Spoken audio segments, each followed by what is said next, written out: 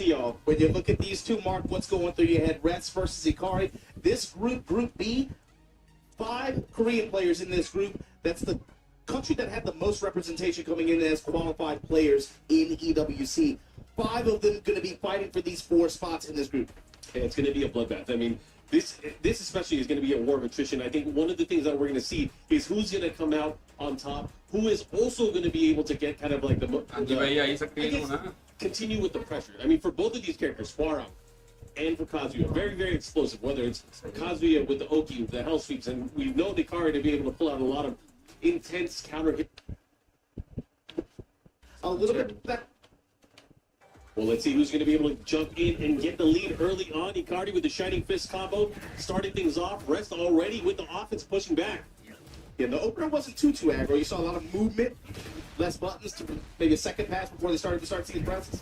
Well, nice wall standing attack into the launcher. Follow up here. Rest going to do a nice combo here. Has to activate. This is a huge stage as well. Yeah, it's going to take at least 2 combo sequences to get to the wall, which is where, you know, that's a win condition for Rest, obviously, if you want to be able to push there. Open stage, here we go, keeping that piece. We're going to be able to convert that into a round. Rest. The kind of opening he desires. First round on the scoreboard here. Ikari with a nice backdash to open things up. Right into the Shining Fist once again. This time Rest with a power crush. Armor. It's a low parry, and now how does Ikari convert this? Not about the damage, but about the ender here, 44. But then just wall real estate push. Yeah, and that's one of the things you'll see a lot from Kazuya as he has an approach here, especially because he's in the heat state. That demon on that 4-4-2, trying to create space, trying to close in, and also convert into some extra damage. That's a punish. The punishment on both sides. Crouch had to interrupt, walk around, clean to the side, and Rest going to be able to convert that into another round. And that's something that you see Baron players do so well. Their ability to create movement and spacing openings there. That sidestep plasma blade able to close things out that opening or the second round. And just like that, one more round here. Rest, can he deal with the devil? What's he going to do? Step in and engage here. Nice early low there, able to check the activation of the armor. Great use of Flamingo cancel there. Into the power crush follow up here. Nice life lead for Rest. He does have heat as well. He has an opportunity. He's going to do the down 4-3+4, keep it safe. Decides not to be able to use it. Take your plus frame, take your punish. Rest now, pushing, working the lows a little bit. Marky's 1 touch away from taking this first game in this first at 3, and that low is going to seal it for Rest. And it was all about the lows, the placement of the lows, the momentum, being able to stop, you know. Huge. You're going to take multiple to be able to touch the ball. But immediately here, okay. Anti-air burst activation from Ikari. He's going to be able to get wall for this. Yeah, and then this is his first big sequence, but unfortunately doesn't get the wall splat. Has him by the wall here. He has to take advantage. Twin Pistons launch. Follow up here, getting some nice damage. But once the Oki, stature kick punish, and going back the other way down, Rest with the advantage. Plus frames in the call out on the crouch jab of Bare. And Rest is going to be able to turn up his heat now, too. Kick him, flip. Hit him with the back to the wall, yeah. The follow-up here, the trade, and the conversion there. Could have got a bigger combo. Unfortunately, only got the steel pedal, and oh, that could have been it. And that is going to be it. Rest, again, 4 rounds straight now for Rest. This is looking really good.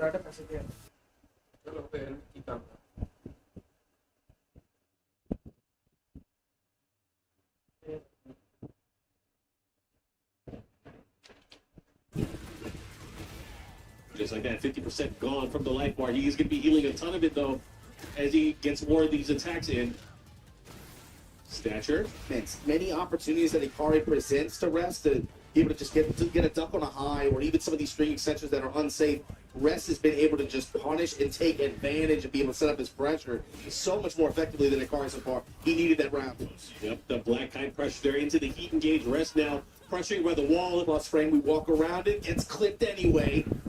Oh, that's everything. The backlash, rolling right kick, black kite follow up. He's going to hit the range art here. It's going to do a ton of damage. Max damage possibly here. Counter hit.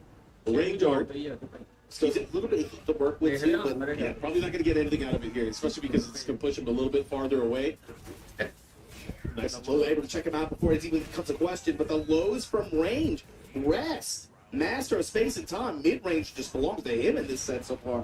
Oh, big counter hit on the down 1+2 though, and conversion to the combo from Ikari. He should be able to get some decent damage here again, once again with that consistent ender that he's been going for. Stop City.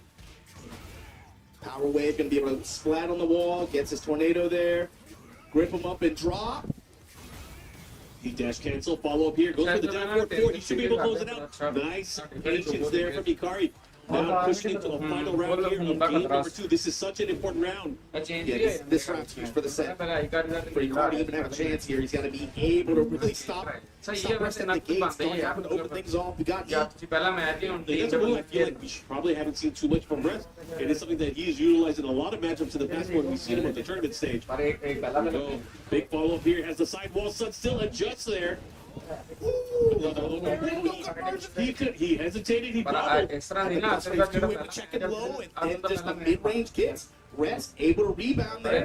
Not the perfect round, but when he was able to adapt, adjust, and able to get control once again, 2-0 advantage over Icardi. You mentioned Dark Halberd. He hadn't really been using it this whole set really until that round opener. You got to imagine, too, against characters that have fast lost any punishment, like Kazuya, and some of those other characters that another one of these far-range tools that make you so frustrated against this four-on character in the way that he can. You get used to thinking about his pressure so much too, right? But then you remember that opening game.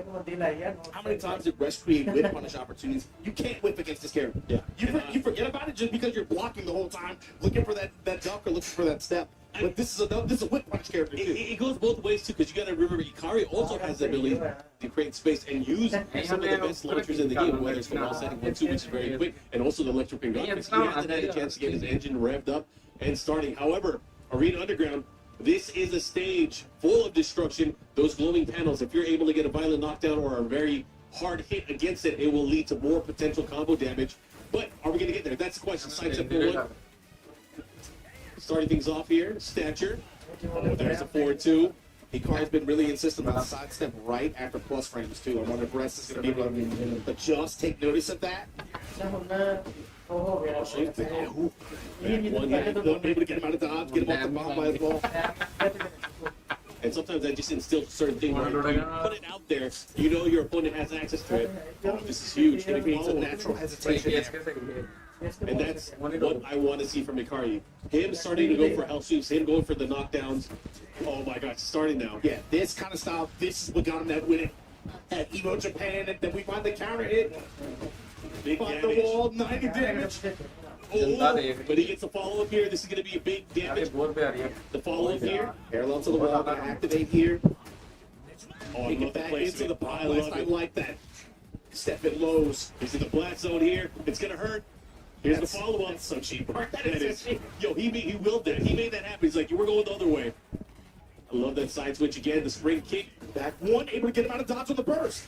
Oh, damn, that right foot forward pressure there with the back two and the follow-up here. Again, those lows, making the low pokes count. You got to remember, pokes are pure damage here. There's no way of healing back from it. Big combo here from Rest, pushing towards the wall. He's going to line him up again. That was to check the walk on the plus frames. Still somehow able to get this launch. Like you said, his World Cup season. Throw back at the wall.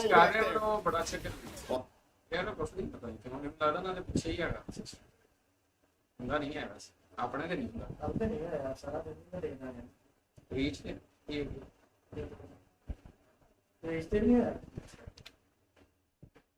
Careful how you approach this here. He's not even have a chance to use his heat, and just like that, Rest one round away from taking this set. Can he do it? Oh, Plasma! Round opener Plasma, no counter hit, nothing. Bomb blast Step back again. Let's go to drill. Dark Halberd follow here. He's going for the kill, but this time unable to get it. Get interrupted there with the wall standing too. Glorious Demon Fist. ये देख ले आता जेड़ा बहुत That's a burst application to stop the play. Yes, so sick. I can't believe he pulled off the punch parry in that sequence. Carries all out on the एक सावला crusher मार just like that ignition barrage, locked and loaded, Rest. No rest. No rest for the win. Rest. What's your sleep number? This bracket, Rest. Good stuff. What a wake-up call here for Ikari. He's now going to have to go to the lower bracket against this killer word कह रहे हैं ये amazing players. But Rest, of course, moving forward. We'll see him a little bit later. He's going to face the winner. He did such a great job of again just controlling the pressure and the spacing of how he controlling. You could see he builds a momentum, especially in the long matchups. If they're able to get the snowball rolling and they don't, you gotta find a way to stop them. And when they have the answers preemptively, those answers you're going to present, You gotta find a way to impose your will. But let's check into the stage, see what they got to say. यार बड़ी करी है भर के दे दां class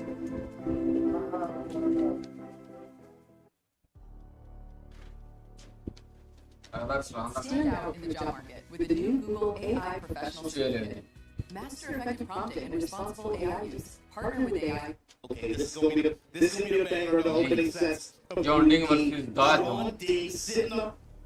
John Ding versus John. Actually, you know what? Yeah, John Ding It's been a long time since we've seen the TEKKEN finals really where I sliced off against global competition. Of course, I've been watching the ठीक है बाबर भाई locals that they've एक order तो भेज दो यार There's been a big change since then. You know, he's obviously मैंने खेलना कि ये नहीं he's been using more John armor King king here, than that any other character as of late.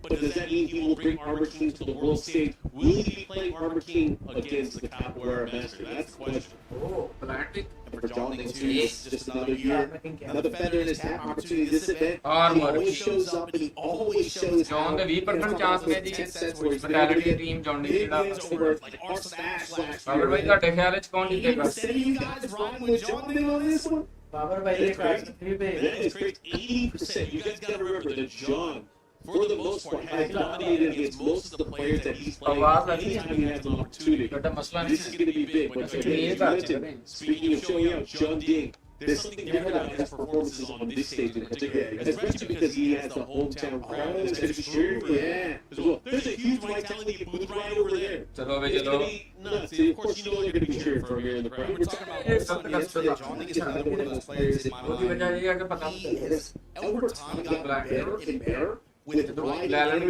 of the thing. That makes a big difference for him. बावला gang हमारी ये हसना order भेज Playing with no weights, you know what I mean? So something like that could maybe have an impact in this. John is typically, you know, he's आया कल इकट्ठे देखते हैं अगला दिन बड़ा अच्छा है यार अटैक करा के लाया बहुत सारी चीजें John, is he going to get momentum started here? You see the character selection already. AK, you're waiting to see this guy on a big stage like this. I'm super hyped. You know, AK definitely a character that I feel like has kind of risen in terms of the impression of the players just because there's just been some most of the top characters. They're not kind of leaves opening some cracks for some other characters to shine. And this might be the आज breakout. Double आ रही है बात यार मैं strong तो बस नहीं करना इसके अलावा क्या मसला आ रहा है इस बात से यार Nobody does well, right? Gotta talk about damage potential, but then also just really good tactical tools. He really encourages like compact play, but then also when he can turn up and eat. यार अब वो Has thrown the grabs like that. John Ding not trying to hear any of Yeah, it. you were just talking about great fundamentals. Eddie is opposite of that. Eddie is a monster. He's a gorilla. You don't guess, brother. You don't guess. Hold that low. John Ding gonna take the first round here. Second hit, delayed. Gets the guaranteed follow there on the combo with the 2-1. Into the sleeper. Okay, 1+2 pressure here. John Ding just getting a lot of plays here. Nice little sprinkle of lows. Gets the 174. Jabs. Pressing buttons and some of these counter hit options. दो भाइयों ने back one मतलब रोक नहीं लिया जो भी Here, 4-4-3. मारता वाला लेकिन Oh, what a hop kick. मारता That was great here. He's going to follow up here into the lariat. The follow up here at the wall. Alright, he has to work with. Like I say, gonna get the wall. What's he gonna do with it though? Lay on? No, just take the low and recovery. John with the answer here. The wall here as well. It does so much damage. Not only does it do much damage, it does great Oki for a potential mix-up afterwards here. Okay, follow up here, guaranteed. बड़ा ही काम था 4-4-3-4. ऐसा नहीं है मूवा थोड़ी मुश्किल होनी चाहिए कि लाल लगियां What's the mix? That crouch jab interrupt the immediate handstand pressure. Nice jump on the handstand throw attempt. Trying to get the tornado there, not able to do it. John stepping with it as well. Almost able to hit back relax, not quite fast enough. And then John Ding able to somehow recover, get this launch, get this heat activation with center stage, pushing towards this wall. The John.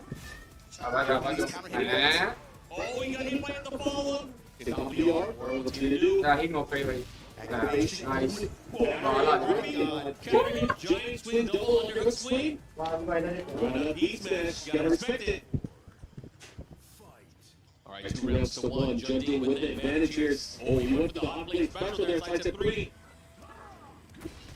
पूरी कासियां तो Way hit in आते there. हैं John is trying to get into position. फिर They बड़ा हो will गया attack on his turns. They're going to hit 4-4-3 follow-up confirm. He's again in he has the ability to get some extra damage here as he makes some approach here. One for the quarter score 4-4, not able to do it here. Power quick follow-up guaranteed. Oh, what a punch there. 1-10-3-1 going back all the way. With ball support. Mark's not good. Gives us heat. Yes, yes, that was the pure Jets. This time on recovery, they're going for the heat smash. Trying to close it up with that back one soft side. Get off of me. Instant smash into ये wall वाले pressure like बंदा that. Mixes with a low यार mid जेडे after. नाम बदल के आईडियां तो message कर रहे हैं अपना नाम से आपसे जाओ Some form of comfort here in game one of the John. But of course, another character he can go to. Oh, man, as think well. about it. And both these guys played a few characters. Well, John, they mostly Eddie competitively this year. But the John, he does have that king wave in the background. You gotta imagine maybe it's a consideration if it goes to game 2 or 3. मार भी की ना Then he's down. We'll see. I mean, obviously, he's trying to work this element of surprise. He knows that most people have not played his Armor King yet, but he hasn't had the momentum. And again, momentum is really the name of the game. It's game. Whoever is able to control the match controls the wins. Okay? Gonna have to guess here. Goes to the choke, the follow-up here. Tries to chase him down. Okay, interesting use of the down forward equals 4 there. Yeah, at the mid, no, didn't pull the trigger. No dunk on the follow-up here. See what he does again. As he's trying to create an opportunity here. The jump has to hesitate in terms of offense. नाम तो मैं capture कर लिया Jumps the damage to the mid, able to find frames here and there, work the load in the process. But the grabs, he's been going to the grabs a lot.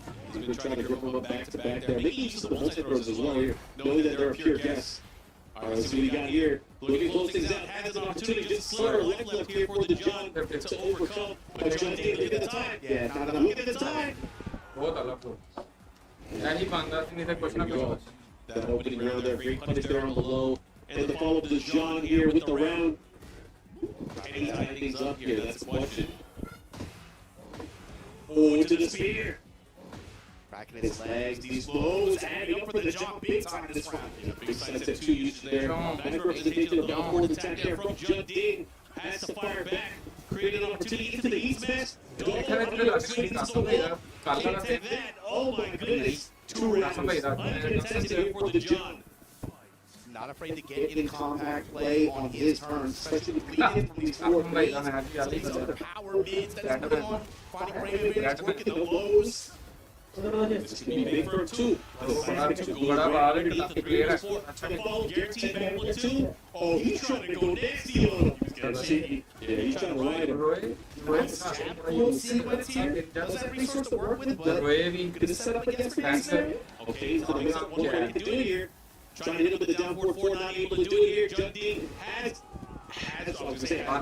has heat, but not able to get it together. Nice placement of that ollie kick and 3 rounds straight for the John. सारे को ये We gotta talk about historically how strong John Lincoln has been on big stage, especially with that they send out some of these big international events like this.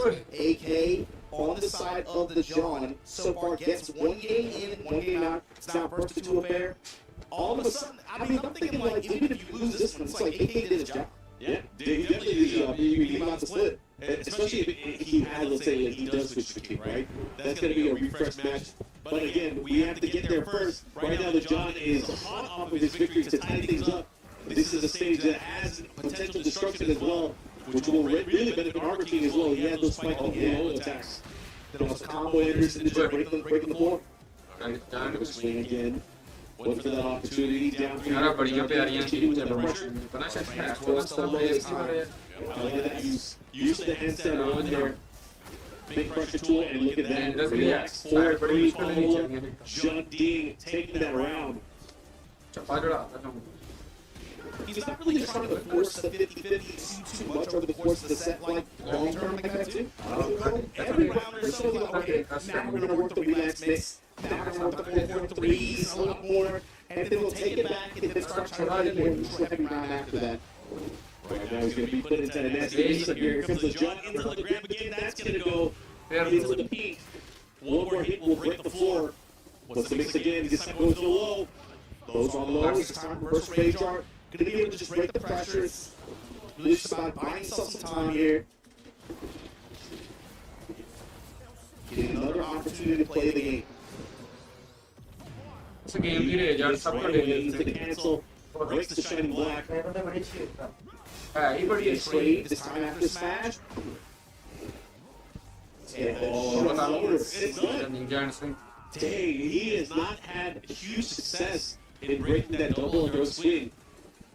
ऐसे यार मैं देख बड़ा dangerous बस सीढ़ी भी थ्रो से उठा लेंगे एक बार वो Trying to get over the crowd. ऊपर एडी भी है एडी की नहीं है Can't follow up here. 3-3. यार है मूव जड़ी है सेव नहीं होनी Look at the approach here. It's impressive. These guys haven't broke before yet. Well grounded approach here. Into the sun here. Sold it well. ये तो थले बैठा Started to just redax for the pressure. Got the ball. Check on the relaxed stance. जब हम सी back भी plus हो Yeah, pressure broken. Destroyed again. To the follow there. Got with the tracking. He's मैं follow up here. Into the mix. Yo, he's done so. He has done so. एक और A ton of damage here to John. Looking to get the big lead here. It's tied up 1-1. But a big counter hit back 3 series from John Ding. And the board here. The floor break. बड़ा पक्का था ना ये hit कंबर बहुत What तकीन else do after? Dash. Got step to that stage. Johnny ने नहीं change But करना a great step, of course, for the John. Presence in that Johnny movement. और खेल देगा कि ना Oh, down back right into the blue sub. But John Ding was है ready. He John He should be John able इस to close threat out था here. है ही He ये go downstairs. Break. ने बेचारे ने He's कर going लिया to kill the 4-3 series. Don't just let it here. That's going to be it. Oh, wait, what's the mix-up? It's not enough. Yo, he might regret this. He might regret this. Oh, he got it. He has to be careful. John ने plus 4 Game number 3. पहले भी बड़े match final देखे बहुत match Mon is still playing with the John Ruffy kid. Put these bids out there. Try to catch with the big आके भी ones here with यार punish. कल मैं Again, making great use of that from crowd down players here. तकरीबन Oh, the side step attacks, the lows, they're adding up. मैंने ने Little कल unstoppable too, you have to be careful. Unbreakable throw, follow up. Right into E-burst. He went for it. He is not deterred from doing it. It's a low again. Oh, Shot, he right? went for it. Call out low parry from the John. Has he to work with? ओ यार Not going to come back to the head with the grab. Shot I हमारा Again, and he's done it. Plus 4 Oh my gosh, can you see it again? The throws Wait, hi, hi, have been hi, hi. adding up. They've been wearing Ball, it down look here. at They it, have ball. been successful to jog up 2-1 right now. Mic दी मैं काट That's crazy. The rotation of low options too. I mean, the John, you can definitely you can see like his approach with King and how he plays that character. He's doing the same thing, but just a different move list. Yeah. Here's these lows. I'm gonna present these lows for you. This one round, get 60% of your health off of it for, and then I'm gonna go to the throws. Start to re-emphasize that, and like you said, he's been getting good return, especially off of just the simple double underhook swing and Shining Black mix. That's been effective. Yeah, he's been doing such a great job of kind of pacing the way he's doing the forward dash into the low, the delay throw, the delay crouch dash throw multi-mix up. He's been doing a lot of that, and now look at this momentum. He has the wall here. Oh, this is going to hurt big time. 3. That duck and launch. Oh, no. This wall sequence gonna break it down. We ain't done yet either. Flames. Oh, he tried to just catch him with a nasty mix there. Went for the hop kick. The bad jag low. Step with the ruffian kick. Step, not deep enough.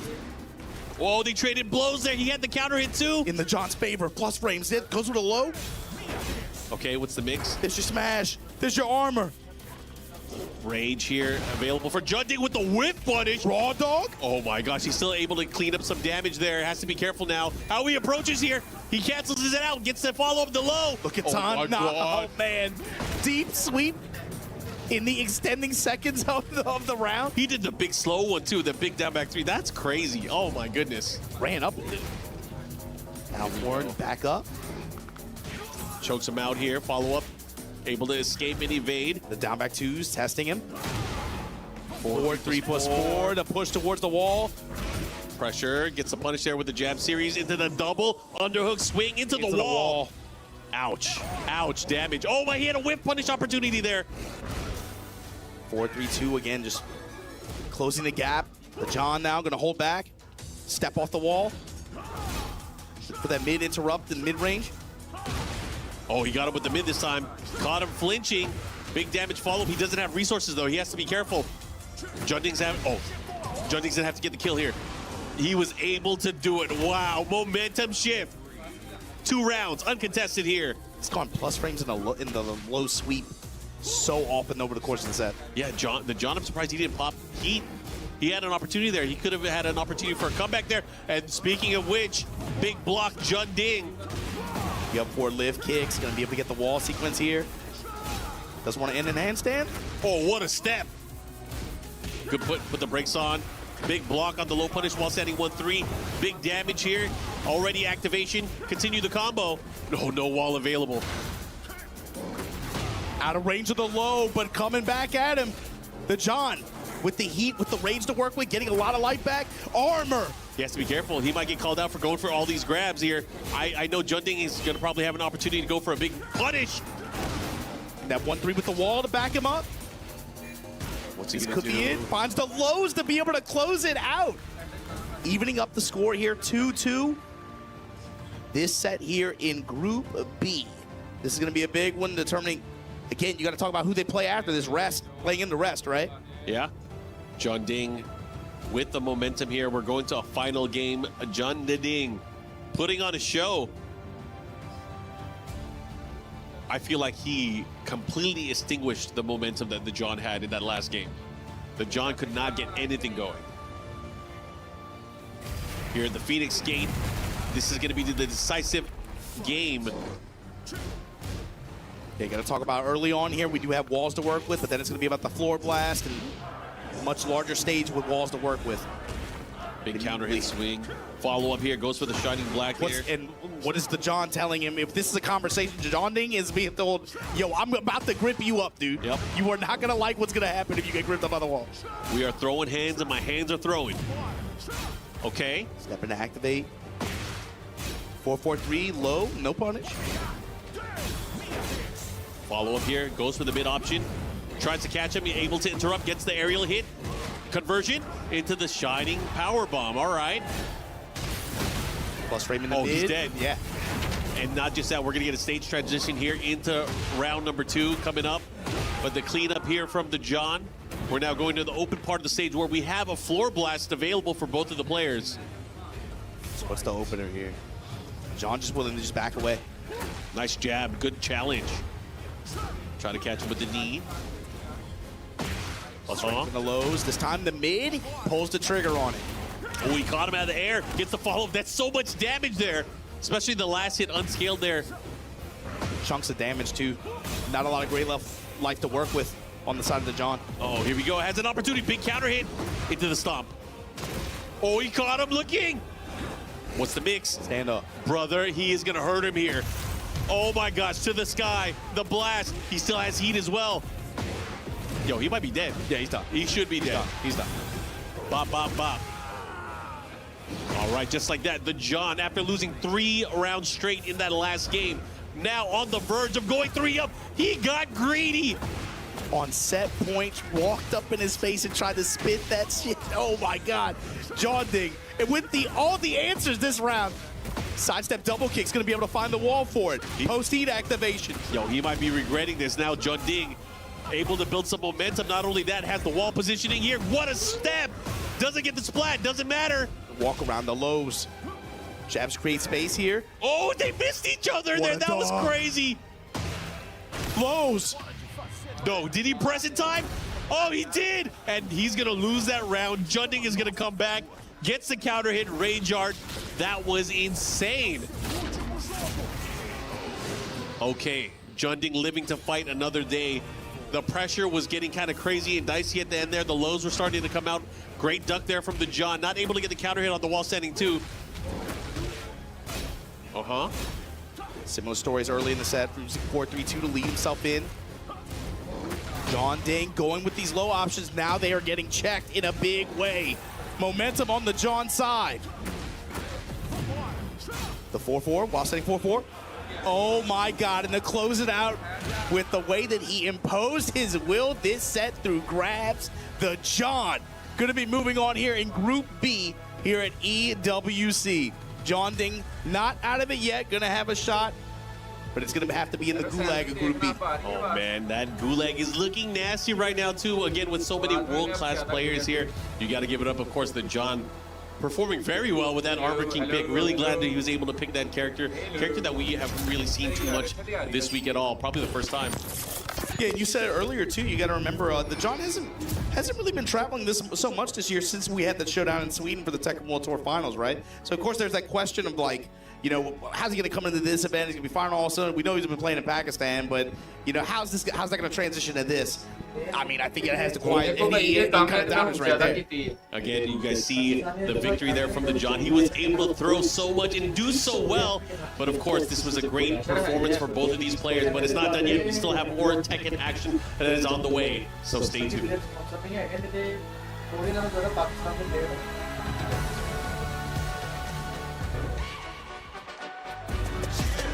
Game भी आप ही थोड़ी ज्यादा रखी है game ही कहते हो तो मैं घट कर देना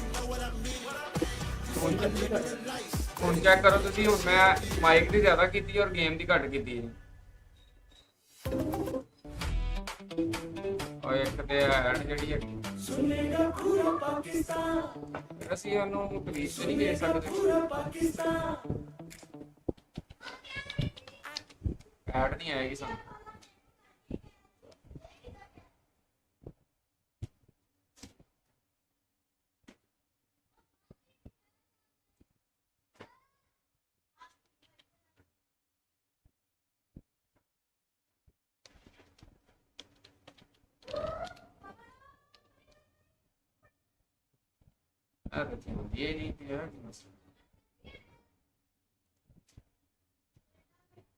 Players from Korea, 4 players from Japan. That last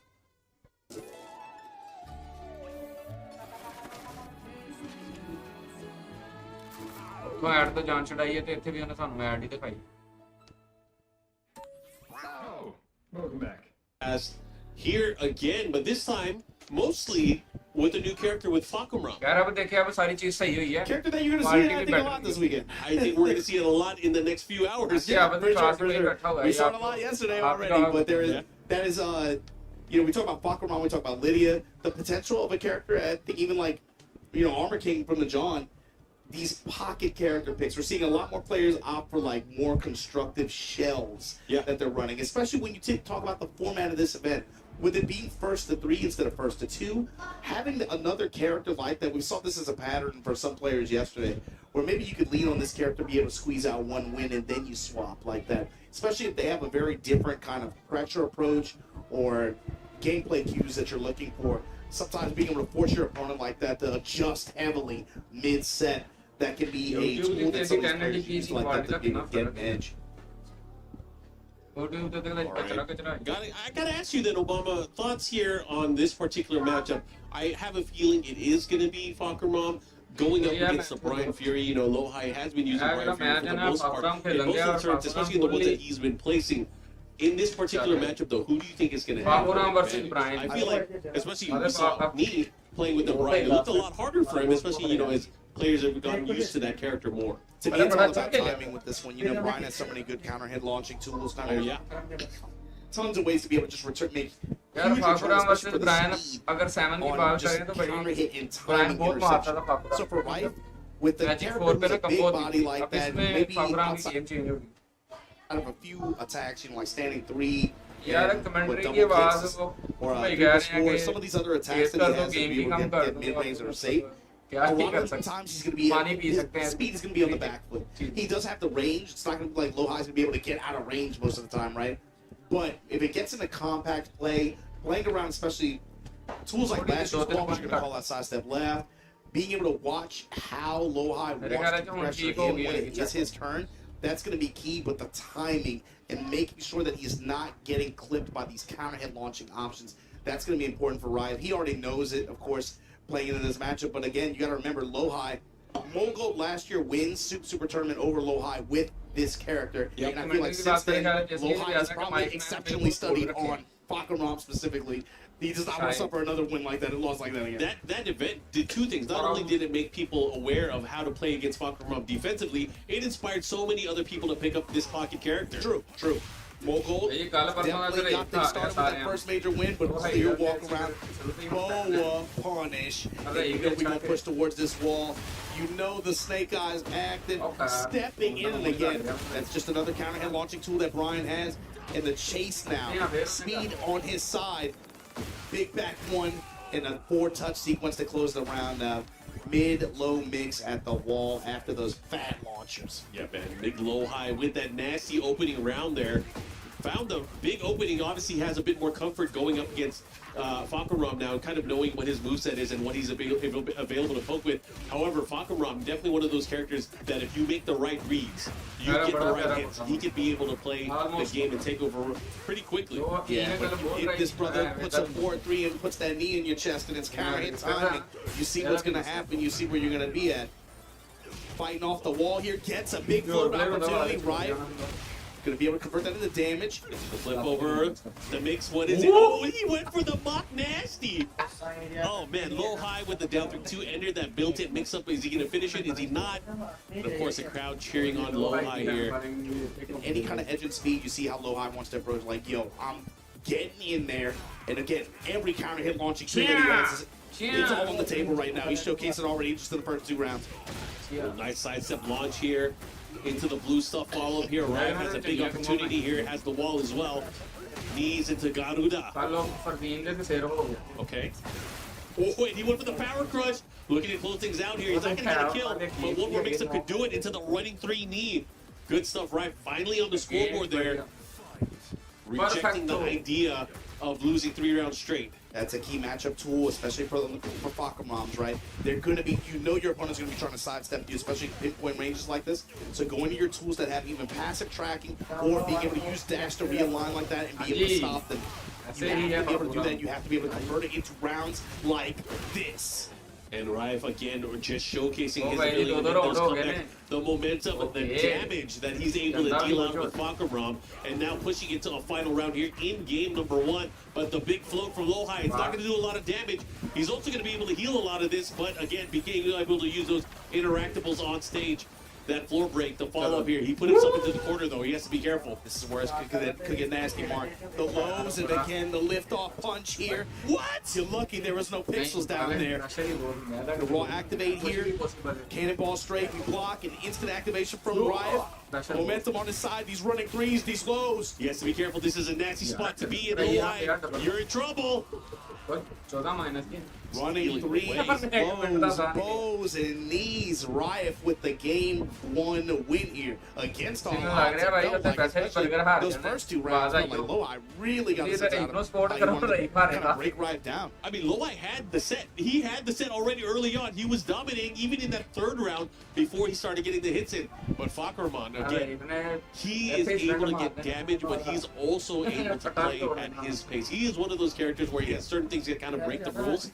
And movement is not really a concern for Raf because, you know, he's one of those characters that doesn't have the best side step. He's creating opportunities for himself. It's all about making sure that the timing is working in his favor. Yeah, damage and range are afforded to you. Uh-oh, big follow-up here. Has a chance here. Let's see what he does with it. Okay, big opportunity here. Gets the heat activation. And Raf putting the hurt on Loai again in such a bad spot. He has to be careful here and how he's going to react. Riot in heat just put every button in there just to be able to get off. Whip punish on the heat burst whip. Let's see what he does with it. All right, has another chance here. You went for the big back 1 to open things up. And great sidestep attack here. Low high pushing in. Right now has a huge life lead here. Let's see if he's able to continue further. Okay. Heat smash able to take the round back. Look at that tied up. Open it with lows here. Riot just makes it with the Fakaram Classics in mid-range.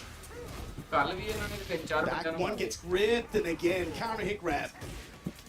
Okay. It's just chunks of damage. Stepping low, the chip damage even from the mids, bursting through. पता लगे Oh, back man, look at that. It's going to be over again. Riot able to capitalize that nasty exchange. Those guys were going back and forth, but the damage output from Brockenrom, just from those ground hits, did so much. He was able to overwhelm the Brian. And just bit on the tough knee in the end, too. That was crazy. Back one for the plus frame. Riot gives him a flash duck like that. Stutters, jab strings, lows, mids. Okay, he's going to get a combo here. Big combo at the wall. This is a big push opportunity for low high. Eyes of a snake. Has to be careful here. Able to close it out with the mid-series. And just like that, final round here. Game number 2, an important round, because it's either going to be tied up or Rife is going to be up 2-0. Oh, the lows. Look at them adding up. Low high trying to sidestep right, trying to get up off this wall. Sidestep left this time to catch him in the back. Is he going to get a big enough combo here? It's going to be kind of short. Okay, Resplat has a chance. Oh, he cleaned up nicely. Good awareness. Great adjustment and good check, especially after the incinerator. Yeah, he was in the air, though. Did a little bit less damage than usual. Okay, activation, but this is where it's careful. Oh my god, this is going to hurt. They get the interception on the sidestep right there. Running 3. The 3-1 series, the jab string. He could have ended it right there, and he gets him with the mid there. The slower mid there, that down forward one able to land. And Rife up 2-0 against Lloyd. You know, I didn't see what the prediction was before this, but I had a feeling that most people were probably voting for Lowhigh. It's crazy. Rife is up 2 games. It doesn't feel like low high. After so many rounds, he's been the one in control. He has been, though. That's the thing. It's like, out of nowhere, the momentum builds up. I mean, look at him. He's channeling that kinetic energy right now. He's trying to ride it high. And it's been working. I think this switch, from all the character switches we've seen throughout the course of Tekken 8, this is probably the most synonymous with his playstyle. This switch to Falkenrom has really benefited Rife in the most ways that I've seen. What's up with Jin players?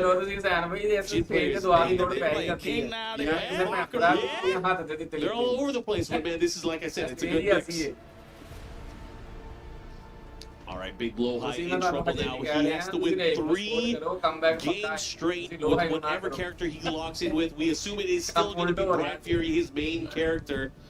But again, it's a tall order, because right now, Rife is feeling not just the momentum, he has that killer instinct where he can go all the way. And again, in these types of group stages, you want to stay on the upper bracket as long as you can.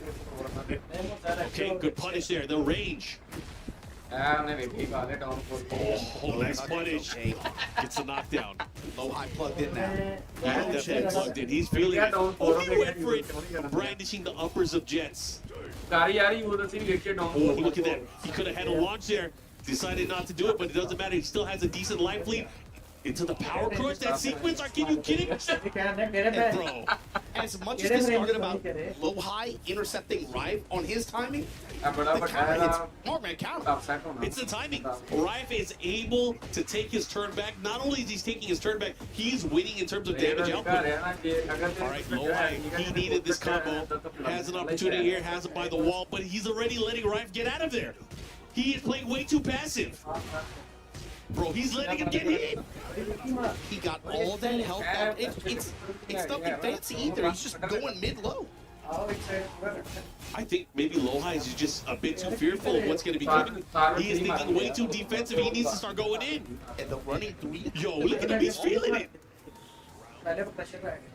Oh man, the floor is lava, and he has 1 round away on the verge of a no-round round. The counter hit lows. Okay, he needed that. Big wall set. He's got to be able to not surrender momentum or control again. Okay, big splat there. It's going to have a ton of scaling here. He's going to have a ton of great life here, but of course the floor blast adds more potential damage here. Eyes of the snake. Oh man, that's unfortunate. Flashing squall, trading the last paper this time. Back one for the plus frame. Low touch. He didn't press. I don't think so. He was calm. He was collected. He should be able to close out the round here, but Low High living to fight another day. Okay. He still knows one more. But Ryan having a chance here. Heat engage. He's by the wall. He has to be careful. Stance. He takes one bad step. He's going to get plastered into the wall again. Power crush. Hatchet and armor. Running 3. Pressure again. Bro, look at the life bar. He has to do something. Blue Eye's in trouble. Oh! Did he press though? He did! This is gonna hurt. He's gonna heal some of that life back. Pure red damage done भाई बोलो तो सही to तो Rive as बंद हो well. गई है यार, Low तो भाई High ये has the कुछ नहीं है ability to go for a mix-up and the kill here, but it's going back the other way too. Oh my god, he had a chance! That's unfortunate! Cannonball straight after. He surrendered control for one moment. Right. Okay मारते start Able भाई to 3-0 low high in group stage here. Fakaram on Brian. No way. That is quite clear from Rive. Team reject everything but victory. Comeback बढ़ He's गया तो taking Brian that भी बढ़ victory गया भाई further into the upper bracket where he's gonna, of course, have a chance of getting out into phase 2. But man, oh man, you gotta be crushed. If you are a low high fan, if you are a fan of Brian Fury, he got mauled. Again, giving up the momentum, just भाई low going high back को and जब forth. chance है His fight ability to comeback कर just सकता get था the timing with the pokes was just impressive. Timing and then just willing to do whatever it But takes I'm to at get the- momentum back. He wasn't using too much of the loop list at all. But let's check in with the stage, see what they got to say about this. कल परसों का तारा पड़ा वाले हैं बड़ा अच्छा खेल हो गया ये गेम में भी डांस किया तब अबाउट 3 डोंट ओवर रुको ना लड़ाई आप जेड़े प्लेयर तो मेरी We're आ रही है For every click, every clutch, every respawn. भाई तो भाई इतना दिन नहीं डिसाइड होना कि मैच And we're हार गया here. तो फाइट है Now, क्या brand the proud founding partner of EWC, powering the biggest event in gaming, shoulder to shoulder with the world's best, making history. Greatness deserves a stage. Lenovo Legion, reach your impossible.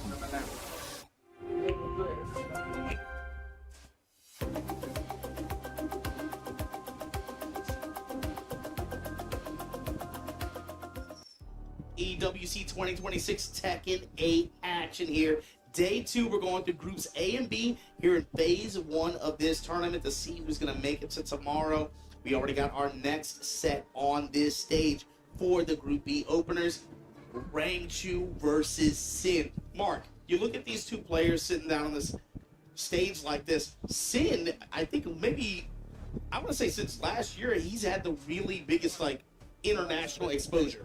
Yeah, he's had great performances throughout many events. I think one of the breakout events for him especially was Evo France last year, where he was able to, again, not only play against some of the best players around the world, he was able to do very well on his path to being able to get into that top 8. But since then, we have seen him consistently butting heads with a lot of these top players and really showcasing that Yoshimitsu is not a dead character. He is still representing with him, Kane and Trench, iMusician, and other, really good Yoshimitsu players, able to hang with some of the best of them, and this is going to be a big test for him because he's going up against the 2-time TWC champion in Rangchu. But you said it. He had that big performance in France. He qualified for this event in the mix-up, which isn't too far from here, right? We find ourselves here in Paris. Is there something about France with this guy? He's from the Netherlands. I know he keeps having these really high-impact performances in France for some reason. But like you said, Mr. 2-time, the Papa Bear himself, Rangchu. He said, "Yo, you might not see Bears this tournament. I might be running.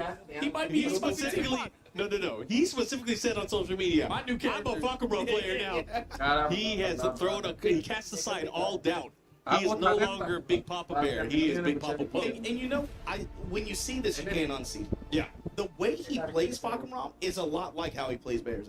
Yeah, it is. You are very correct in the way that he does that. He has that smothering playstyle that he just dominates in terms of, you know what, I'm not going to move. I don't have the movement, right? I don't have the side step. It's all about timing and how I'm going to take control of the matchup. But even how he does loads, it's almost like the yeah. same kind of approach as what he does with Uma Panda. Poking with those far-reaching mids like that, even though a lot of them aren't like too generous on frames, it's the way he kind of just like passively kind of just sprinkles in that mid and low pressure like that from range like that. This character affords you so much range and power already. Yeah, and I would say Rangchu is fairly methodical in the way that he approaches matchups, but the big problem here is the player he's going up against. We all know Yoshimitsu players are nuts, right? But this guy might be the nuttiest of them all. And look at that. The conversion, the follow-up here. Yeah, you've seen it on a few stages already here, but run up, get your cut through. Helicopter kick and then the 1-1. Back it up. You gonna give He me went that for the space? flash. You gonna give me a little bit of time? Oh, hit the counter. He woke up pressing buttons. 1-1 to flash. Okay, Rangchu able to take that opening round, but that was a lot of intel, a lot of data for both sides. Okay, big step here, trying to create an opening. Here comes Sin with the running 3 pressure. Sword stands, put it away. Don't need it. Mix, goes to the mid. The follow-up here, door knocking. It's like combinations of standing 3, 3+4. That was sick. Up close counterplay. Both of these guys obviously knowing the holes in the offense there, but still the spin out just to be able to create an opening for himself. And man, Rangchu, he is just dominant here these first 2 rounds. In E2 going to that Tuscany option with the dash behind it. It hits from so far away. All right, good chance here. Goes for the Miggy up. Tries to put the brakes on. And there you go. The uppercut finds its mark this time, be able to get a launch. Yep, it didn't do it in the aerial state, so the damage is not going to be quite as high as he's expecting. Sid was cool with that. Of course, just being able to reset into the slide mix like that, but the flash unanswered. Went for the rainbow drop. Izuna not able to get anything out of it. Let's see what he does here. Big block, big punish there.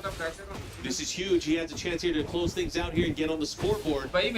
Slice. No, decides to keep him there. One more mix. 90% sure है बड़ा मुश्किल है Singh Oh, he's going to have to be careful. Nice counter pressure there with a low of his own. 2 rounds to 1 here. Sin trying to build up some momentum. Second hit there, able to land there on the down forward 1 series. But the That one Garuda. with the upper. ये वो game ही नहीं खेलता What's he जिसको gonna do with it? What a step. Step to the game. The follow-up here, big combo. Spike into the forward 1+2. Unbreakable throw. Caught him right through that. Now, of course, when you're going to these mid options, never mind the big You're stand. not stepping that and fuck around. Good stuff there. And Sid able to recognize there. Push him to his limitations. Final round here, game number 1. Rangchu has to notice too. He's been going on some of these more linear mid options. Sid's been going to sidestep left. Ooh.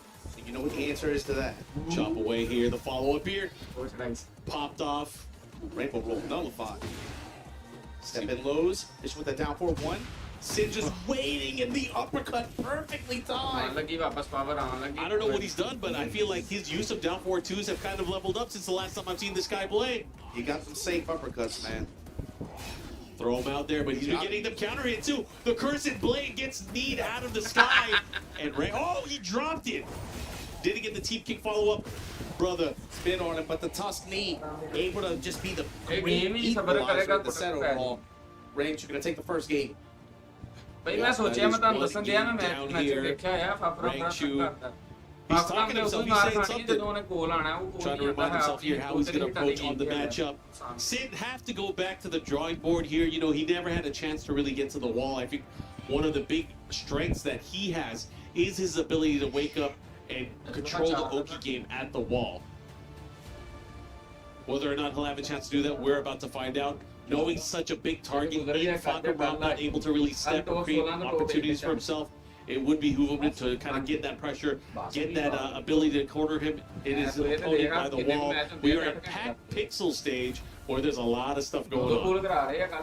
Yeah, we saw a little bit of sidestep from Sin too, but in mid-range, we haven't really seen too many of those crazy movement options that Yoshi can do, really trying to dance around Rangchu. He's been kind of just trying to play him up close, just play around timing. And he had good fortune for it when it worked out. Oh, good cut, and he went for that low, but a big block there from Rangchu, able to take his turn back. Trying to get low from Rangchu as well, goes in a funky kick after.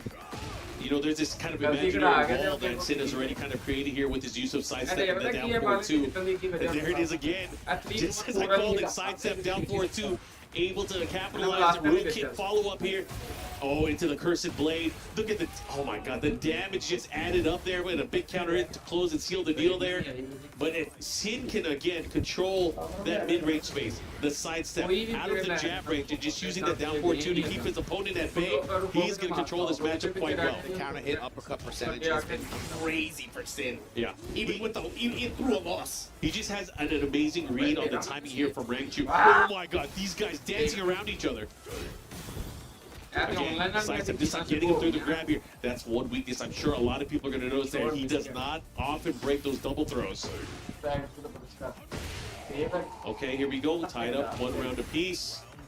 I feel like that was the last time I saw him when he was playing in some of those tournaments. Throws were getting to him. He has to be careful here, and if his opponent catches on, or maybe that's what he wants. Maybe he's trying to bait him into that range.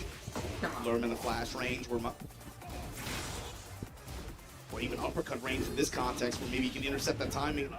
There we see finally some spin to come out. Check on the heat burst. Back turn, just gonna give him a low kick. Rangchu still with the heat to work with. Gonna be, imagine he's looking for the tusk. Gets unblockable there, cut him up. Parallel to the wall here. Has to be careful how he wakes up here. Yo, did he press? He did not. He should be able to close that out here in a big round victory here for Sin. Sin looking to tie things up. He needs one more round. Unbreakable downstairs. Floor break, follow up. Convert this in the wall. Post activation here. What's Sin gonna give him?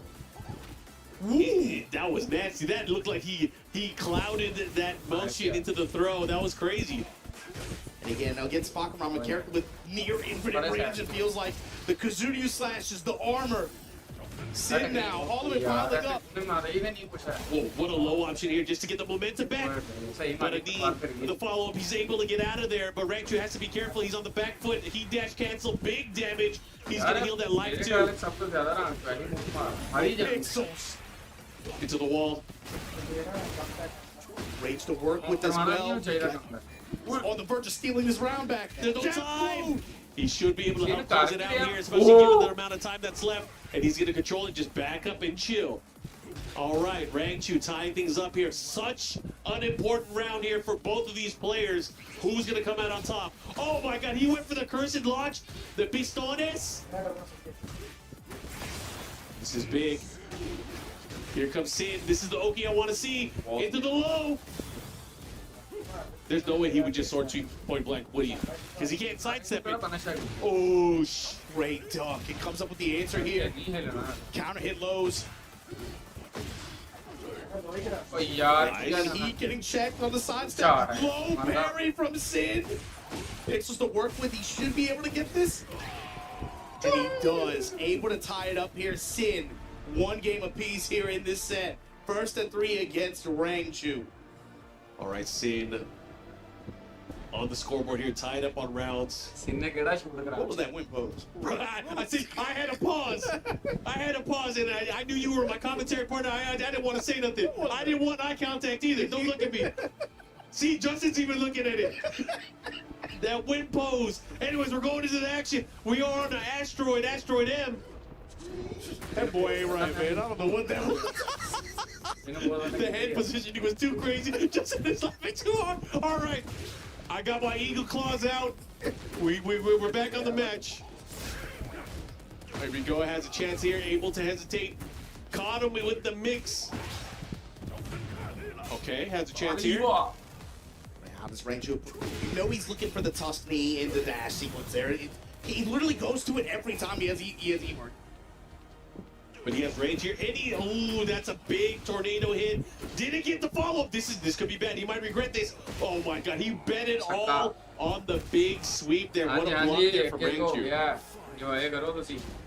Extensive low block trading, huh? While standing forward, convert that to more offense. The team kick getting checked big time here from Sin. Post-activation. Pushing on the wall. Now what? Mix up. Goes to the big stab. Flashing squall. Counter hit too. He's going to push forward. Oh, the sidewall. He rolled right out of it. This is a big opportunity. He gets the wall splat. Yo, this might be big. What you got, Sin?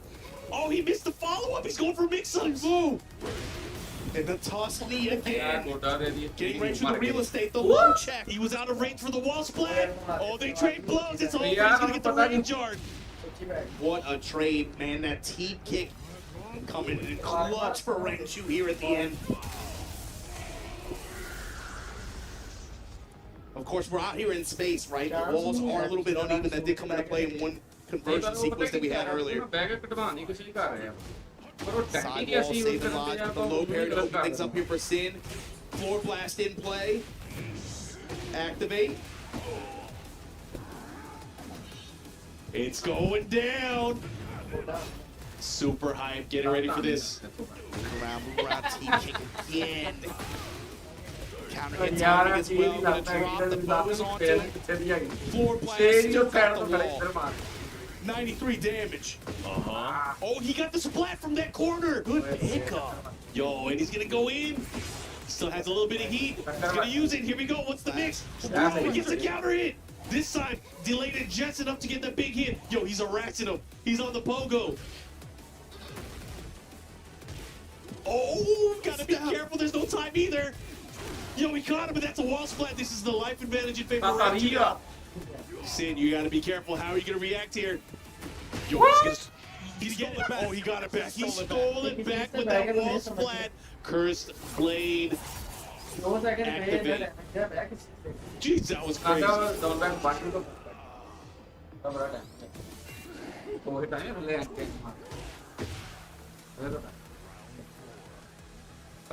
So what's the opener here? Sin still insistent on these uppercuts. While staying for punish. They're just fishing mid, mixing his mid-low mix after. Any punishment opportunity, Rangchu. Helicopter stance, we micro step. Oh, but the side splat. Ew, that's unfortunate here. He's gonna have it here. This is huge. Yo, he's trying to optimize it. Resplat, follow up. You gonna attack? Oh, he picked him up from it. That's nasty. Big characters only. Oh, he tried to low jab. That was a whoa. Kazunyu slash. The pressure. Lead jab from Rangchu. The low. The tusk knee. Not just that, he's about close to life. Oh, he had the chance there. He had the wall 72, not able to finish it. Dropping moves on him. The 3-1 series able to put Rangchu up 2-1. Man, Sad kick jab. those scrambles were crazy. I'm just glad we don't have to see Sin's win pose again. Save that for a few minutes from now. I still haven't digested it, man. I'm like, why his hands like that? Why are you looking like this? He's looking some kind of way right now. He's gonna have to think long and hard here. This is gonna be a moment right now where Rangchu is one victory away from moving forward in the upper bracket. Now he's trying to avoid the gulag. Don't want to go downstairs. Oh man, you're gonna play in the riot after this too. We're gonna see A good old fuck mirror. A good old fuck mirror. a good old fuck off. All right, going back into the action. Forward 1+2, able to land here, has access to Garuda. All right, there, forward 1+2 pressure. Oh, he's on the back foot, gotta be careful. Big launch here, 172 series. Pushing towards the wall here, he's gonna get the wall as well. But what's the mix though? Yeah, rounded walls here. Straight up on this one, not gonna be a big issue. But man, good mix after and Sin. Be able to take this early round here in game 4. Avoiding the puddle early on. Good punish. Oh, I like the way he's rushing in too. Yeah, not even doing that anything necessarily, just getting real estate, pushing towards the wall. Ganto checked. Step in low, and these ducks from Rangchu too. On point. Mid check, back one. Step in, kick, and just like that, right back at you. Yo, this is big right now. If he can get this momentum and keep going, Sid might be done. But Sid, not done yet. Big counter hit for Rangchu. Oh, avoid. Just goes in for the hot knee. Okay. Similar story as last round. Wall early here for Sin, post-heat activation. This time, big stab. Followed there with down back 3 series. Able to set, had to cancel. Had to do it. Oh, he had a chance there for a splat. Tornado hold kick finds its mark, and again, the tusk knee. This time resulting in wall. Running 3, yo, he's getting hit by these mids. Hip up, mid check, low check. Counter hit timing on Rangchu's side for set point here. Mark, Group B. Babuki knee, big counter hit tornado. And he's gonna get the wall. This could be nasty. Is he gonna finally go for the Oki, the sword sweep? He stays there, tries to keep him. Oh, I like that. Just to be able to continue with the pressure And giving him different looks in the process.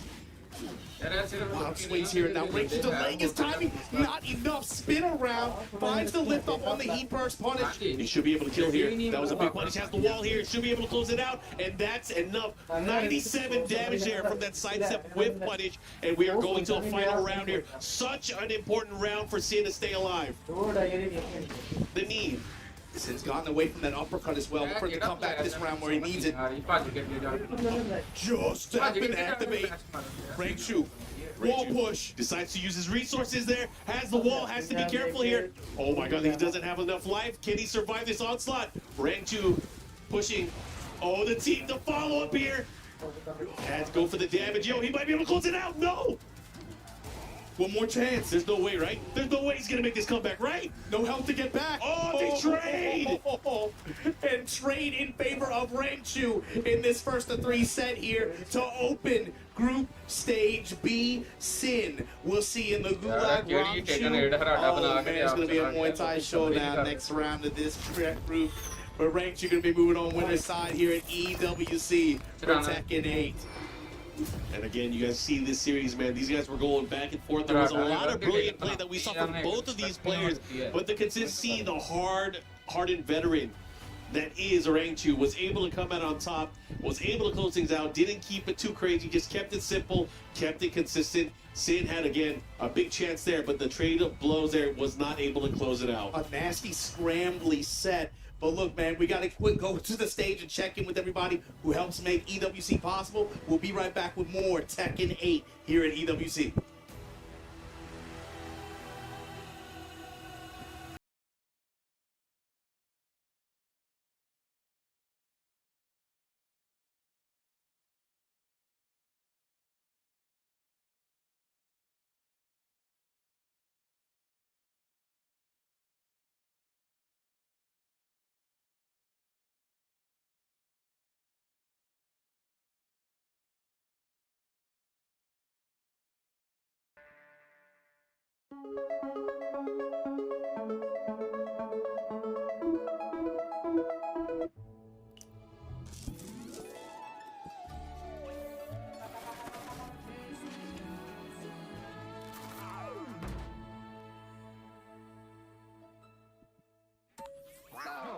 Welcome back. Than yesterday, but still good nonetheless. Hey all, welcome back into the Allianz Vaults. I'm Taylor Reflections Noble, Rukang MYK. Good to see you, boys. 4 matches down. We're about to have 6 more before us, which means we're crushing keys. Yeah, oh my god, incredible games. You know, the same story as yesterday as well, just banger after banger after banger of great games. And that last one as well was really sick to see. The Vakuum Room, a character that we've been talking about a lot backstage at YK. Oh yeah, we're gonna get into it soon. Ikari, let's go back and pass Ikari Rest. They go at it. Now, Ikari qualifies by winning EVO Japan, which is a big accomplishment. But Rest says, I don't care about any of that, MYK. Yeah, Rest has been leveling up for a super long time. Resided in Australia for a while, grinding with their local scene for a long time. Now moved back to Korea, and we're seeing that he's back in top shape as well. Yeah, Ikari was one of those players that I thought would make it really far in the bracket. Just a really slow start there, MYK. And Kazuya is a character that maybe takes a bit of time to kind of warm up. The longer the tournament goes, the stronger he gets. But yeah, really unfortunate for Ikari to drop down. Another thing too, it's like the side selection is so important against Mishima, right? First thing Rest did, you play for sides against Mishima, you take their 2P away.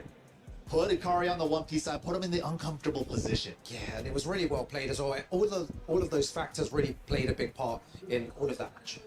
But I gotta say, a 3-0 wasn't expected that. I thought it would be more of a battle. Either way, Ikari's gonna have to fight throughout the decider matches, or else his key is 1 match away from being crushed. Now, Reinhardt, we discussed match number 1. I'm curious, which match do you think was looking good to you? I do like how the match 2 and 3 shaped up. First off, of course, the John rocking the Armor King to take on John Ding with the classic Eddie. A really, really nice showdown. John Ding starting to slightly slow out the blocks. We're not used to seeing him that tentative. He's normally more aggressive, more comfortable, trying to set the pace, trying to control the momentum. But the John with the Armor King, not coming with the King. We've seen a lot of his King, but yeah, representing the all black, the charcoal grey, and coming through with the Armor King and just really putting on a display, a really controlled display of patience, knowing when to interact, right? Knowing when to hold the frames. Let me just block this out, wait for my turn, and maximize on the opportunity. And I do like what he did there. Controlled John Ding all the way. It didn't ever look like it was any other direction other than John's favor. Then in that third match, oh my goodness me. Now these two, I spoke to them before the match. Laif and Lohai. Lohai, of course, hot off his huge win at the Tekken World Tour Finals. He knew that he had the crosshairs on his back. He's won EVO way back when as well. His resume is sick, so obviously coming in, there's expectation, there's pressure on him too, because he wants to deliver on that same plateau as always. And of course, his opponent, Laef, has beaten him in previous Tekkens, previous games. A couple years back now, 2024 in that year, but recently they've met at a few events, CEO, EVO France, and then very, very recently they met at Versus Fighting, and in all three occasions, Lohai took the dub, and Rayev had that playing on his mind. And you know what he said to me? I spoke to him before the tournament. He said, "You know what I'm going to do?" Because I asked him, "How are you preparing for this?" You know what Lohai is? This is the big one. What are you going to do? He said, "I'm going to let the event win for me. I know that EWC presents nerves that don't present themselves at any other event. Just look at the resume so far of the event. Knee out. Artif out. Players that on any grand final stage you wouldn't be surprised to see them win an EVO or a TWT finals. But Rayev was very smart in his practice, and he said, I'm going to do what I do. I'm going to rely on the event pressure to take Lohai out of his game, and we saw that come to fruition. Back to you guys. Reinhardt setting the stage as always. That was set 2 and 3. But what about set 4? It was Rangchu Sin. It ends 3-1. They've got history, but good thing about this matchup is Sin came into it. EU's hope. The bad thing, though, he left, unfortunately, and now is down in the decider matches. Yeah, goes into that lower bracket now where he has to fight for his life as well. So unfortunate there, the EU representative. But he's still alive. He can still do it. We know what he's capable of, MYK. But just really unfortunate in that game as well. And the trade right at the end, we're watching here, so unfortunate. Yeah, so many good moments too. Launching the Fakarong's hop kick, we don't really see that very often. He knew the frame data, he knew the knowledge stuff. But Fakarong, we've been hearing it a lot since he first came out, not that strong. There's a lot of counterplay, but we're now seeing all the success. Mogul was the first one to bust it out at Super Tournament 2 years ago. Now Rangchu's been finding a ton of success with it too after dropping the Bears. So, and also too, Lohai in that earlier match, like he's been suffering a lot against the Fakarongs too. Like 3 different Fakarongs that he's been losing to. So Fakarong is starting to show a big tournament presence. Well, when it comes to EU, they're going to need some help. Just like NA needed help yesterday, unfortunately we didn't get it. EU, can you snap back? Your tournament life is now on the line. Now going back to Rife, he has been sensational, playing incredibly well. Coming up next, he's going to have to go against Rangchu. But Reinhardt wanted to sit down with them and learn a little bit about Tekken over in Saudi Arabia. I'm here with Laef, and we're going to talk about his match versus Lohai, I believe. But before we jump into that, I want to talk a little bit about, the community in Saudi Arabia. Of course, you've got a lot of passionate players around you. Do you feel that the community has grown or shrunk recently? Do they take to Tekken 8? I know traditionally Saudi has always been known as the strongest country in the region, and there's a lot of history behind Tekken, a lot of passion that comes from your region. So talk me through how they've gelled and vibed with Tekken 8 as a game. Saudi community has always been really passionate about the game. Players nowadays, I think there's a lot of people newcomers in the scene, so they're really dedicated to the game, but also at the same time all people are leaving the game or having some doubts about the game. So we are in like a situation where people do we have to play the game or not? But yeah, since the recent patches, people are switching back and coming back and having hopes for the game. So yeah, the issue is the people are not traveling much, so I think they need a lot of experience and exposure. Yes. Then they can do really well. Especially a lot of people came here for the LCQ for their first time ever, and they did really well. They almost reached top 16, so that's really good for them for the first time. So I think, yeah, we have a really big scene and good scene. Play is in our DNA. Whenever we let it out, it becomes our superpower. Now imagine an entire city being built to supercharge it. Kadir City, powered by play.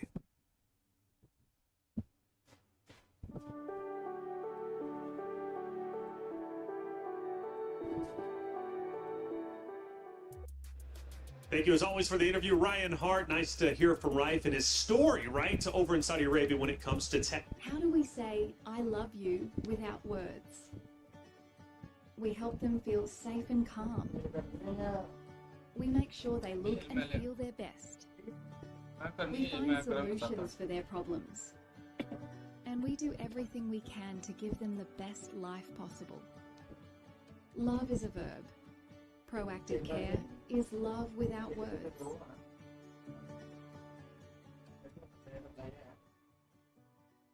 Right? It kind of took like a couple months in the oven to like marinate a little bit. Now we're seeing like the super effects on tournament stage. Yeah. I think Armor King is also starting to reach that point. You know, it's like returning character, but he got a lot of new tricks in this game, and now they're finally starting to put it all together. The Rife and Rangchu also secondary matchup. Man, again, incredible games, Reflections. It's just the names that you're saying are just, you know, world-class players, and Riot is on fire right now. I feel like he might be the one to go forward here in this match. He's playing incredibly well, man. And I tell you what, on stage 3, some action is going down, and we need our club championship update powered by Aramco. I'm over here at the Lenovo Legion Gauntlet, and we've kind of had some similar stories across both our stages. AJL seems to be the name we keep on hearing. Zubair got through to day 3 of the Tekken competition over at the Allianz Vault, but here, it seems like it's more of the same for AJL. Yeah, they're currently 1-0 up in their quarterfinal, going up against Aurora. This is very much an expected result. The Chinese teams played today. There's already been a 4-0 in their direction. There's probably about to be another one of those. Although I would say AJL have a stiffer competition up against Aurora. Game number 1, I mean, they kind of play like a Chinese team in other games that you may well have watched. They're very methodical, they'll grind out those results, but they always seem to win. So they're going to keep continuing to do well. They might start getting a bit more chance when we get to our semi-finals, but we don't have many games a day, so they can take it day by day, see how things go. But they are very much one of the favorites. They're the current champions from EWC. They are not the current champions, though, of the big dog leagues when it does come down to our rankings. So it should be a really good game when we get to the grand final. Up until then, though, I'd imagine that we'll kind of probably say the same thing time and time again, as Chinese teams keep on winning. AGL are pretty much guaranteeing themselves 750 points. Well, we'll keep an eye on this AGL storyline as things progress over this week, but it's looking very good for them.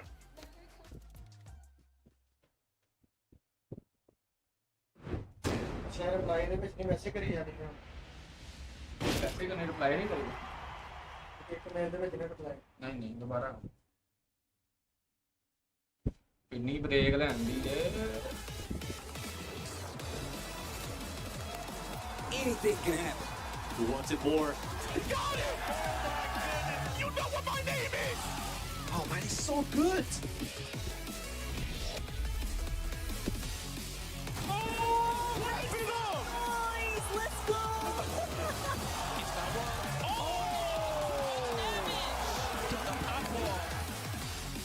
Say, it's your punishment for champion! Oh my god! He has to do something here. Let's see what he got. Oh my god, that was crazy! This guy is a monster. You can see it in his eyes. Nice. Punches his way into the next stage of this bracket. The full charge of it. The hop kick. The hop kick. Oh. God, made you look. And he takes it at the dawn. The qualifiers showing why he is one of the best players in the world. It looks like we might have a brand new champion.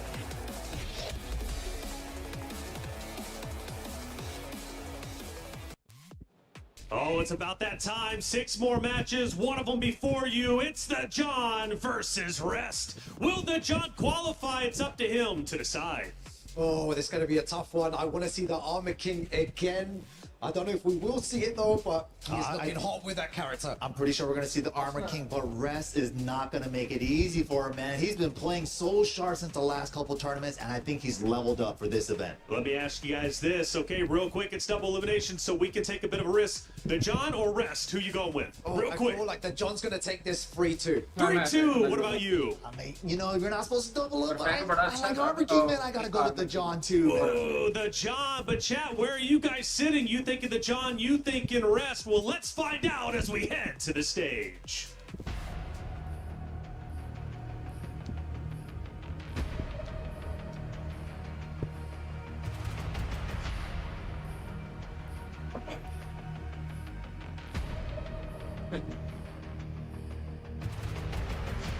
Hey, what's going on, y'all? So I just had to get a little bit up close and personal because I don't know if they know exactly what's about to go on right now, the Masters. Listen, I've seen Rest speedrunning the first match. Okay. Like, I don't think I saw that first match. It started, it finished. A 3-0? Are you kidding me? Over the Evo Japan champion? What in the world is that man? What they feeding that man right now?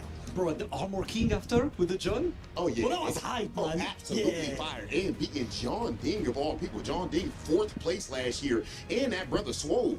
I'm not going to lie to you. Big Hollywood not supposed to be biased, but and I love John Ding. I want him to do amazing. But if he did lose, which I would hate, that would mean I wouldn't have to have somebody so swole making me look small next to me, Damascus. Hey, listen, that's good. You can be the largest shoulders on the stage at least once joining is up. Okay, we're about to see who got the strongest shoulders right now, ladies and gentlemen, because we are about to get into an absolute banger of a match. The winner of this match, just in case you did not know, in the end of the day, y'all know what it's all about. That's why we stand next to this, but this is as close as we can get. But for these players right here, they want to lift this trophy. If they win this match, they move on to top 16. Top 16 tomorrow. We already have 8 players who qualified yesterday. Today we qualified the next 8, and this is going to be the first player qualified out of this group. That is going to be between the John, the Armor King, Rest, and the Warren. Okay, I mean, hey, ladies and gentlemen, this is an absolute banger. And the end of the day is going to come down to who really wants it more. Damascus, send us to the match. I know our commentators ready and everybody at home is ready for it. Let's do it. It is time. We are all ready. It is time right now for the first qualification match of the day. Rest versus the John. Make some noise! Group B commences. I like my boy Rob TV getting in close and personal, letting you know this match is about to be up close and personal. It's your boy Tasty Steve, and I am joined by one of my guys we've held down the stage quite a few times. Make some noise. Ru Kang, what it do, baby? All good, man. On the desk over there, had to make a quick, sprint to the commentary desk here as well, man. But this match coming up, the John versus Rest. We were watching backstage as well, Tasty Steve. The John, the way that he's playing, so confident, and just the way that he's utilizing those throws with the armor kit and showcasing the true potential of this character. Yeah, I love the fact that he's doubling up. He doesn't only have one king in the car. He's got an AK in the trunk, and hopefully it's a good day for my guy, because I can tell you right now that John is definitely one of my favorite players to watch. Gonna take a look at his stats. Step replenishes looking good. Heat burst usage, you need those. Heat engagers even better. That means he's getting his game started. But this is the key of the crux. The 12 successful throws. That should tell you everything. If you're using a character like Armor King or King, the more throws you get, the easier the game is going to go. And of course, if you get something like Giant Swing where you get the wall, that's even more. It's even better. I call it income tax time because I get all that damage back. But these guys getting set, signed, and locking in their characters. It's going to be Armor King versus Hwarang, Rest versus the John, Pakistan versus Korea. Let's go. Oh, this is going to be really cool to see. I want to see how the John plays it. And the thing is, when he used King, Tasty Steve, he was maybe a tiny bit more patient, using more down forward ones, down forward twos, using a very limited moveset. But with the Armor King, you see him going into stance and using all these pressure throws, a completely different way of playing, but it's working for the John. Right now, though, Rest on the offense like we're used to seeing. Yeah, Armor King, the brawler, gets the counter hit, and he doesn't cash out with the heat. He actually just gets the floor break. He can get a full combo, choose to use heat if he wants to. Yeah, see what the combo is like here. Tackle, back tackle. I love that they actually have where you can get like the tackle from the back as well and still get the knockdown.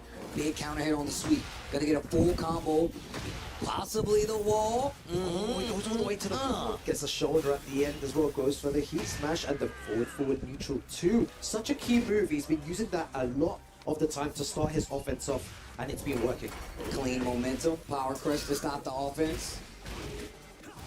And now you're seeing a lot more of these stands being represented. One of the differences here is that King does have a kick counter. No one ever uses it. But it's really hard to kind of slow down a character like Hwarang, regardless if you're on top of that income tax season. I need all that damage back. The damage with the wall as well, Steve. Oh, went for a crouch throw. Two times over. He was banking on him ducking there on 2 occasions. But he catches him crouching this time. Gets the floor. He waited and got the actual duck. This combo's going to be a little tricky because he got his back, but he's got the heat. It should be over the Rage Art. Heat it up.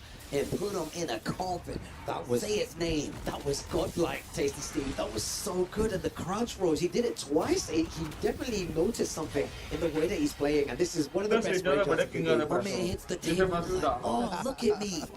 But no, you're 100% right, man. Just the way that he's using his offense. It's sidestep hop kick this time. Let's see what he does. Does he spend it? This was my prediction going into it, that the John would take it. MYK said the same thing with the way that the John's playing. He feels like he's going to go forward to phase 2. The rest needs to do something here. Beautiful block on that big low. The John is always one of those players. We talked about his success, showing up to the LCQs, no matter what the tournament. This dude is a potent threat. A bullet to say nonetheless, and if we're talking bow and arrows, it's definitely the John. But here we go, Rest. Starting to get something started, but the combo on the wall drops. Great throw break right there by Rest too. It's so sick. I'm so used to the John playing safe, but you see that using 2 big lows and Rest just blocking both of them. Beautiful whiff punish there. Gets 1 round on the board. Sits him with a just frame skyrocket to send him on his way. And this is the second time today he's done that. Started around with just raw plasma blade, but it works. Gets the launch, but he dropped the combo. Okay, successful block. Quite the scraps going on. And that's the thing about Armor King. More of a brawler than a thrower. He's got great strikes. Nice while rising 1. A really nice punish. The John, let's see what your combo is like here. What type of oak he's going to use activates the heat. Big cash out here, especially off the wild standing 1. Takes the Oki. Yo, where's the wall, man? Off in the distance. Back there with June and Jin. Kazama, bro. Back 1. Such a great panic to what a sidestep, right? Break on the Shining Wizard. They are definitely fighting. Yo, both of them trying to use their throws here. 20 seconds remaining. Oh, goes for the risky lows. That's another low as well. Down 4-2. Yeah, he still got those, and he's got a combo. The Rage Art should do it. Sidestep to realign. 2 in a row. Oh, spit it in his face. Say my name. Send my man through the table. The Death Valley Driver. I'll see you in hell. Say my name. Oh, Armor King is godlike. Yo, you guys can see the cameras right now. Tasty Steve is doing everything that Armor King is doing right now. The exact movements of that Rage are incredible stuff. Really good options. And the John off to a strong start, Steve. I can see why you're a big fan of, like, you know, he's Armor King and he's King. Or just King and Armor King as, in general as the character. But no, that's what happens though. And you can see him really thinking about this. This could be a big win if he gets this over Rest, especially in day 2. And we're talking about that top 16 is where these guys will want to go for tomorrow. Potentially that top 8. A lot of money on the line. Club championship is there as well. So you know some of these other orcs, some of these other teams are watching in the wings. Okay? Black Kite trying to keep that offense in his favor. It seems like Rest is always the one who's initiating, always the one going on the offense, and the John always the one who's trying to, you know, stop and mitigate all of this damage. But it seems to work for Rest when he goes like 100%, you know, full on forward. The thing is, Warring's one of those characters, right? He gets to check your offensive knowledge and defensive knowledge most of the round. Oh, he hasn't stopped pressing any buttons there. Okay, wait a minute. Down back 3. Gets the wall. Stand up. Goes for the mid. The heat extension he was looking for. Swing. Rest doesn't give it to him. Plasma Blade should be doing it. If he doesn't drop it, that's going to do it. Rest. Getting the first round of game 2 looking real good. Yeah, and you can see there as well, the Rest and the John, both of them trying to make big reads. Good throw break. Catching him trying to pressure again, just pressing all the buttons there, trying to make the John uncomfortable, but the John not biting. Presses at the right time. Gets it with the This Is Sparta giant swing. You better tech that, and he does. All right, all right. Yeah, you gotta tech that. It actually, you know, softens the blow a little bit, especially when there's no wall there. Halberd, next low parry, and they're going back to the wall. And I think he tried to adjust the combo just a bit for the wall, knowing where it is. It is a little smaller stage, especially at the beginning points. Yo, all the low is coming out now as well, and the amount of throws that he's using, of course, he's a grappler character, he needs to be using those throws, and it's so good, and again, using it, even if your opponent breaks it, it adds to their mental stack. And on top of that, just Armor King and just the John, one of those players, the thing that made him so good was with King is that even though King isn't as good as the striking game, he does a great job of mixing up throws, striking, and now you have an even better opportunity to do it with a character like Armor King. But he's still on the ropes, and once again, this is a Warring thing, bro. This guy gets to press a lot, and if you don't stop him, he just gets to get away with murder. Giant swing again, great break. Yeah, he's pressing all those buttons as well. Let's see how he nullifies his movement. Going for lows again. Oh my god, all the throws coming up. Break on the Shining Wizard. 20 seconds remaining as well. Down forward 1. Finishes the string. Rest doesn't buy it. The pressure though. Giant swing. Throw break.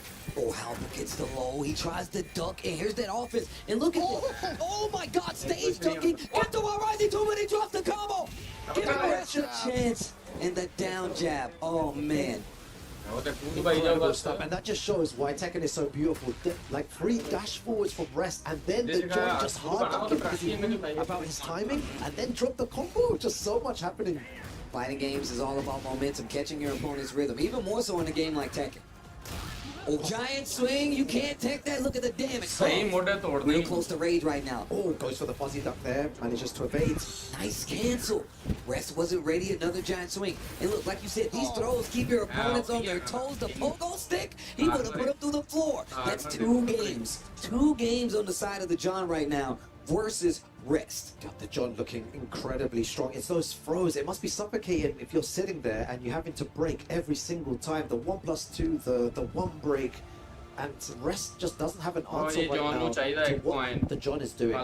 Yeah, no, it really does make and sense. you can see, look, his face is he's trying to think, like, what do I actually do? Because the problem is, if he starts ducking, we were speaking backstage, Steve, he might start to use all other kick strong mids, and we know that he has very, very strong mids. So that's why you don't really want to duck there, but then you need to be able to break these throws consistently, and no one is able to break every single throw, right? I know, you can't, as Unconquerable once told me, shout outs to STL, you can't break them all. You gotta represent the threat at all times. It starts it off early, gets the low parry.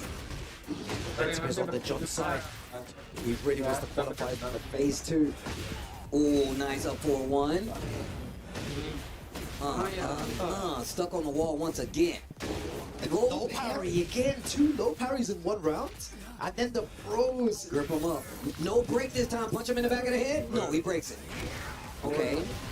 Let's see if let's see if Rest tries to start some offense here. Nice block on the low. Doesn't get anything crazy for it though. Still has a tiny bit of heat left. Back to neutral. We got to do it clean. What a sidestep back 3. Wait a minute, Rest. Wait a minute, Rest. To the wall we go. Look at the damage. Low at the end, Rest just staying alive. Big deep breath as well. There's a long way to go. He wants to win this.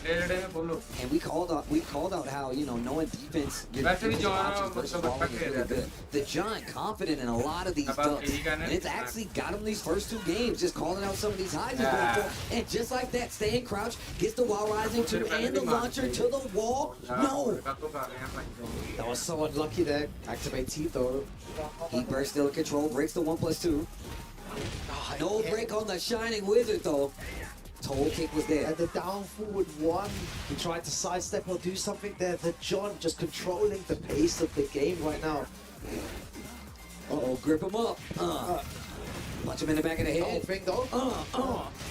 Bro, that's putting you in the hospital. Yeah, look at that 65 damage. Another one. Stretch muffler, hit him with it. Is he gonna do a different one? Oh, break his neck. He did go for a different. And look at the damage on that. Oh, the wall standing 4 and then the big low. His reads are so good. The John 1 round away from making it through into phase 2. He looks so confident. How can he be stopped?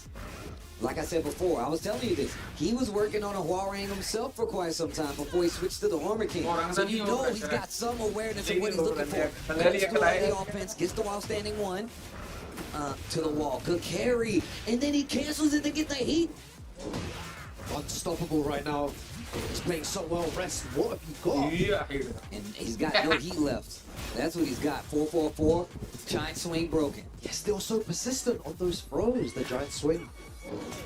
Down back 3. And the big low as well, trying to get a counter hit. Good throw break, 25 seconds remaining. You can't break them all though, Steve. He's abusing them with these throws. Toe kick back 3. That's a free combo starter.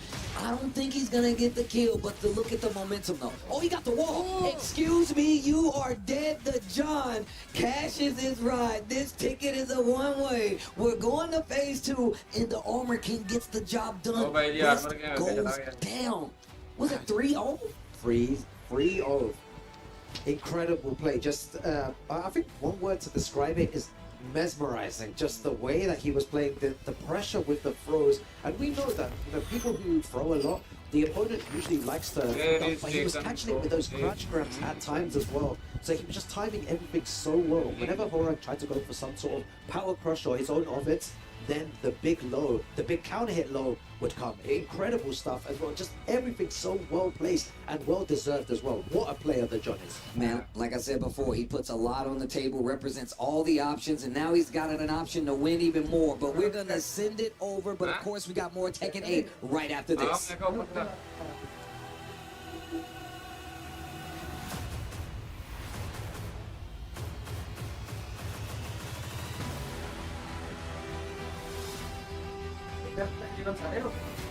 नहीं सारे हो गया match match चला गया मतलब उदाहरण आप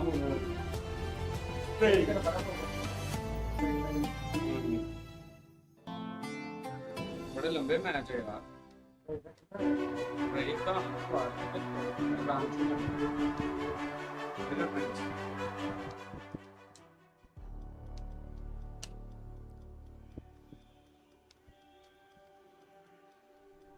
Welcome back, everyone, to the Esports World Cup 2026. That last game so dominant from the John moving forward into phase 2.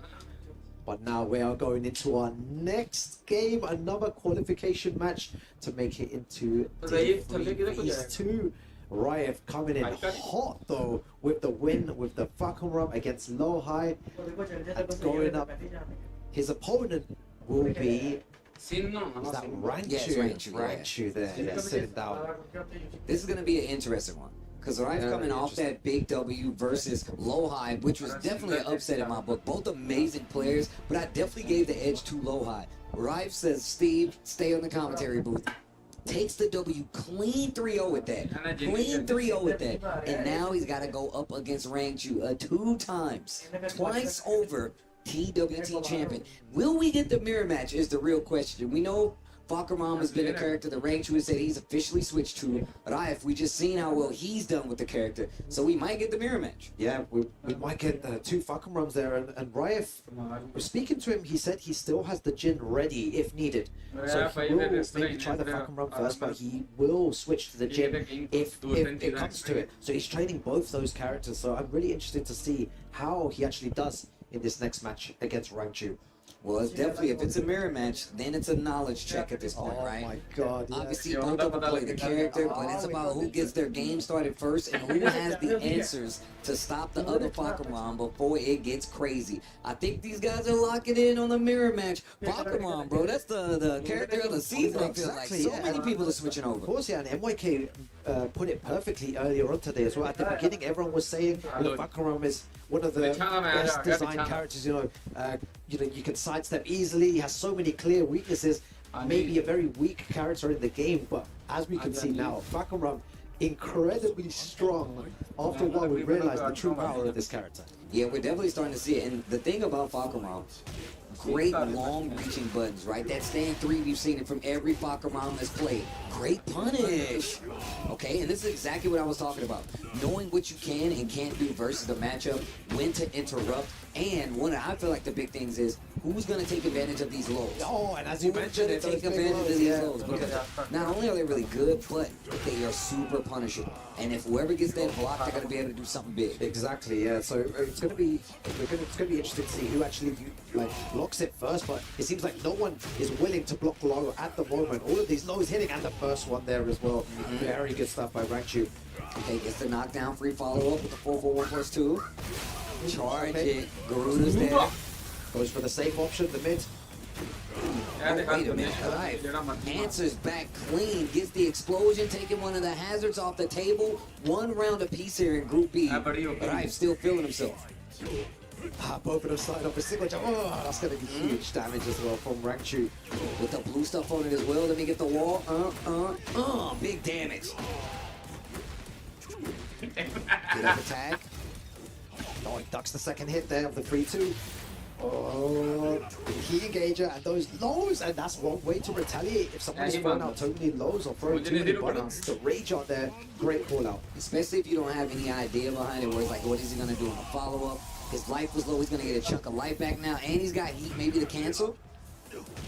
Oh, single jab, down jab, heat dash. 3-1 in that end. Range using the strings to throw him off. Raif has been moving around a lot in the backfield, and Rangchu is making him pay for it. Nice little punish there. The mid option is punishable. Oh, the whiff punish as well. Look at the range of that whiff punish though. That's one of the things Mike was talking about, man. Some of the best reach in the game. 50 damage off that punish there. Yo, just both of them throwing those lows out with Bakuram.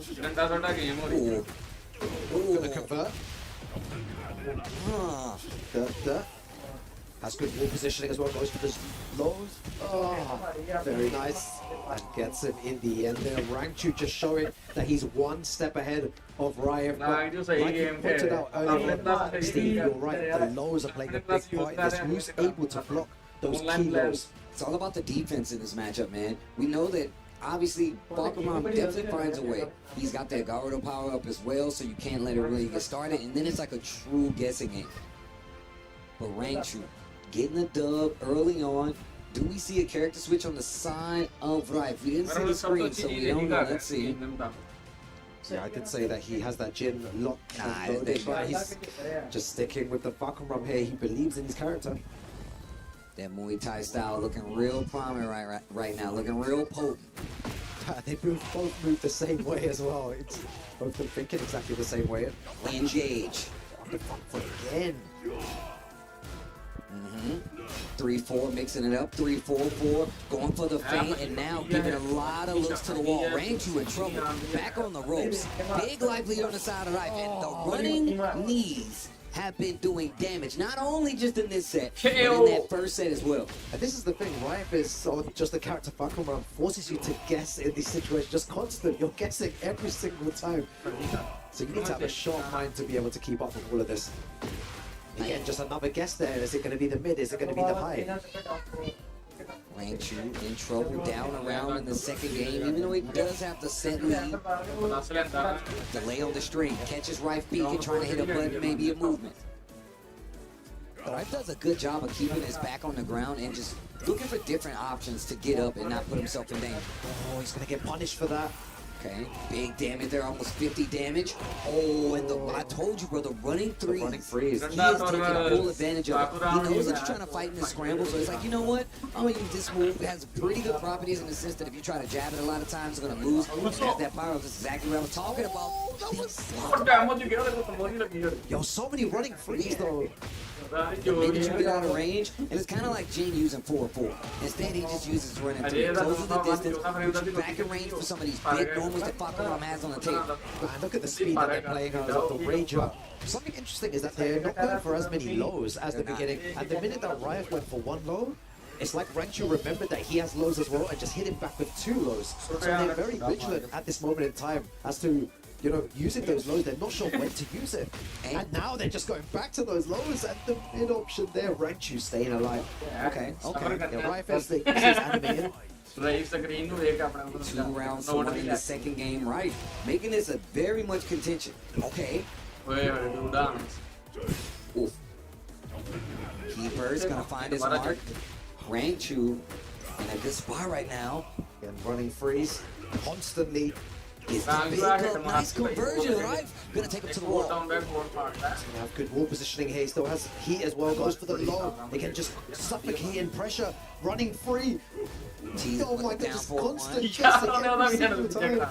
Bro, you gotta guess right so many times. Look how far they reached the 3-1. Bro, these guys playing for range 4 as well. Blocks the low there. Rangchu so clutch. Looking real good in the set versus Raif. Tied up in the set, but still the lead going to Rangchu. Yeah, it's funny how they both just keep moving into range 3, range 4, but that was a beautiful whip punishment. Not something we've seen often. Nice, gets a full launcher off of that too. Oh, this is crazy damage though. 99 damage. Ooh, there it is. Tries to go for the string to start it off. There's that down jab he was talking about. Nice down jab using the power brush. Another move we haven't seen often from Bakuram. He's still getting the combo conversion, right? Yo, these guys are swinging. Oh my god, Rangchu just defending right now. Lots of blocking, side step. Rangchu hasn't pressed the button. Oh my god, 15 seconds left on the clock. Rage, you need to be careful. Someone's gonna pop rage up potentially here. 10 seconds, life real close. Right, finds a hit and closes out. Gets the second game. 1 up right now. Wow, so good. So good, man. Sounds incredible. Man, these guys are playing crazy. Drive, fighting back. Looking like he was going down by the wayside for quite a bit there, but was not afraid to start hitting buttons, as well as just starting contention at this range. And you were talking about playing back at this range and looking for the lows. That's the thing. You get the range 1, 2 Falcon Rom, you're going to see a lot of pokes, a lot of down jabs. Stand 3 comes back out. Yeah, then you go into that range 4 or 3 and something else happens. Yep. That's when you start seeing more of the lows. Yeah, I feel like Rangchu though, his defense is probably what's getting him, getting him a bit more mileage. He's being very defensive at certain times as well, willing to take a lot more, whereas Rife is more active in his offense. He's wanting to attack. Spins the देखो heat. की बंदा इस time पे दोनों बहुत Into the range. दोनों बहुत अच्छा And that's gonna be mad damage. Counter hit damage as well. You're close to death, and you're close to death, but you might be okay. You're not dead. Guess we are live there. दोनों मारे के Run in 3. Oh my god, a trade. Dude, range you did run in 3. And the run up single jab, the lead in this set goes to Rife, and you can see him popping off. That's what you love to see. But Rife is one of those players that every single round he lives, man, and when he wins it, just the small pop off. Offense turning it up a notch on the side of range. He's got the lead. Right, we can take the bait right there. And just using single jabs a lot of time. All right, wait a minute. Full launch, big damage. If he does this right, he can close out this game. And Rife 2 quick rounds there on the front foot. A small fist bump from him. Officially with the lead in this set, 2 rounds in the 3rd game, tied up 1 game apiece. Drops the combo. It just goes for the ground and follow up. Yeah, I was saying that Rangchu's defense is really holding up, but right now it's definitely not. And Rife has realized he can just press all these buttons for free. Rangchu's gonna need to start pressing those buttons. He can't just stand there. Again, good counter hit low. Goes for another low, a third low in a row. Those down 4s adding up, and if you get the counter hit, it's even better knockdown. Nothing on the punish right there. Slash kicks. These are those moments I was talking about. Rangchu maybe a tiny bit too defensive, it back against the wall, doesn't want to press anything.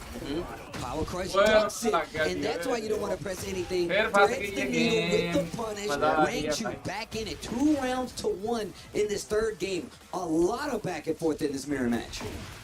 I think we've realized how this game is going. Again, Rife is just putting the pressure on Rangchu's just trying to find that one moment to duck and launch, or one opportunity to sidestep and get big damage, whereas Rife is willing to press those buttons. Teasing with the down 4, heat burst. Rife with the lead once again. Gets the punish. This next exchange could be curtains in the running 3. That puts Rife up 2-1 against Rangchu. Wow, Rife playing out of his mind right now. Let's see if he's able to take one more. You can see the one more, and it goes back to when he was speaking before about the mentality of going into these tournaments. EWC, there's so much pressure, so much money on the line, and if you just kind of eliminate all of that and you just play your game, Steve, you play like you're playing at home or with your friends, it changes completely. Really the does. pressure is on Rangchu right now. Oh, he's got one more chance to do it, and look, Rangchu in this already is taking out Sin, so he took that 3-1. So not the worst standings to be in. However, Rife had a very successful first match, and of course he's trying to keep that momentum going. And Rangchu turning up the offense, a series of lows. There's the trade. Both of them have the power up now too. Now I want to see a lot more buttons being pressed by Rangchu, because the defensive style is definitely not working out. We see it working out at times, but just not all the time, whereas Riot is pressing those buttons and it's working. Damage on the wall, 54. Running free, you see that, look at this, the buttons being pressed. Nice punish, I talked about this. Guaranteed. And the down 4-1, and he does such a good job of limiting your options. He used these long range moves to keep you at bay, and then once he gets in, he gets the combo. But the minute you start swinging on him, the lows come out, the pokes come out. So good to see. Oh, oh my god, the low parry? No, he's feeding himself. Oh, well back. Ranchu has good wall positioning. I want to see Ranchu, again, just push to the wall a bit more. Like, he has really good positioning. Shouldn't let Riot escape from there, but Riot finds a way out. Joins the combo, though. Not going to be able to get the follow-up. Charge it. Ranchu has that downward power-up. Gets the wall, but not going to be able to get a follow-up combo. For the duck. Right, turning on the offense, and once again, the low, this puts him on set point. Right, with an opportunity to make a big upset right here. Versus the two-time TWT champion, engage, and he gets first blood. Rife is playing so well. Ranchu gets a huge launcher, though. Rife needs to stay calm here. Gets the wall, big damage. Yes. Oh, and he catches out, goes for the heat. He knows he needs to get these rounds in the bag ASAP. What a great punish. Wall splat on top of it, and he's got heat. Running threes, back to it. The main weapon of choice, charge it. What's the guess, the low? Oh my god, it's so close here. Riot is so close to the end. He wants to move into phase 2. Riot with the massive pop-off for the Kingdom of Saudi Arabia. He moves forward. What an exceptional game. Bruh, this guy Rife showing a lot of respect to Ranchu, and you gotta look at the run he's already put on the day. This guy is playing amazing. He's taking out Low High, and now he's taking out Ranchu. Rife looking real good in Group B. Incredible play from him. Well deserved as well. Probably prepared as all these players have for the games in hand, and Riot just making it through to phase 2 with exceptional gameplay. That buckle run causing so much damage. You see the replays right here as well. It was just the offense. His offensive game was so much stronger. Ranchu was trying to defend and not able to defend everything, Steve. It was so unfortunate. It was really one of those things where Rife just got to play his game, whether it's just simple jabs, simple pokes. And if you look at it, he didn't do any crazy combos, but when he got those big counter hits, he cashed out properly, he pushed to the wall, and he made them pay. But this guy Rife is on a run. But with that being said, Group B still got lots of matches left. Don't go anywhere. More Tekken 8 right after this. ये बहुत अच्छा match हुआ है। Guys ने बड़ी मेहनत की हुई है। प्रैक्टिस तो अच्छा है ही यार। ये गेम बड़ी सही है। खुद भी खेला हुआ है, उसे पता भी है चीजों का कि यार इसे कैसे मार। ये एक दो दफा अपने 3-4 ऊपर हो गया बस मार सकते हैं।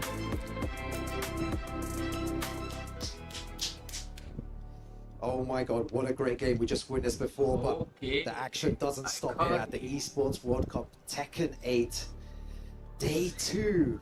These guys trying to make it into phase 2 with so many competitors in attendance. It's so hard to even make it past the first wave. But right now we have an elimination match. One of these players will be going 0-2. Tasty Steve. Bro, that's the thing about EWC. Every time some of your favorite players will go by the wayside 0-2 because they didn't get what they needed to get done in this. And on top of that, since it's best of 5, you already get those 3 games to make something happen. The momentum definitely can switch back and forth. You got plenty of rounds, but it's a lot easier said than done. Just like this next match, elimination on the line. Ikari coming in, and we've already seen what he's been able to do this year, especially at Evo Japan. Hasn't had the best run after it, but he still made his showing here at EWC. John Ding, another one. Season in and season out goals to try to qualify, not only for TWT, but here for EWC, and he did it. But now, he could be on his way home if he doesn't make something happen here, and it's an elimination match versus Akari. This is crazy to think one of these players will be going 0-2. Ikari versus John the Ding. Oh my god, and the Vitality fans will be there as well. And also it has huge implications for the club championships as well, Steve. You know, Team Vitality want to make it as far as possible to maximize their points. And he really needs to try and stay alive here in this lower bracket, but he has a monster in Ikari in his way. Curious to see what character we're going to get from John Ding. Kazuya most likely going to be the pick. My man brought new life to the Kazuya players out there getting a big dub at Evo Japan. But of course, it doesn't change the fact that Kazuya not the easiest to get working, because you really have to be in your opponent's mind to get that momentum. Especially if you want to use hell sweep, stuff like that. It's not easy. I really appreciate, you know, that you say that, Tasty Steve, because there's a lot of people that would say that you don't actually need to do that aspect. You just, you know, you can run your offense. It's very easy to play this character, and I completely agree, Steve. I will always stand and die by the tail. is that Kazuya is very difficult to play at a high level. At the highest level against these type of players, it's not easy. You need to be changing your timing all the time throughout the game. And when you do change your timing, you're susceptible to like hop kicks from Lily, and then, it just opens up a whole other game as well. So I've just feel like it's so difficult, man. Timing is, you need to have good timing, your movement needs to be on point, your execution needs to be good, and on top of that as well, his moves aren't the fastest as well. You know, he needs a bit of space, you know, crash dash 1+2, there's all these moves as well. But yeah, just a difficult player overall character to use. Well, and that's what's the beauty of Akadi's game plan, man. He set his own game plan with Kazuya, and I feel like, yeah, you're right. If you commit to some of the big stuff so some of those slower moves, the hell sweeps, you know, the glorious knee, God fist. I mean, but also one of the things that I feel like Akadi uses very well, that pacifist fist, bro. He uses it so well, keeping you honest. Lots of blocks done, moving around is a lot harder. I really want to see how he's going to employ this versus John Ding, but John Ding's got to pick his character first, and they're still thinking about it at length too. Yeah, he's still just taking a bit of time to think of his character. Now I feel like he might look at he was just teasing. He was hovering over the Lily at first, and we saw some people counter play against Kazuya by picking the Alyssa. We saw yesterday as well, and Lily's another character that's very good. But sticking with the Eddie here, John Ding versus Ikari will be your next game at the Esports World Cup. Elimination is on the line. Yeah, one of these players will be going home. Akadi has a good opportunity here to keep himself alive. Or will it be John Ding? We get into it. Elimination match of Group B. Two of the best players in the world. Only one's going to remain to make it to Phase 2 with the opportunity to make it to Phase 2. 1+2 out of relax right there. That's really interesting that John Ding is still carrying on with a similar strategy. He's using that forward 3+4 to like start rounds off, but a beautiful cow sweep there, and he gets the combo here as well, going to go all the way to the wall. Yeah, gets the wall splat, chooses to cash out on the heat, and now he's got his back to the wall. Sidestepping to get away from it. Sidestep right, more specifically. Burst finds his mark. Heat smash, they trade. That's good news for Akadi. Spends the rest of his heat to close the distance, goes through a mini mix. John Ding holding his ground with the defense. Yeah, I was going to say, John Ding also needs to be careful with those lows as well. Ikari and Kazuya, you know, with the 13 frame twin piston launcher, so needs to be so careful there. Sneaking it in, Akadi. Starting to make something happen. Demon Ball, another tool that he uses very well, along with that passive fist that you just saw right there.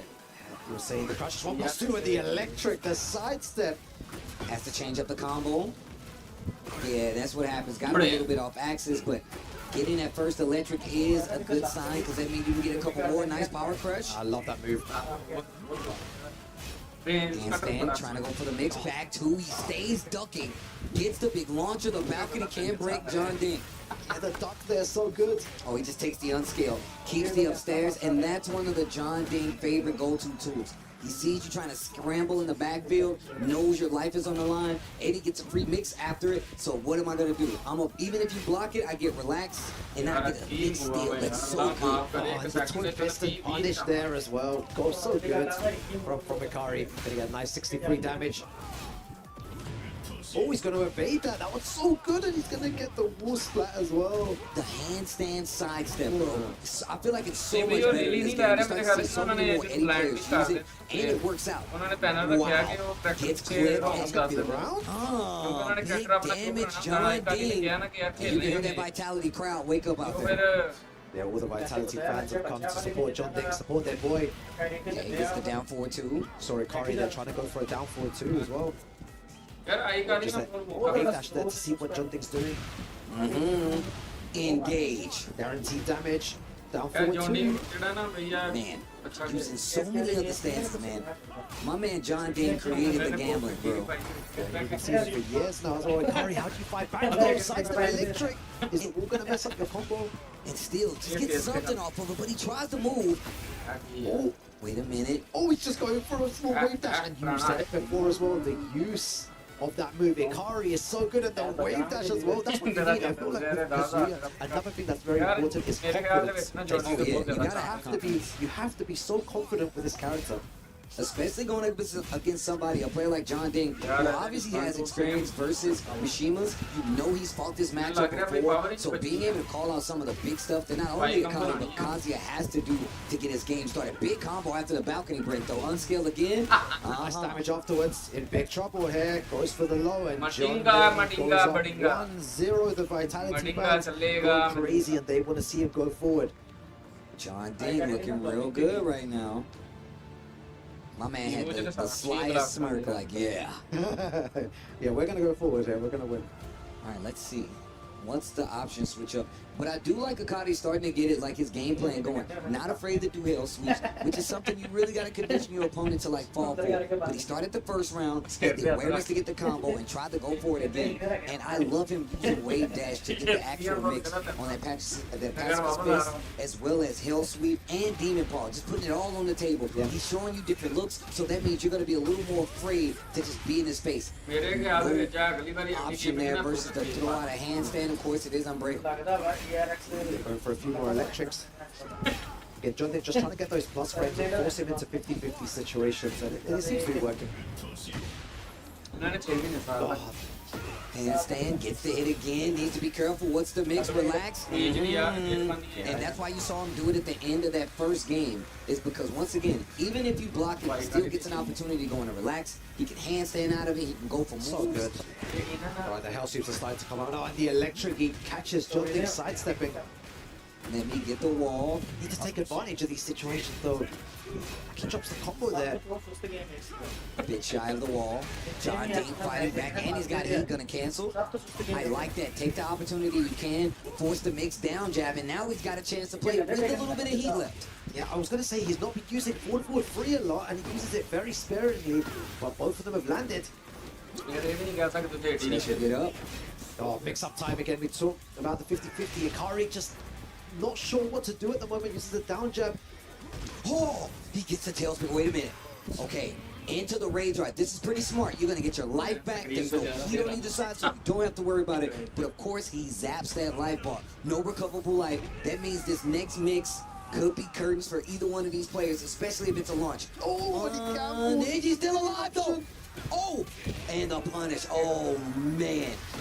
Opportunity there by Akari, but John Ding keeping his wits about him. 2 rounds to none in this game number 2. It's crazy because the thing is, nothing seems to be working for Ikari right now. Everything he's trying to do, John Ding just has an answer for everything. Those mids starting to work out a lot more. The hell sweeps getting a little more potent in the power. Keeps the corner. Right, still opts for the mid option, still trying to play kind of safe. Power Crush gets clipped by the throw out of handstand. Oh my god, like I said, Steve, everything seems to be working out for him. Not sure what he did, but it got him in trouble.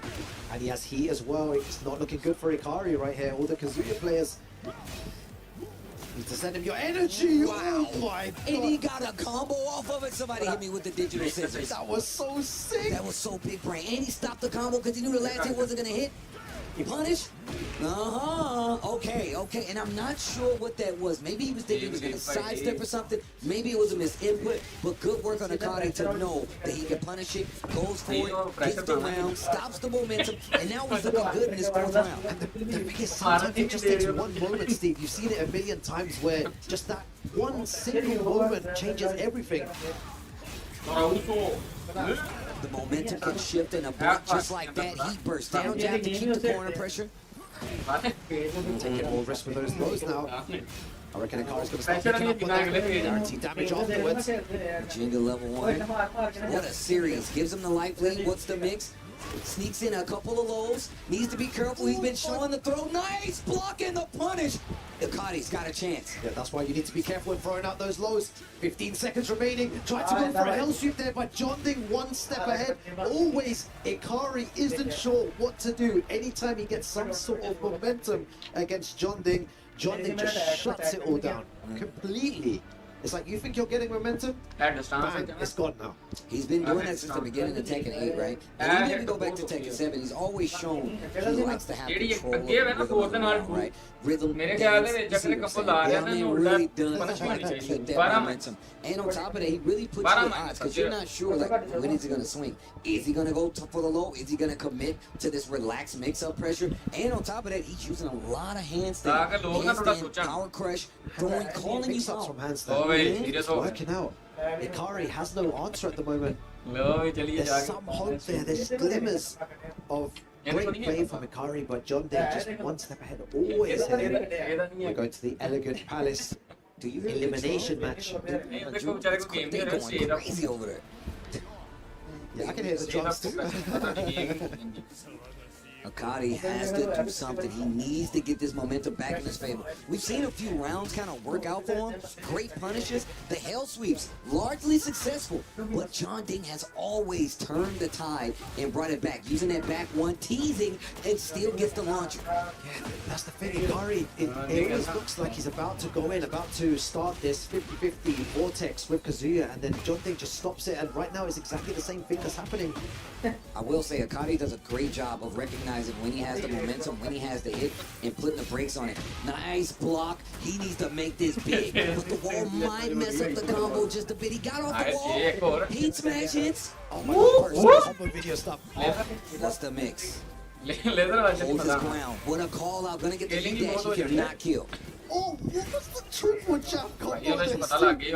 Once again, it's one of those things where it's like, hey, I can't kill, what do I do? But this is going to be a scramble. He goes for the hell sweep. Still alive, though. Nice block. Great punish. 3 seconds in the call out. This dude, John Ding, has not let off the gas, regardless of what's on the line, whether it's a slipper or a full life bar. My man says, welcome to the casino. Put some more money in. Demon Paw activate on the side of Akari. Akari with a forward 2 to start things off. Again, John Ding just playing the same way. That's a nice dash in electric. I feel like one of the first and few times we've seen it in this set.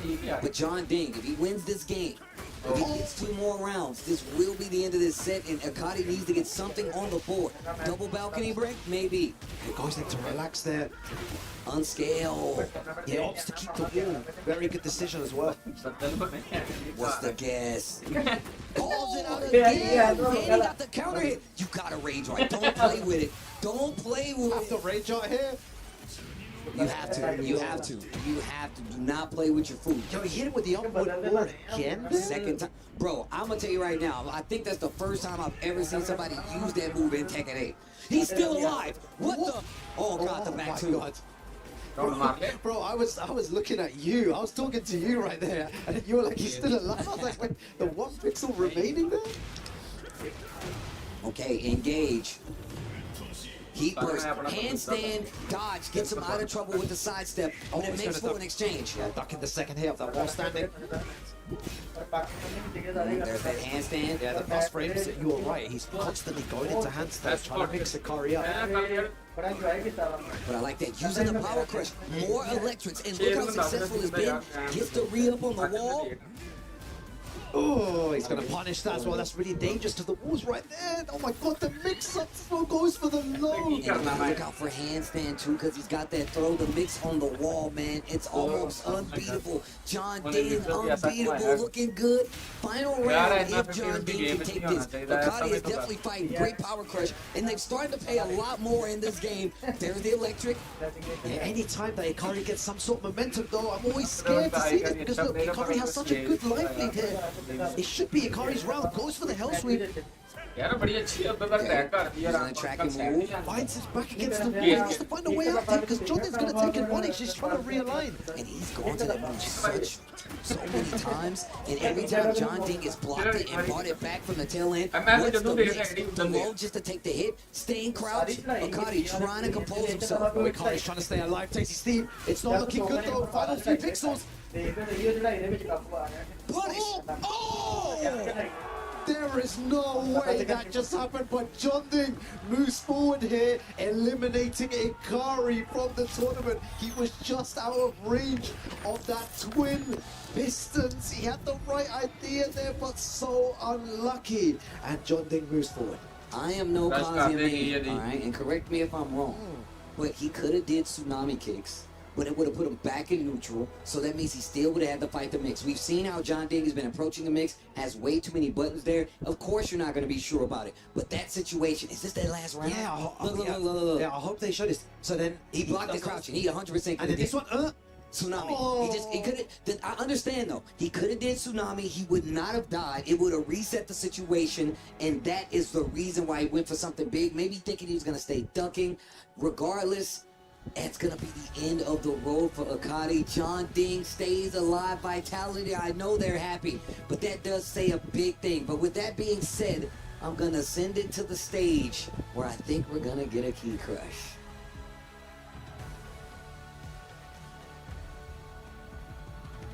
And now as the key is handed over, please put your hands together one more time for Ikari!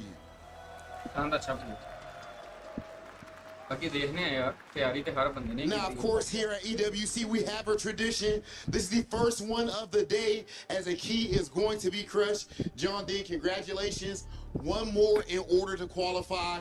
That man last year, of course, we seen John Ding 4th place finish at EWC, and now, of course, representing that team Vitality just like last year, but he is on home base here in France, the home of Team Vitality.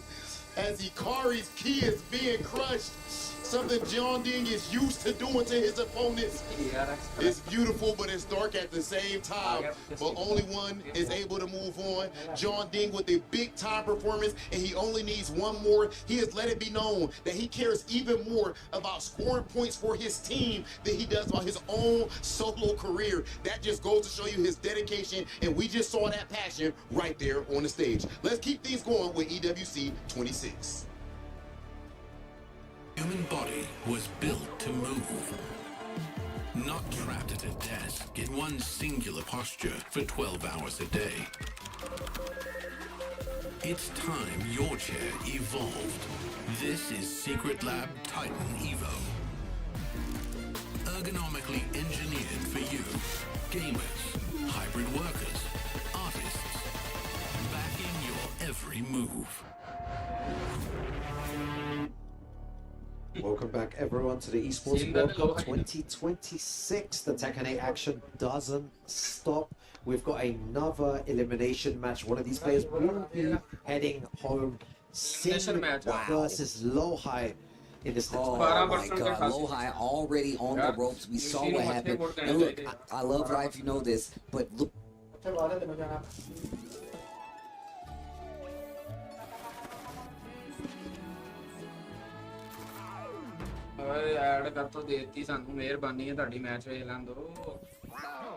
Welcome back. Right now, it's Lohai, it's Sin, the only EU representation by way of Sin, by the way.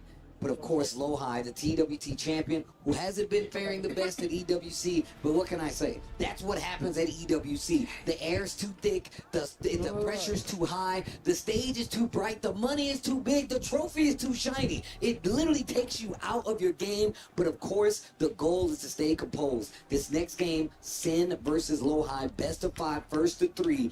And this is somebody's tournament life. Steve, you said it there perfectly as well. The lights, the trophy, the money, everything. It just makes it 10 times harder to win and to advance in this game. But one of these players will be moving into the next round to qualify for phase 2. But one will be going home. Unfortunately, 0 and 2. Already starting on the offensive side of things with Yoshimitsu and Sin. The thing is that look, he might be the only Yoshimitsu, but I think that helps the Yoshimitsu players. The less Yoshimitsu representation, the better. And Sin, my man's got gimmicks, and he started off that set with a perfect. Yeah, very different to other Yoshimitsu players. I think that's the beauty of this character as well. You know, players like Kane and Trench, you know, iMusician, everyone has their own style of play. I think with Sin, he has like a really good balance. He has so much knowledge, but at the same time, he's ready to make it tricky and make it awkward for the opponent. Yeah, he definitely uses a bit of like, the resources that all the other Yoshimitsu players play, right? And shout outs to Kane and Trench, shout outs to iMusician. You know we're big fans of those guys, but right now the lights are on Sin, and I'm sure they would want him to succeed with this character just the same. Lohai answers back round for round, one apiece. Lowhigh really needs to wake up after 3-0. I wonder if that's going to play a part in his mind as well. Beautiful flash there to stop any offense. I like that. Cancel it, sneaks in the low, as much damage as you can. Oh, and goes for the long. Look at, and I love Yoshimitsu's combos, man. They always look so cool. They definitely look cool. I hate getting hit by them, but they definitely look cool. And here's the mix-up. Punish. Yep, good stuff. Goes for the 2-throw, but did not get it. Stand up, put the sword up. That means that flash is definitely a threat. I feel like Lowhigh needs to find a way to activate heat here, and he does it there. Regains so much health as well, and I feel like with this combo, recovers all that grey health, eliminates half of Sin's bar, but he goes the other way. That's what I was talking about. The tricky play of Yoshimitsu, the gimmicks of Sin, and he gets the floor break. He should be able to get the kill. That clock is winding down. Oh, 1 pixel remaining, 5 seconds. If he got that low parry there, the game would have changed, but Sin on the front foot.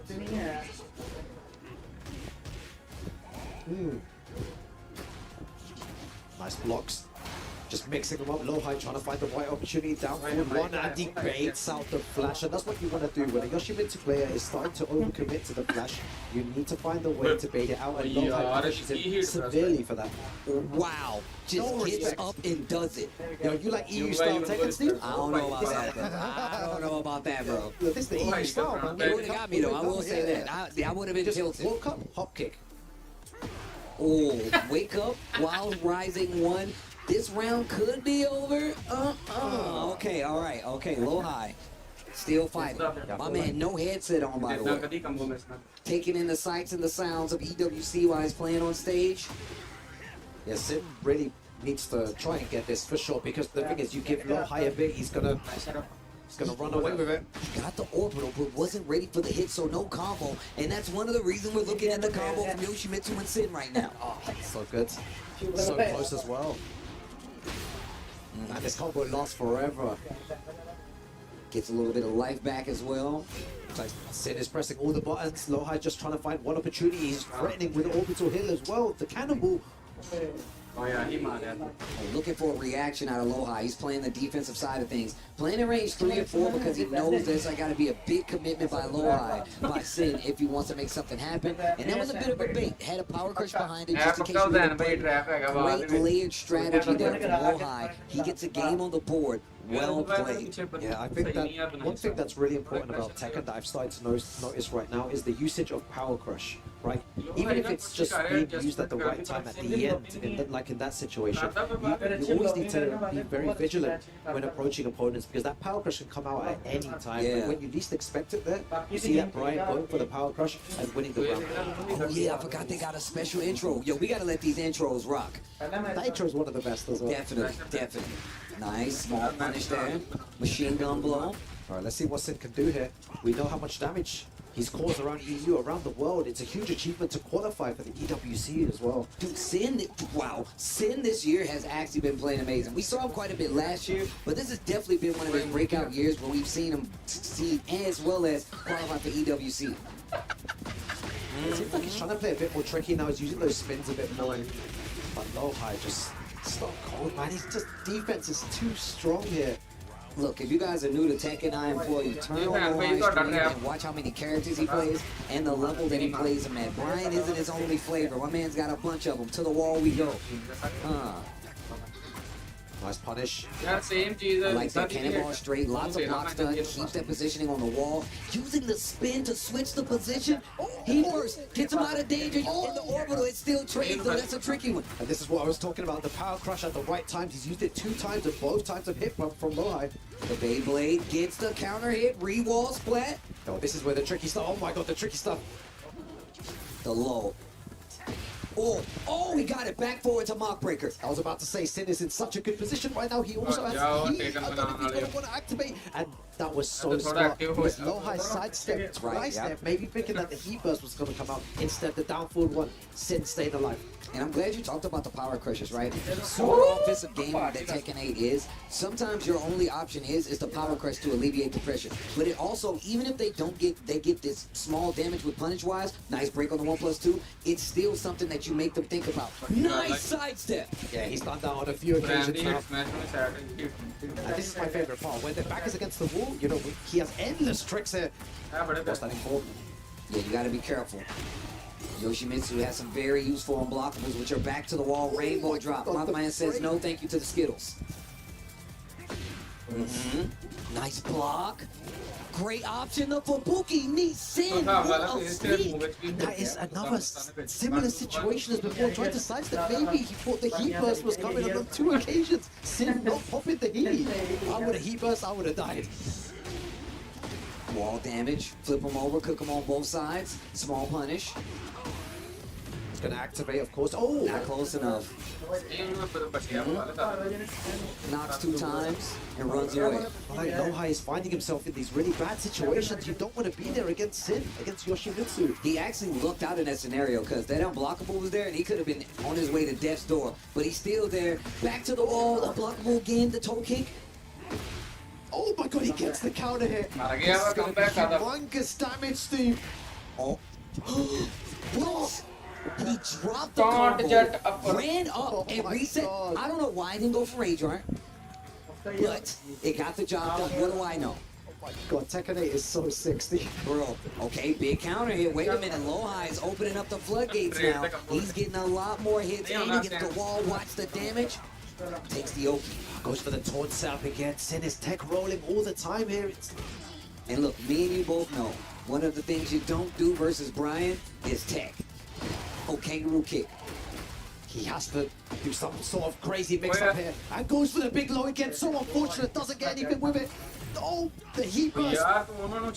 Good patience. That was so smart on the side of Lohai to wait after the wall jump. You see Yoshimitsu's alike, and a lot of these players, they like to use the wall jump to get out of pressure. Yoshimitsu has so many moves. A lot of times you're gonna take a breath. You're gonna be like, hold up, what is he doing? I love that he did that. Lohai keeping the momentum. Sin still fighting, bro. If this is a race, he's right behind him. Yeah, I feel like Sin is just holding on by a thread right now, but he's managing to keep up with the speed that Lohai is playing at. Just small margins. Lohai's like movement, sidestepping, decision making is just slightly better. Both of them just being a bit more patient. Cannonball straight, gets under the high. Because it definitely looked like it crushed the jab right there.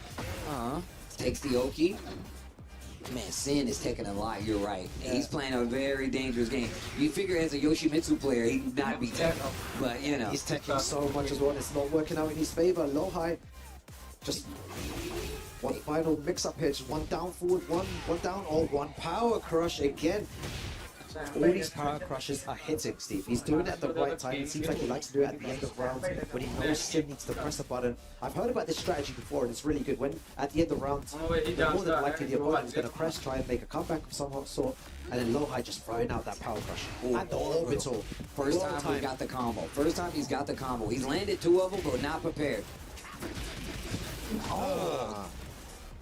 Hatchet. Yeah, this is first. Lohai right now. He's playing so strong. Sin, you need to pull something out the back here. And Sin going for a spin. Actually takes away his own life, but he gets the counter hit, but the wall almost messes up the combo. Flash, let me get some of that life back. Yoshimitsu with one of the unique characteristics of getting life back on most combos. So close, and the confirm there by Lohai, 1 round away from moving forward and eliminating Sin on the Esports World Cup. Elimination point on the line. Oh, just single jabs. I like this. Poke him a lot more. Look at the life lead he has just by pokes alone in Lohai. And the thing is, all those pokes, right, maybe 5 or 6 pokes, took so much health, but Lohai just got 1 launcher, and he's already evened it out. This is going to be an awkward combo. Can you convert those in? Nice adjustment. Talk about conversions. Talk about conversions. Okay, Sin. Lohai biding his time. Going to the defensive route. Knows that offense is the name of Sin's game, and he's trying to thread that needle. Engage. Wait a minute. This is a dangerous situation, Sin. What have you got Lohai on the front foot, Steve? Almost. He lucky that didn't hit on the ground. Oh, Wait a he's minute, not gonna is he out of hit. there? No! And there is Sin. And I told you before, Yoshimitsu's around the world like to use that option to get out of there. Sin's still alive, holding on.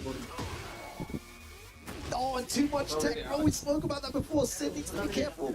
Such a good call out, Wu Kang. He is taking a lot, and Lohai is making him pay for it now. Making him pay super hard there. Sin is going to have the life lead here again. I wonder if he's going to activate Heat. He's got a bunch of options here. Your life is on the line, Sin. No room for mistakes, no room for error. Oh, wow, catches him out of the air. Wow, Oh, tries to use the charge drag boot. Oh my god, he's playing so tricky now. Yoshimitsu bringing out all the tricks. Down forward one and Sin staying alive. He believes.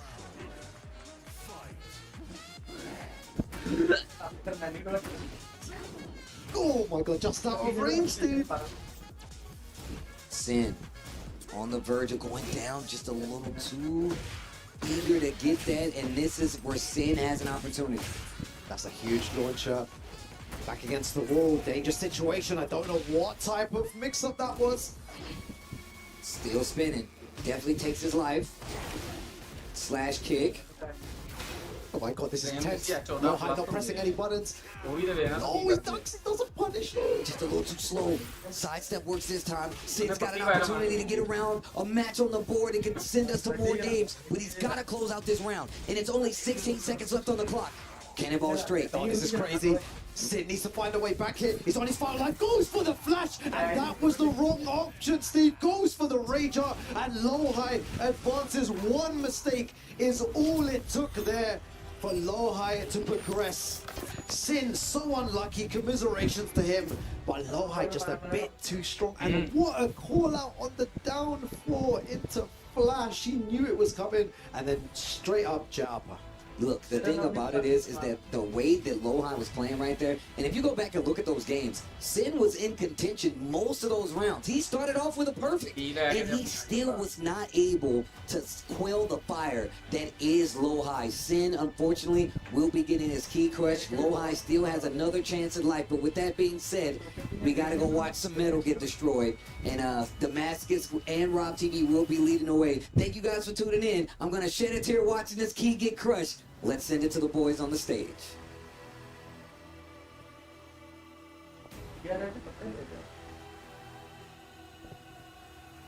Lohai still alive, and it's time for Sin to give up his key and dreams to the winner of this match as Lohai celebrates the win. Of course, please, can I get a round of applause for the lone EU representative, Sin?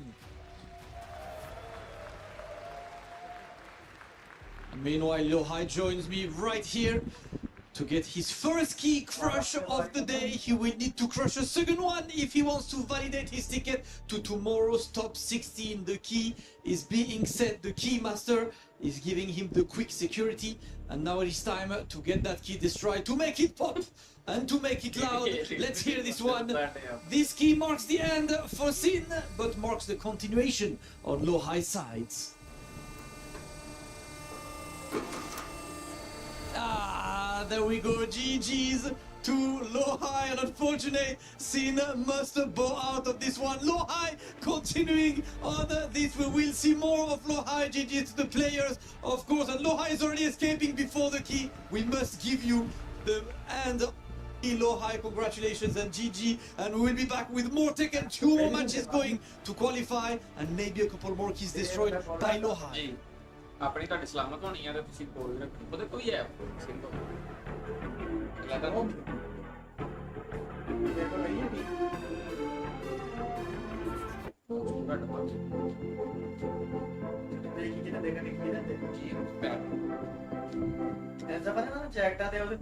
Welcome back, everyone. EWC 2026, the key crushing there. Oh my god, what a thing to witness as well. Your hopes and dreams, Tasty Steve, just crush. Your soul just destroyed there. And yeah, so unfortunate for Sin. You know, commiserations to him. He put up a great fight. You mentioned it before as well. He's had a great year, and he's made everyone proud in the EU for making it to the biggest stage.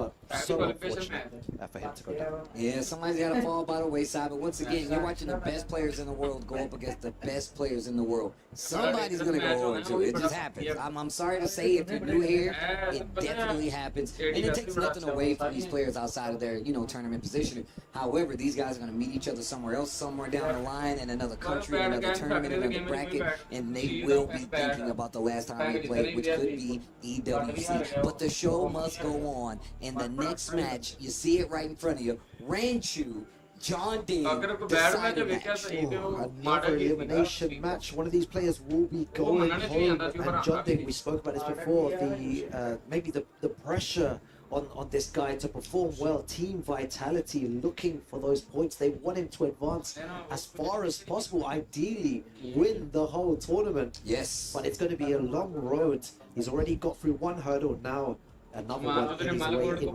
Ranchu, a two-time Tekken World Tour champion. Well, these guys are getting locked in. John Ding versus Ranchu coming up. Championship club points on the line here. You know Vitality wants John Ding to do well just as well as Barrow wants Ranchu to do well, but it's all about who wins. Big counter hit to start it off. And I'm going to tell you right now, I honestly can't call this match. No, it's going to be difficult. And the beautiful thing about us watching at home, us on the commentary desk as well, is that we can see those small micro adjustments. We can see when they change their timing. It's so nice to see, especially in Tekken 8. So but right now, both of them just swinging the first round, trying to suss each other around, trying to see each other's timings. And it's almost over this first round. John Ding running away with that first round. 32 seconds left on the clock. First blood. I really want to see what John Ding does here against Ranchu's lows. We've said it's a big part of Ranchu or any Bakuman's gameplay. I want to see how John Ding manages to find the way around. Well, John Ding has crazy movement with the Eddie. He always has. And I'm sure he knows he can't play his character up as close as he plays some of the other matchups. So you're right. I would love to see what his option is going to be. And right now, it's offense. Gets the explosion off the wall. Shout outs to Clive and the crew.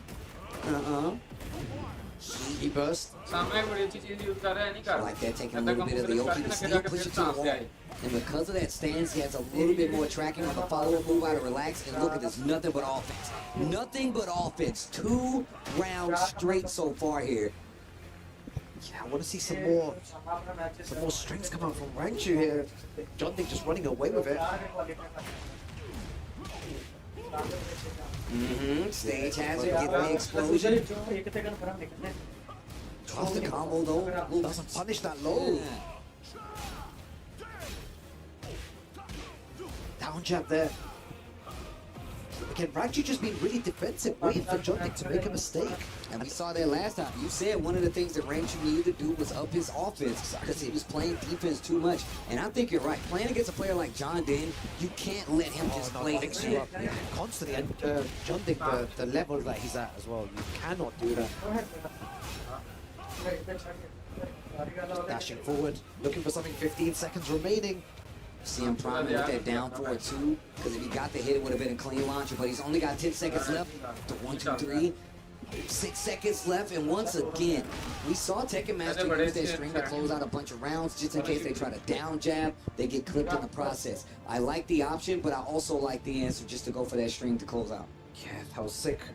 John Ding, 3 rounds straight against Ranchu. How is Ranchu going to adapt to John Ding's gameplay? Even though Ranchu is having perfect punishment on all those unsafe moves that John Ding's doing. John Ding doesn't really care. He just carries on going for it, carries on using his offense. He's not really deterred from going through those options. He's not taking major risks with anything. Just maybe a -12, -13 punish here and there. But he doesn't care. He's like, oh, you're letting me run most of my offense anyway, so I'm just going to keep doing it. Bro, if you want to gamble, go right ahead. You going to block this? I guess you'll find out. But Ranchu back into it and turns up the offense. Giving us shades of life right now with the running threes.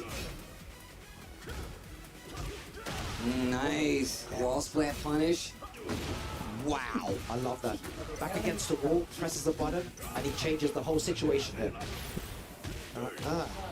Wow, look at how much travel he gets across these stages. This arena is definitely a lot smaller, but still, Falcomam definitely gets the opportunity to do some crazy wall carry on stage like this. Does John Ding believe he can make a comeback here? I bet you he does. I mean, it's not gonna happen, but you gotta do it. Of course, yeah. Even if there's 1 pixel remaining, you need to try and find a way back. Nice jab interrupt there. Down jab. Yeah, I want to see like more free ones from Ranchu, or go for the free 4 option as well. I don't know. Like he's not going for anything at all. You gotta be careful though, because we know John Ding is definitely a down back monster. Yeah. So if you swing high, he's definitely gonna hit you with a Wild Rising 1. And maybe that's why he's not doing it as well. Going for that big low again, and Ranchu answering back with 2 rounds in a row. Let's go. Nice whip punish. You see how he got that whip punish? He dashed in, dashed back. Ranchu did something, and then he dashed in and got the whip punish. Oh, that was so sick. Goes for the sprint kick. Engage. Off the wall. It's going to be a big combo. I didn't even see the wall there, man. That was sick. 2 locked in on the battles. And then the double nice wall damage. big 81 damage. Yeah, John is just trying to find a way out. Oh, nice sidestep. 3+4. Almost got the wall. Sneaks in a low. Oh my god, just goes through. Plus frames. Great punish. Great block and punish. He's got some great life to recover. That offense is going to help him get a little bit more back. Oh, I love the buttons that Ranchu's pressing now. Single jab, not letting Johnny get in, and the block punishment still on point. And when he mixes the offense with that stone wall defense of Ranchu, he becomes so dangerous. And that was very well played from Ranchu. Ranchu saying, yo man, I'm done with the Bears. I'm on to Falcon. John Ding looking real composed. I saw a tweet where he was like, man, I can't wait to play for the Vitality fans. And I gotta say, man, Vitality, you guys got some bangers with John Ding. John Ding, and look, not here, but King Ray, also just the same. Yeah, John Ding definitely does put on the show. Going for the mid. John Ding holding his ground. Ooh, speaking of holding his ground, the explosion sends him down to the bottom floor, gonna get a full combo extension, and he still got heat. Nice wall damage as well. Goes for a cheeky low there. Running his offense, nice sidestep, gonna get the heat engager. Explodable floor right there. Wow, handstand, and once again, he's been using a lot of handstand today. Rage right, that's not gonna kill, but he gets to take his momentum back, and he's gonna get some of this great life back, as well as take away all the recoverable great life from John Ding. Very good option as well. But you were right there, he's using a lot of handstand, Steve. You pointed out so early on, and heat smash into the round there. Great stuff. He forces the guess. Yeah, you might block. You might block. Like a couple of them, right? But then all the others. Just I'm constant guessing. Drum roll, please. And look at the life deficit already from Ranchu. So Ranchu now is forced to press buttons if he wants to get back into the game. Look at this offense on display. John Ding, wow. Wow, gets the sway punch, 3 combo follow-up, 2 rounds to none in game number 3 right now. In favor of John Ding, but jabs him out. Great awareness. Yo, the jab combo though? Looking like Tekken 5 over there. Oh, almost had trouble. Counter hit on the down 4-2. Not sure what that was from Ranchu. Oh, he's going to get the... Oh, I was about to say he's going to get the wall spat again. Going for those mix-ups, Steve. It's so dangerous. This is going to be even more dangerous, Steve. What? So unlucky. Mix-up time. Just has never gone for that low option. Just always going for the mid.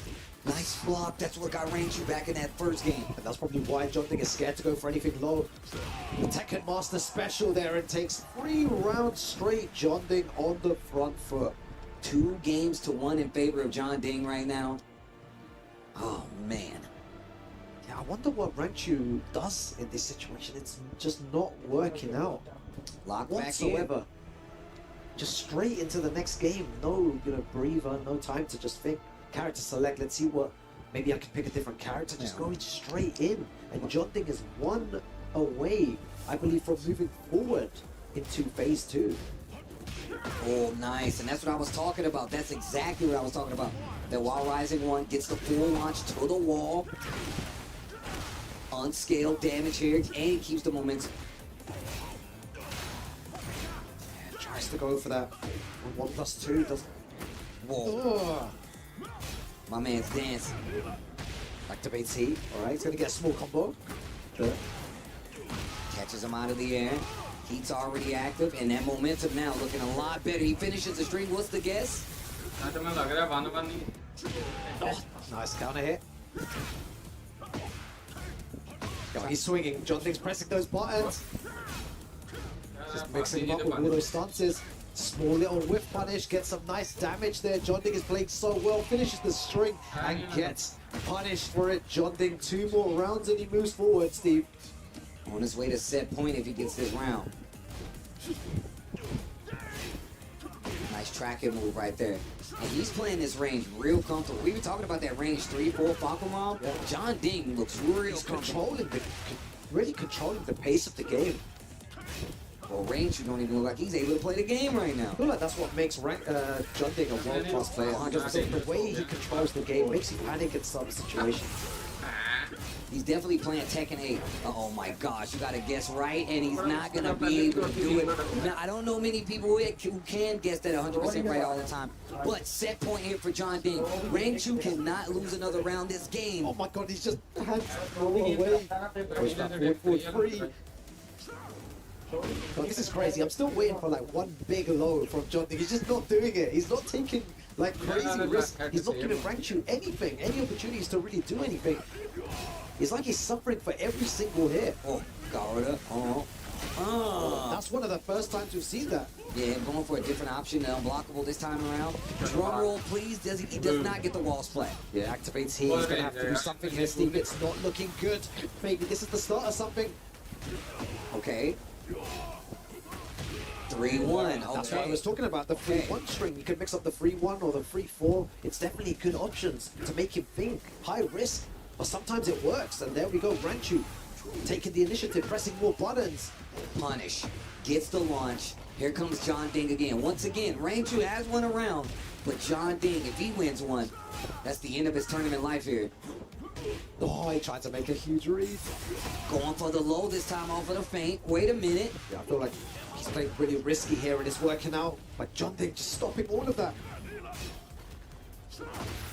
Sidestep, drama 34. John Ding could close it out, and that is gonna be the end of round 2. John Ding vitality. You know they're both happy, but of course it's gonna leave round 2 real sad. They shake hands to make amends, but it won't bring back that key. John Ding stays alive, and the Eddie was looking crispy. I'm glad you said that. I think that's what makes John Ding strong. He's been playing Tekken 8 from the beginning. He throws out there and he's like, yo, look, welcome. Make this guess. Are you going to block this low? Am I going to do handstand? And that's one of the things he's been doing a lot more. Relax has always been there, but the fact that he's been using a lot more handstand, the sidestep, the power crush, the dude's been showing a bunch of different looks. Yeah, it's so good to see as well. John Ding, congratulations to him for moving forward here, but commiserations to Rangchu. Will be going over to the stage for the Key Crush.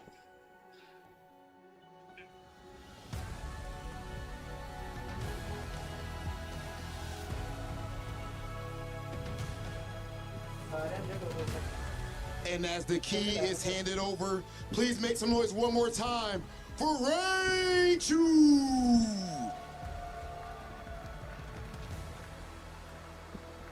John Ding, my dog, Big Swole. Okay, ladies and gentlemen, John Ding officially makes it to the next phase of the event. He's officially in that top 16. That boy swole as hell. I had to take the jacket off real quick. Shout out to all the buff gamers out there putting in work. John Ding, you're making us look good. And right now, the 2-time TWT champion is getting his key crush. This is a dog-eat-dog tournament, ladies and gentlemen. The best of the best. No remorse as John Ding handles business. Come on, John Ding. You see I got a t-shirt on, brother. You see, I got a t-shirt on, ladies and gentlemen. You know what I'm saying? The strongest levels of gameplay, the strongest gamers in the world, right here at the Esports World Cup. Congratulations again, brother. You son of a... What y'all know about that? Go ahead, ladies and everybody. Go ahead and keep it going with EWC 2026. This ain't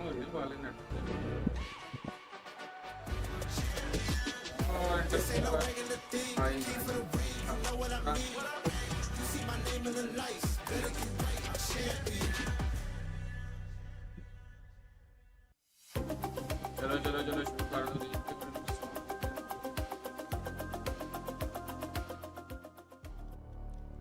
And we had to send another player home. One of my favorite players. Shout outs to Tasty Rank. Shout outs to Mimi and the kitty at home. But the show must go on. I believe this is the final match of Group B, and it is a decider match. Low High versus Rest. This is going to be tough for both of these guys. Rest has been playing very good. Low High, I feel like, and I told you this after this the last set, felt like he just woke up. Yeah, remember we took the headphones up and you was like, yeah, he's awake now. He's playing. Yeah, it was really unfortunate that he went down 3-0 against Riot there, and the Fakumra maybe just wasn't warmed up properly, but now he is fully warm, ready to play the game. And again, one of these players will be going home so early in the tournament, but EWC, there's so much pressure when you're playing on the biggest stage. You start to do strange things which you wouldn't do if you was in your bedroom and you were playing like online, if you were just there and there wasn't this much pressure. But when it comes to the big stage, there's so many factors to take into consideration which you have to prepare for mentally before the match even starts. You know, one of my favorite things about fighting games is the fact that, like, when you go to a tournament, you have to play in that setting. You can't, you're not playing at home with your shoes off and your mom bringing you hot cocoa. Like, ain't no Discord call. It's just you versus your opponent. And you gotta get the W. And it's a lot on the line when it comes to EWC club points. When I say you get a TWT spot, and then on top of that, a lot of money. But here we go, Low High versus Rest, Group B. This is a decider match. Let's see who gets it. Let's see who moves forward here. Again, we're so used to Rest pressing those buttons, but a really nice duck there, and the knee, the counter hit knee. Lead the body smoke, 98 damage. Low High is definitely awake there. One mistake from Rest. Low High just punished him hard. One heat smash, and that was it. He was gone. Down for protection, sidestep into the jet upper. I told you. Somebody had some coffee. My man's awake. Oh, counter hit. Wall not gonna stop this combo. Low High cashes out with the heat, gets the spike, keeps him right there, but he needs to be careful because his back is to the wall, and if Rest gets something big. Look at the pressure that he's putting, and you called it, Steve, you called it. And people are tech rolling every single time. They need to relax sometimes, stay on the ground, don't do anything. He's ready with that taunt. Low High is playing so well. I like that. Rest trying to switch up the approach. Causing Low High to play a little bit more defensive, and he's got a couple of looks shown, but nothing big except for this launcher. Does he use the heat though? The wall's right there. Yes, he does. The pressure. A very good way to use heat as a defensive option. Alleviate part of that pressure, but Rest is still on the front foot. He's holding that down. Rest needs to be really careful. Oh, wow. This next exchange, if Rest gets one more hit, life. Oh my God, Low High. I told you he was awake. Leave the body smoking. 3-0. Low High is definitely awake right now. He's playing like a monster, a man possessed. He wants to make it through into the next phase. But Rest, man, just one small mistake is what cost him every single round, right? One small mistake, straight to the wall, and then one final mix, back, and it was done. Yeah, I mean, look, I'm glad you pointed out. Everybody was Tekken versus Low High. I'm like, did you forget what character you're playing against? Yeah, Low High can definitely do the high execution stuff. So if you're on the wall, just be prepared to see a flashy combo. Especially if you're teching on the wall. And the low parry, so on point there, Low High. Okay, he on for the carry. He's trying to take all the way to the wall, but even if it doesn't take all the way to the wall, he has good positioning, and that's where he wants to be. He wants to be able to be in that range to be able to use taunt. And look at this offense, back forward, looking for a duck potentially. Finds it, but he gets the block. Rest spins the rest of the heat. There goes for the... No break. Counter hit too. Gunshot, grab it. For the confirm, very nice low time. Rest still in the game, not giving up here. Slow him down with the pokes, going for the legs. There's the power crush. Loai's represented that in multiple sets now. No punish. He went for something big there. Oh, he gets him in the back. Yeah. What's the combo like here, though? Chop it? No. Uh-huh. What a duck. Still wasn't ready. Tries to sidestep out of the corner. Rage Art to call out the pressure. And remember what I said? That's the thing about Warrank. Yeah. He literally is like, how well do you know how to fight this character? Do you know my strings? Or are you going to call me out on some of these blatant highs and launch me forward? Rest, checking the boxes. Oh god, I want to see some more down forward fours from Wrestler. He started doing it at the beginning, trying to catch, you know, Loai moving because he is moving at times. And there again, the sidestep, maybe some more homing moves. Oh, I like this combos. The awareness. Looking for a take right there. Huge block damage. Oh, and the duck there just stays ducking. Oh my god, the taunts. This guy's feeling himself. Bruh. Okay, alright. Loai.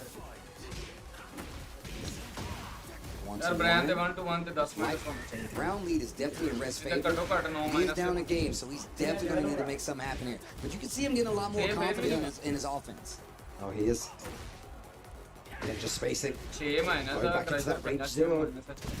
Rest pressing those buttons. Loai just looking for one opportunity. And this has happened so many times already, I said. And look at the damage that he loses because of that one mistake. And back against the wall. Spins it. No resources left, not even rage. Rest goes for a big swing, and Loai is ready with the punish.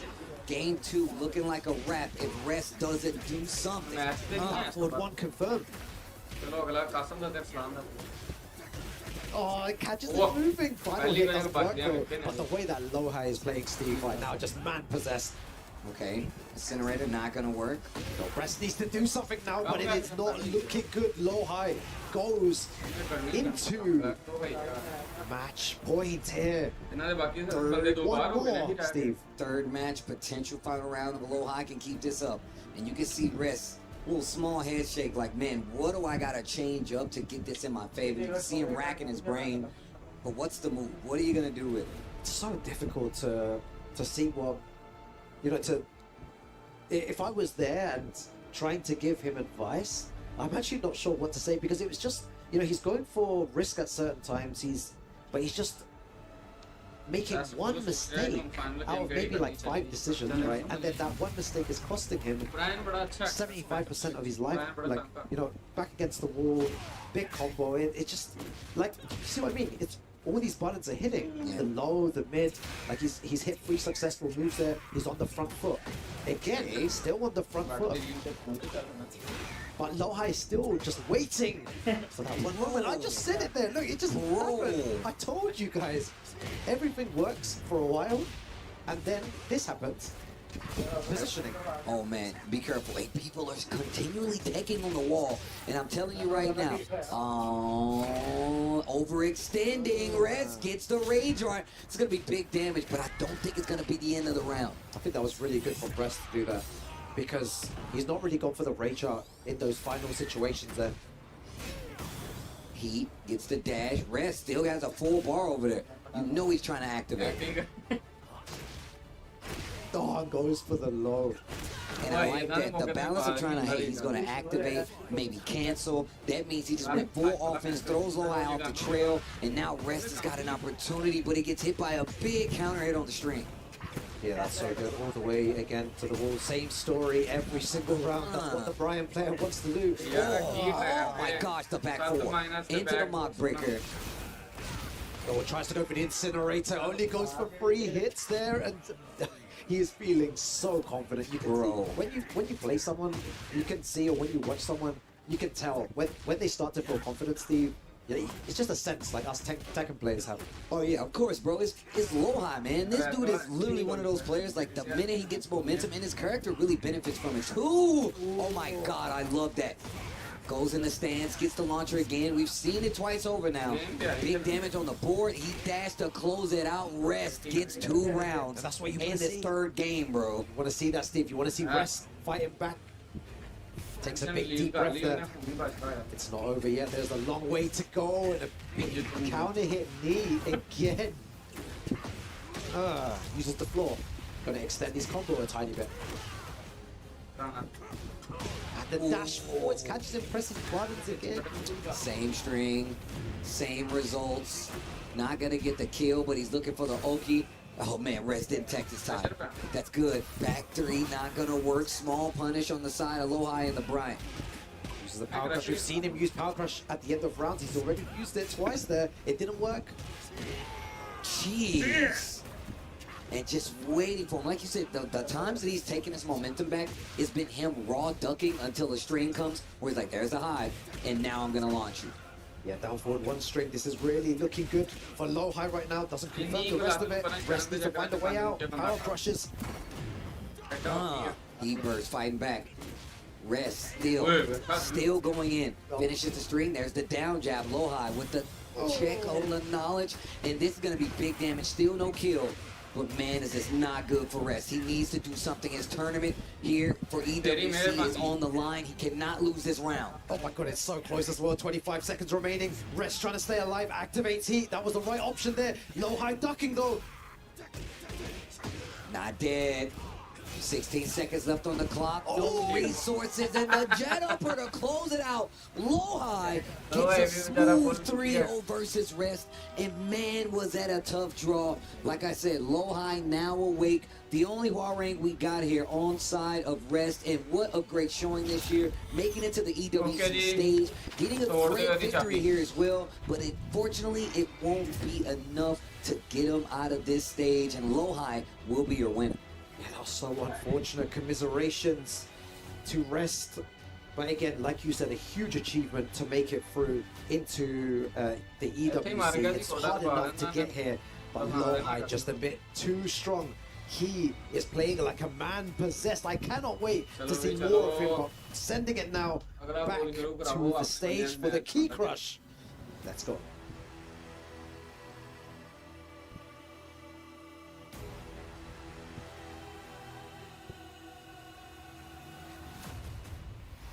Another match comes to an end as Rest must give his key up. Lohai, the winner of this match. But of course, can I please get a round of applause for Rest? As Lohai once again joins me on that crusher. He crushed one key earlier and he's about to do the same on that second one. This is Rest's dream that are being shattered live right now as Lohai validates his ticket for tomorrow's top 16. A hard-fought bracket, and let's hear this one.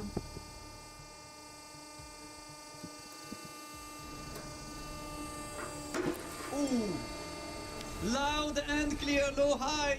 Congratulations, GG's to you. Lohai will be back tomorrow on that top 16. We already have 4 players qualified top 16 after this group. Closing this group now, and now it's time to go back to the studio to introduce the next group as one more group coming up here at EWC.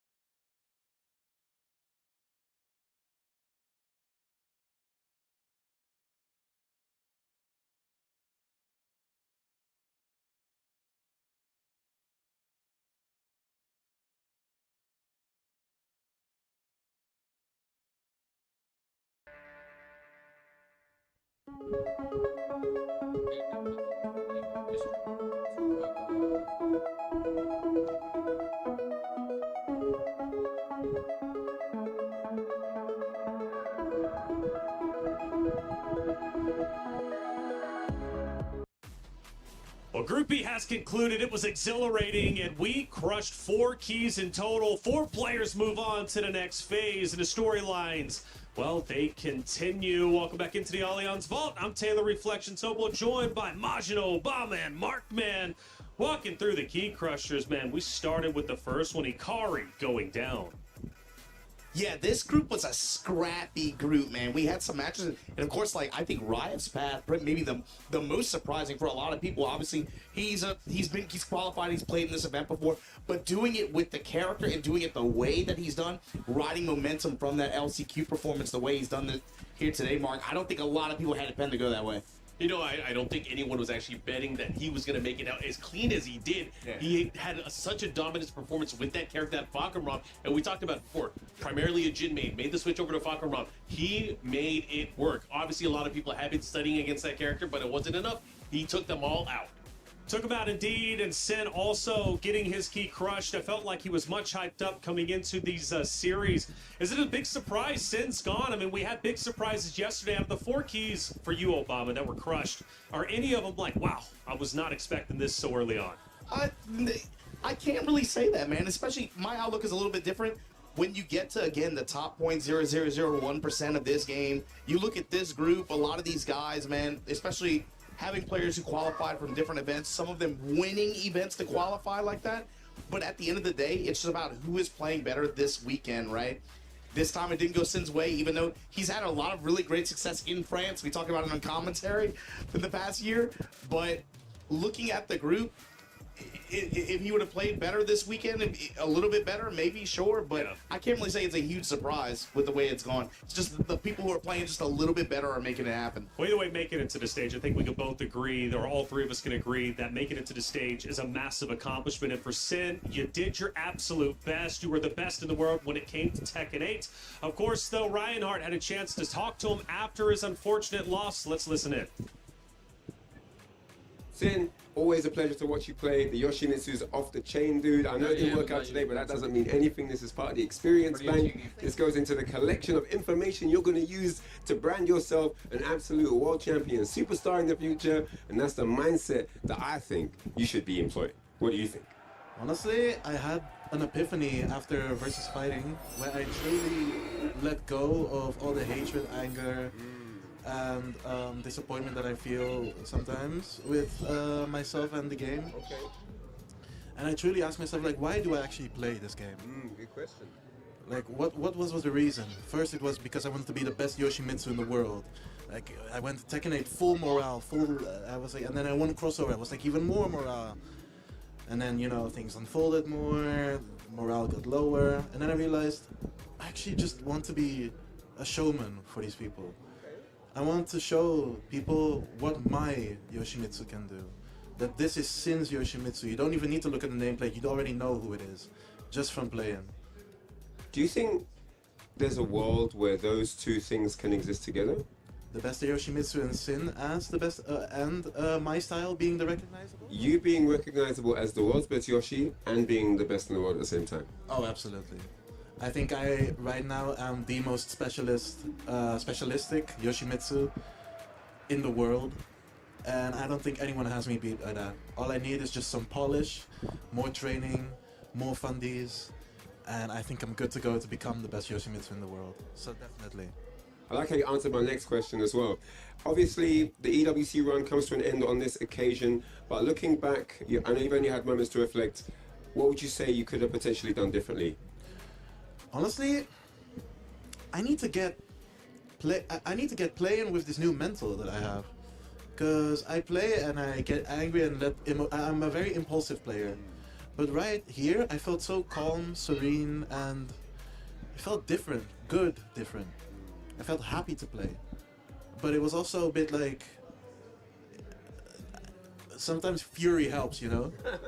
Sometimes rage helps, sometimes anger helps. And I just need to learn how to deal with my new mental right now. In the words of Itachi, analysis requires calm. Itachi was here. Wonderful. There you go. I'm going to leave it at that, guys. Hope you enjoyed the interview. Catch you for the next one. Take care.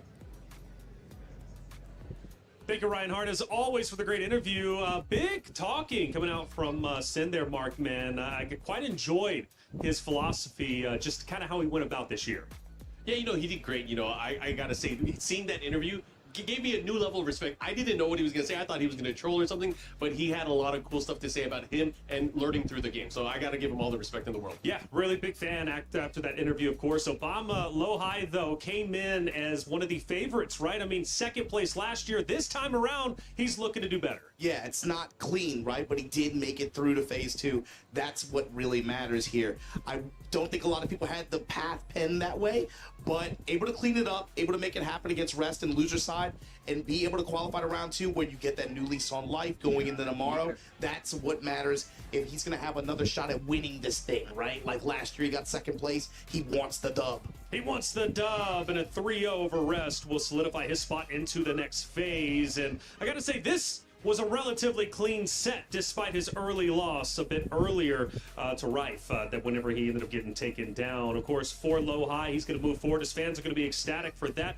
Just to shout out John Ding, though, also going forward for Vitality. That is big news, especially when it comes to the club championship race. But that was all of Group B. One more group to go. We now transition into Group A, and the players are arriving, and Reinhardt is bumping into some of them. The scorching hot sun is just a slither of an example of the heat that surrounds the matches about to go down here for phase 2 of day 2 at the esports World Cup. What's going on? My man Arslan Ash going to be taking on CBM. How do you feel? It's kind of like a return grand finals at the TWT. I'm feeling a bit nervous. I think the first match is always you are not prepared, you know. I just want to win the very first match. I think the rest of the matches will be alright. Okay, man. Good luck to you, sir. Yes, CBM, man of the hour. I just spoke to your opponent. We know you've played each other many times. You've watched each other's matches. You know each other's styles. What's the mindset going into this one, CBM? Every time I met Arslan at big tournaments like EVO, he blocked my way lots of times. But this time I will block his way. Oh, I like that spice. Okay. Okay, you do that, sir. You tell him I'm going to block his way. Best of 5. Can't count. Thank you, Reinhardt, as always, getting the lowdown on the players as they arrive to the venue in the hot sun. But it's a little bit cooler in here, but it's about to heat right back up because Group A is about to go down. And Obama, we got some spicy matches. Yeah, this is another group where you're looking at and it's going to get kind of scrappy. Obviously, you're Arslan Ash, and he's going to jump out at you, right? That's the Emperor of Tekken 8 right now, but the other players, it's about those other 3 spots that are up for grabs, right? And a lot of these guys, especially you're looking at people like Manja, you're looking at Breadman. Breadman, of course, this is his first appearance here at EWC, being able to get in from that TWT final qualification. What does he have in store? How is he going to shake things up here, Mark? What do you think? I think very much a specialist because he is the lone Leroy player that is going to be here in the competition. I think unless players have studied that particular matchup, they might be in for a world of hurt. He always brings it, and he has the ability to study everybody else. He has that advantage for him. So I'm looking at him to be the big surprise for this group. For me, I'm looking not only at the names, but also the orgs that are coming into play. Twisted Minds for the first time. They've got 2 of their members about to play. Luckily, one on upper bracket, one going to be on lower bracket, but that doesn't save them if they match up against each other in the lower bracket. So securing the top 2 spots is going to be big for the organization. You also have NIP and VP as well, who's about to throw down on the stage. Big orgs and big talking points throughout the club championship race, right? So this is what my eyes are personally going to be focused on because the club championship race at the top is truly getting tight, and we might even have a change of leads. Falcons was in first place. Will they stay in first place? That's the big question. Now for Manja, I want to hear from him about all the club championship updates powered by Aramco.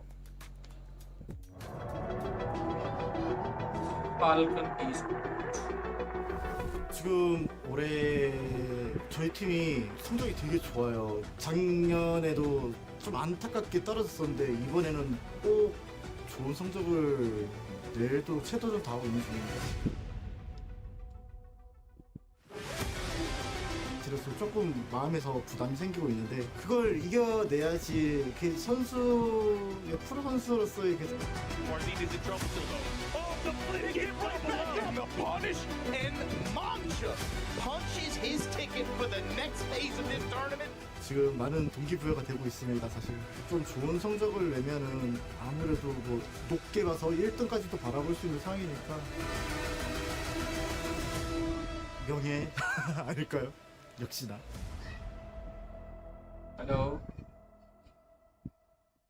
We're absolutely flying through Tekken, but over here in the Kadia City grid, we're only just getting started in PUBG Mobile. Not too much has developed, Lauren, but have we got any advancing storylines? We've got something they're definitely going to be paying attention to over the next 4 days. We have a 4-day-long group stage, 2 days of matches for Group A, 2 days of matches for Group B. We're in Group A right now, and 2 of the big names that we're keeping our eyes on are Aurora Gaming and AGAL. Now, They're in the top 8 right now for the performance so far. However, they are teams that are expected to make their way through all the way to finals and at least find themselves in the top 8 at the end of it. So definitely a CC club that could potentially influence our leaderboard in a big way if they're able to find any sort of meaningful performance here today. But then when we get to Group B, we're not there yet, but when we do, Vitality will also be over there, and they could potentially take this whole thing home. There's names that keep on popping up all over. It's Aurora Gaming, it's AGL, and it's Team Vitality. They're across a load of games this week. We'll see if they're able to get some points on the board and keep advancing. Play is in our DNA. Play. Whenever we let it out, it becomes our superpower. Now imagine an entire city being built to supercharge it. Kadir City, powered by play.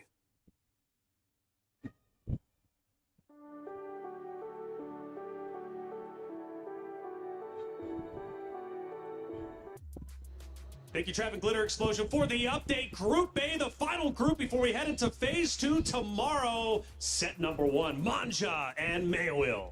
This one's going to be a fun one. You know, Manja, a very old school player, representing from around the world, a legendary Law player. I think a lot of people have kind of been underestimating Law. You know, Law received a few changes in the recent version of the game, but he still has what it takes to compete at the high level. So I think he has the slight edge, especially matchup-wise. Again, there's a lot of people looking to see him do well.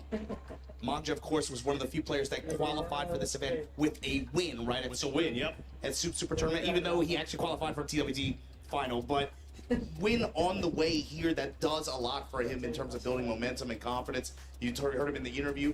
But Mayoil, in this matchup, he is another player who has been having a really great year, really good consistency on his end too. And this matchup is just going to be fun because of how Manja wants to play it. He's going to want to get in close quarters, but Maoil's reads defensively, how that's going to play out in the first of 3 is going to be the fun point to watch. And they've got a long history playing against each other, not only in this title, but previous. It's Group A, the final group before Phase 2 tomorrow. Hollywood Rob TV, Damascus, set the stage up. guys. Ready ho jao. मारदाड़ शुरू होंगे.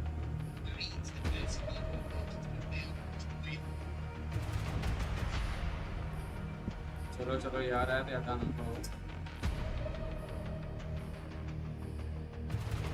It is time for the final group. We closed 3 groups already and now 4 spots remain on that top 16, and that is going to be the group. This group, Rob, has a lot of killers, including the one and only Arslan Ash. Arslan Ash, and I'm telling you right now, ladies and gentlemen, Arslan Ash is about to cook up in this event. I ain't trying to be biased, but it is what it is. 8-time EVO champion, not a chance in HE double hockey sticks that he does not pull up and show up and show out, Damascus. I mean, especially when there is a title that's been elusive to him, you know, for the last 2 years. He's trying to break that curse. That's going to be interesting, of course. Plenty of killers in this group, starting with the match that's lining up right behind us, Manja and Maoil.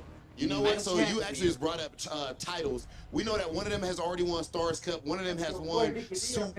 You couldn't even win a Tekken tournament in a Soup kitchen, Damascus. So how do you feel about the fact that there's a Soup tournament champion right here on this stage? Is that the reference of me cooking you on Tekken? Don't ever in your life disrespect Big Hollywood like that. That's it, ladies and gentlemen. We ain't about to disrespect these players or the audience at home whatsoever. We have an absolute, what I'm about to say, Damascus, what I'm going to say, you know my words, a certified banger on our hands right now at EWC 26, ladies and gentlemen. Let's go ahead and get into it. This one, we're about to see who is going to move on to the next round. This is going to be Manja versus Maoil. Let's get to it. Welcome everybody, this is EWC and we are officially in Group A, the final group, final 4 spots to make it into that top 16 for Phase 2 tomorrow. Who's it going to be? But the first match is going to be Manja versus Maoil. I'm MYK, calling the action for this block. It is joining me with Majin Obama. Thank you, bro. We gonna close this Phase 1 out. They put Group A. We got Maoil, Manja. You can put Money MYK on here with me. Let's go. This is the matchup, I think, looking at the openers that we have for Group A. This one, I think, is going to be the most exciting, the most violent. Just because of the way they want to play, right? Manja's going to try to get in close quarters, try to run dragon pressure. But Maoil and how he has been playing Jack, especially this year, especially recently, his reads, bro. The way he uses Gamma Charge, especially just to be able to counter and parry a lot of different. It's going to create a sense of hesitation in the Yomi eye in how Manga's going to have to pressure him. And, you know, there's going to be a lot of grabs that come out as well, I think. And grabs and lows are going to be a big Yeah, have a gotta big follow the impact on Gamma this Hall. range. That's the fun part about this matchup too, because Jack, very big character, hard to step around some stuff, so he kind of has to try to roll through it with the Gamma Hall armor stance. He But we'll feels like see. a trash can, bro. Look at those hips. Dump truck, The back it up shoulders. and dump it. Heavy activate, early or wall to the push. Wall push, rather. Big damage on Manga's side, and the slide, the nunchuck, final mix, double up into the smash. Okay, good comeback from Manga, round number 1. So I'm leveraging slide early on here as well. Just kind of put it in Mao's head. Big down 4-4 counter hit, gets the link, takes the non-engage crouch throw version. Oh, just dragging the slide.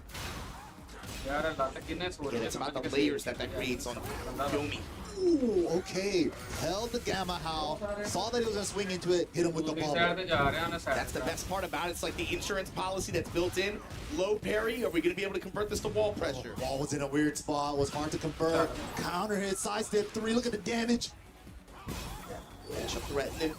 Denies Moyle's heat because of it with his own heat smash, smart lockout. Smash step in low. Double dragon on the down jab, round start. Quick sidestep and look at the conversion from that double dragon. Wall pressure minus 45%. Oh my goodness. Minus 50. And the chip sequence are coming out. Getting under the jabs below. You're almost using those just as a deterrent and just to be able to break up pressure. But in the exchange after, look where Manga finds himself. Gonna blast Same it. scenario. Oh, keeps the wall pressure. Now hold the smash again. Where are we Dragon going? Shark low? No. Last time he went low, so this time he goes mid, but gets the blast from there. Raise the roof. The Patriot upper. Making some noise with it too. Still have heat to work with to extend this. Be able to push to the blast wall. Real arm ender. And the Oki lower that shoulder. Maximum damage with the heat dash. Oh, this brother Mao trying to make it to the big leagues. Look at that. Real. Welcome to TEKKEN 8, guys. Wow, immediately challenges with the jab after the down back 1. No hesitation from Manga. Again, Moyle 2. DSS forward 2. Let me hold. Let me get you with that while standing upper. Going for the heat extension. No, we're going for the spike Oki. Yeah. It again, Gamma Charged coming out. And it's on the mark, and Mao just raw dog upper in the mid-range after. The risky uppercut for the mid choice at the end. Wow, that's what you were talking about throwing it. Especially with Law, where he has a launching throw. So good. Jump Garrow wall combo. What are we doing with this? It's for Oki. Sidestep 3. Double up on the low. While standing forward, pressure goes low again. Heat burst able to buy Mao a little bit of time here. Open glass with the dash on it. Crouch jab to break it up. Every round, hold this heat smash. 1+2 throw. Nice break. Returns the favor as well. Light punish. Goes for a greedy slide because of it and is paying for it. Fortunately, out of rage. Not going to suffer too badly. While standing forward, slide. Raw dog close to it. You won't do it again, he said. You won't block it again. Drop the elbow. Time's a factor. Trying to thread the needle on the jabs. Down jab to save his life. Called out the Gamma 4. Wow.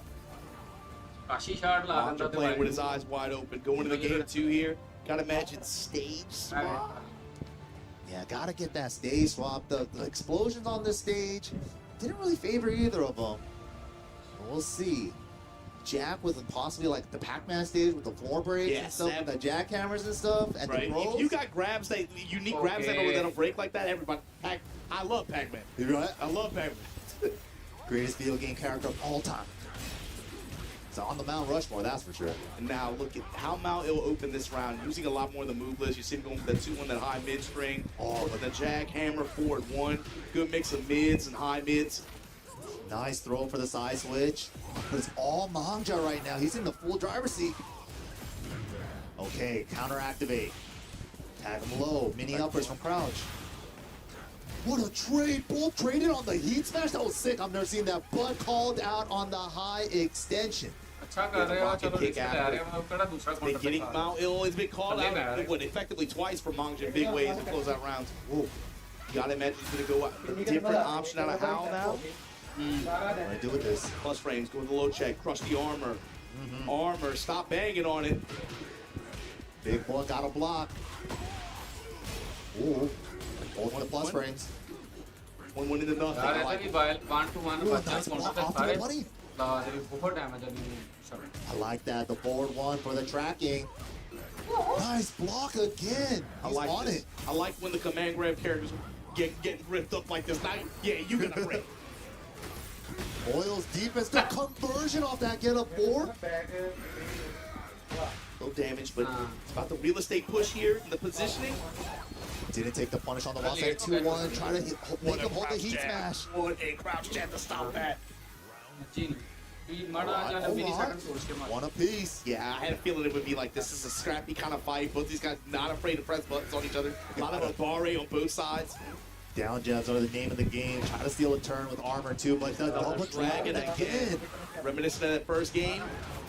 Especially to get wall like this, especially to get heat, get positioning, 90 damage. Ooh, stepping low again. Mom just really favored Sidestep yeah, it's so good. Sidestep 3, sidestep 2, and he's also doing sidestep right to avoid like a possible kip up. A lot of layers covered there from Mangja. Takes the lead in the game. Throw break, one throw. That was a real one throw. And the plus frames, what are you gonna do? Mao just holding back. Oh, flip kick out of nowhere. What the? Flip kick for the wall. It's a low wall, so adjust. Nice, nice. He was aware. Get back to the slide. Games while standing 4. Chain while standing 4. Pressure. Oh! Wasn't there in time though, but the poisonous arrow gets the splat. Back fist, and again the duck on the rocket thrust kick. Mangja up 2-0 on Mao Il, playing with speed. Yeah, he's really trying to like sneak those in there while standing 2-4 and try to keep his turn going. If it's blocked, he is at advantage, but Mangja just doing a great job of calling those out. Ill though, it's so hard, man. How do you move around a quick character like Law, where he's just locking you down with DSS pressure, jabs, dragon hammer, and as soon as you try to swing, boom, double dragon. Especially with the arsenal that this character has anyway. I mean, we're not even talking about the fact that he's like a punish character. You can't really whiff in front of him. You haven't even seen the uppercut come into play here really at all. Yeah. But when you're a big body like that and you're talking about how difficult it is to step, when you can't even leverage that against him, and you actually have to play his game and just be that good on defense, on calls out on the duck, and just blocking, it's just tough, man. Yeah, he's really trying to find an opening with these Gamma House, but Mangja's making it so tough. When they heat here, Counter throw, launching throw. Oh, misjudged the wall. Hold on. Chance for Moyo. Sherman stomp this time. Check the buttons after. Crouch stab, steal the turn back. Right in the smash. I like that. Delays it this time. He's been showing Dragon Charge low until this point. Yeah, so he did the while standing 3 to legend kick. The legend kick catches up. The high strings are costing Moyo everything. He's just believing and letting everything rip. If it's a high extension in the string, Mangja is just not letting him do it, dude. Yeah, he's not letting him get anything off of those. To the wall with the burst route. He still has all his wall hits. Smart. No counter confirmation on that wall standing 4. Could have been a splat. That time stepping in. Woo! 4-2 with the upper. Out of range. Oh, you looking like Jake Gyllenhaal right now. Bubble Boy. And right now, Mangja on set point against Mao Il. Do something. Fight back. It's looking like Donnie Darko right now. Yo, that's a crazy movie, man. That's a crazy movie.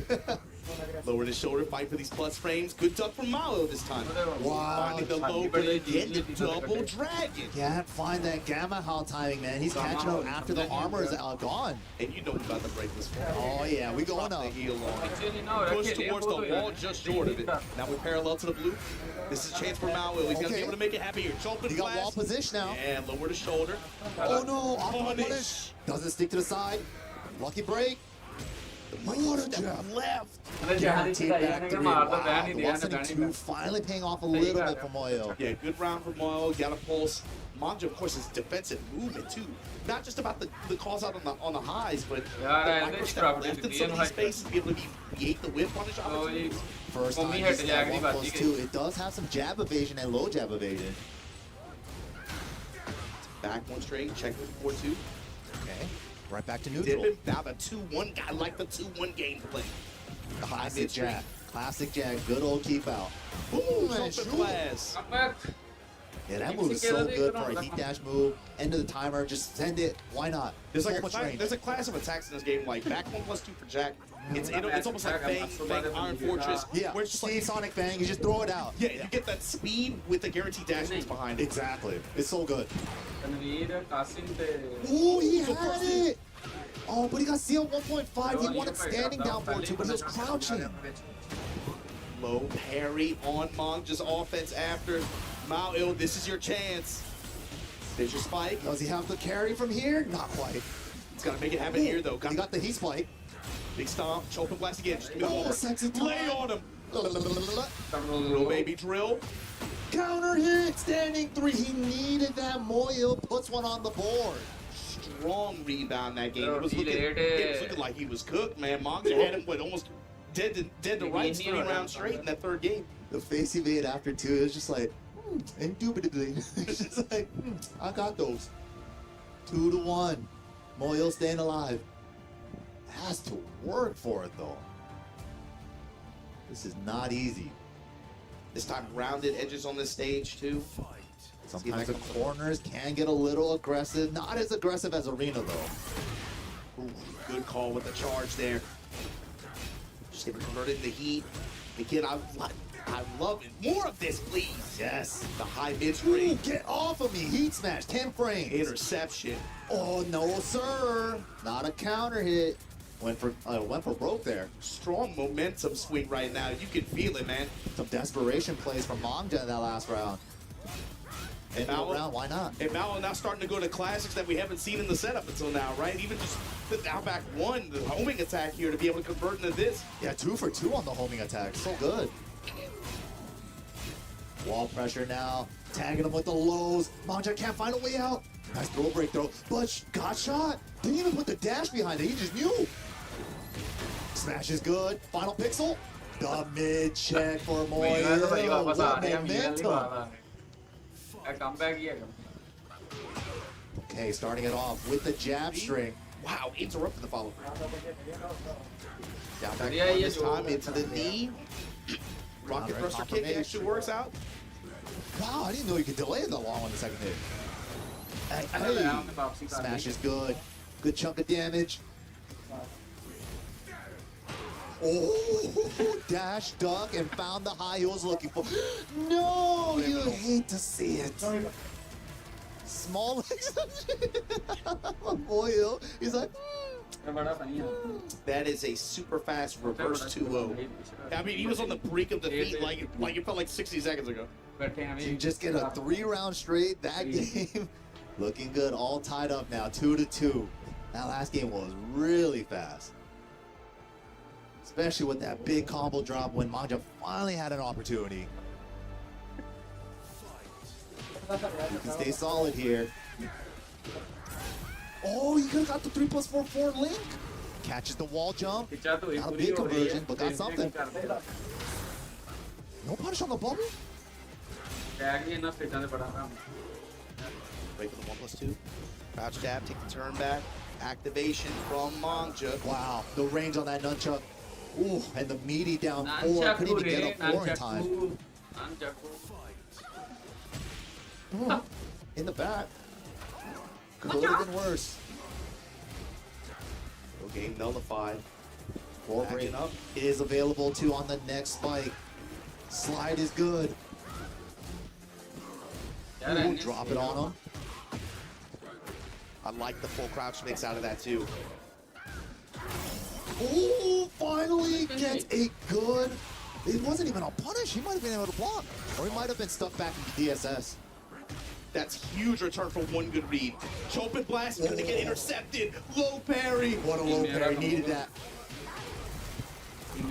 Goes for the floor break, trying to extend it. Still got heat dash as well. We're gonna hold on to the heat for the smash. What's the mix? Delay dash there. Lost 93 Legend again, pushing towards the wall. One flip kick. Oh, kick in a huge sidestep. And the hammer drops it on him. Manja back where he was a few minutes ago. Set point. Damn, Moyle with the gamer lean though. He's locked in. 1-1-1. Okay. Gets the low block, but high moves, but late on the punish, and he's paying for it. Just a little bit late, but look at the reward here. 81, we ain't done yet. Had to start the burst to get the wall. Totally worth it. Slides and switch sides. A lot of health Manja can get back to if he gets another opportunity to just lay on pressure. Smash again. What are we doing with this? Lost ending 4 this time. Oil tightening up. Oh, sidestep double dragon again. Oh my god. Kip up. Saves him. The one with the flip kick. Double flips to Chesty for Manja. Wow. That one delivered. I was looking at that group. I was like, that's a good matchup. That would be fun to watch. Manja going to be the one emerging with the win here to move on in Group A. Last group here for Tekken 8 at EWC. Mao he made that one fun to watch. He made that one interesting. Going to have another shot in the gulag, but there's some... Man, this is going to be a tough one to make it out of, bro. Especially Like, for this to group. make it out. You got Arslan Ash to deal with. You got Matsuba, Hafi's Matsuba, Japan. Breadman, bunch of these high level. Hasimir as well. CBM? Yeah. Oh my CBM? God. Not going to be easy, but great stuff to Manja there. Moyle was starting to bring it back, but Manja held on, and he's going to be advancing on the upper bracket side. But before we can move on, we got to take a short break. Don't go anywhere. EWC 2026 for Tekken 8 will continue.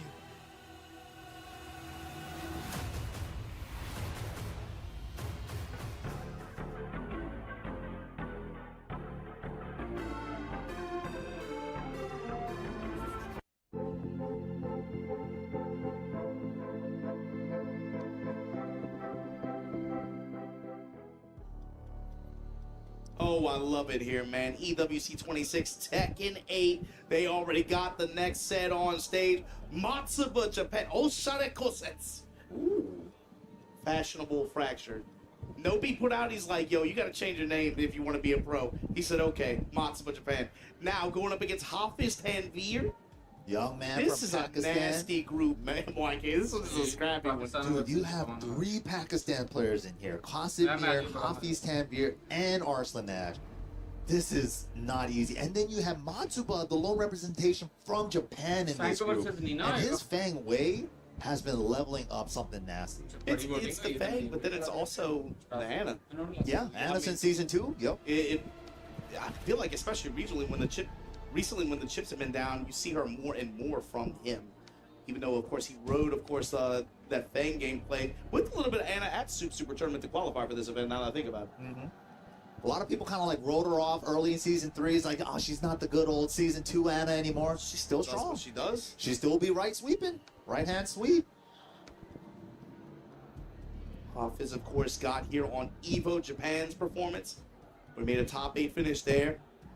No stranger to the stage, of course. Matsuba going to be the one that's his first time here at EWC. Wow. Representing West Japan. Big ups to the Osaka folks. I think we're probably expecting the Claudio versus Fang Wei matchup. Hafiz, one of the players that do rock the highest level Claudio. I remember like when Tekken 8 first came out, he's like, Arslan was tweeting about, isn't Claudio's low? He smashed cheap, especially on the explosive wall. He shouldn't be getting the whole combo there. Scary stuff. Claudio, of course, not as strong as the previous iterations where he got the Blue Moon Burst for free like season 1 and 2. So he does have to like place those a little bit more carefully now. Not as strong, a little bit more risky in general.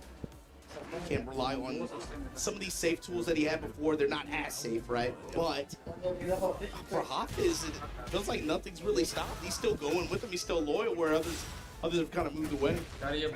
Or even others have been trying to pick up a secondary just in case to complement him. But gets the engager from Matsuba. Turning up off is sidestep forward and open stage like this. He's looking for the high after the fish hook. Minus 10, takes the punish. Block. Counter hit timing on the back four. Ooh, accidental jump. Shani jump. Nice! Up forward 2 with the wall behind it. Gets the full wall combo. If up यार and, ऐसे game में बच्चे and then the slide punch sequence after. Good punish from Matsuba.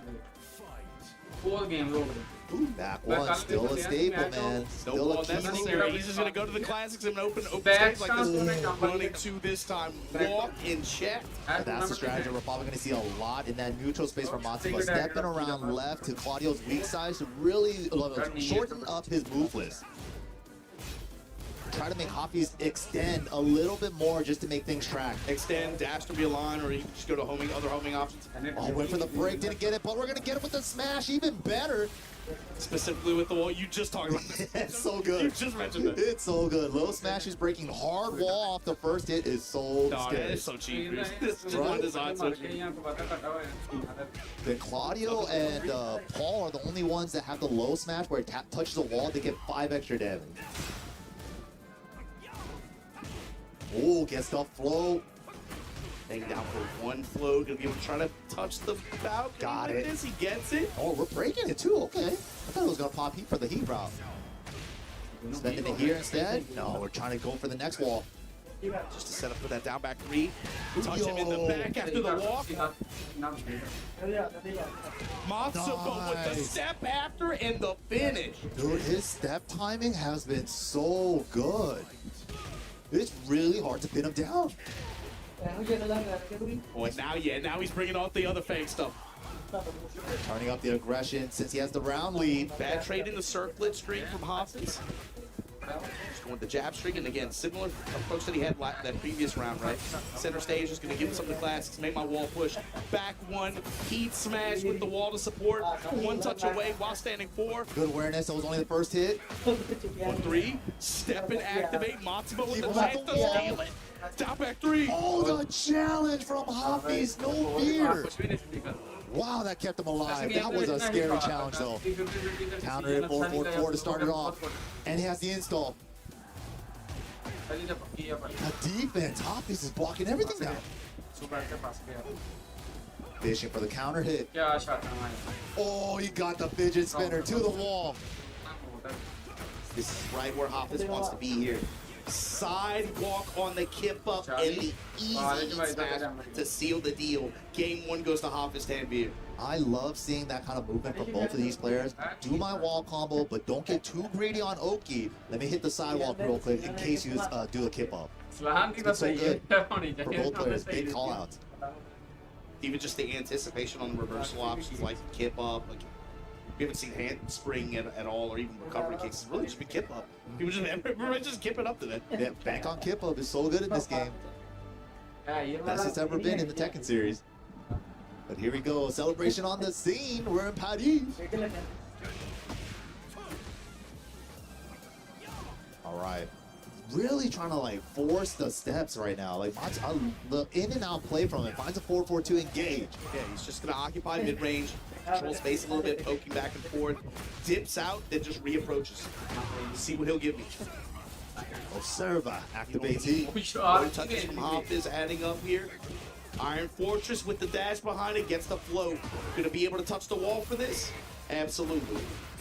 And we show him the shoulder. Nice low block there on the low shoulder.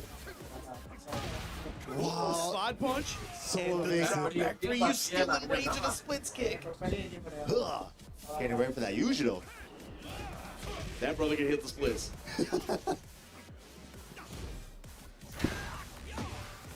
Back one where you're stepping, can't step to home and move. Wow, nice counter confirmation.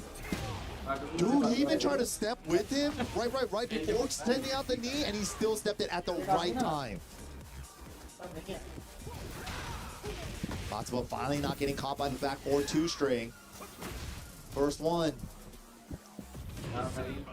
Looking for that running 2. Hafiz not biting. Visual kick, able to get him in the position to apply more pressure. Chops him up with the mids. Here we go. Matsuba with a chance to tie it up here. One round away. Claim Matsuba rounds right now.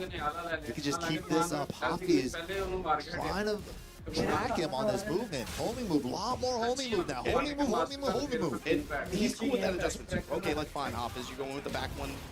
Snipe by sidestep approach a lot more. That's what he wants. Set him up for the next game. Next round. Okay, full charge to keep himself plus. Plus range, plus range. Hop kick blocked and punish. Hoppers stand here with the dash behind it. Step armor after the back one. Went right past him. Oh my god. Oh my goodness. Nice confirmation from back turn. Parallel to the wall. Can he touch the other one? Almost.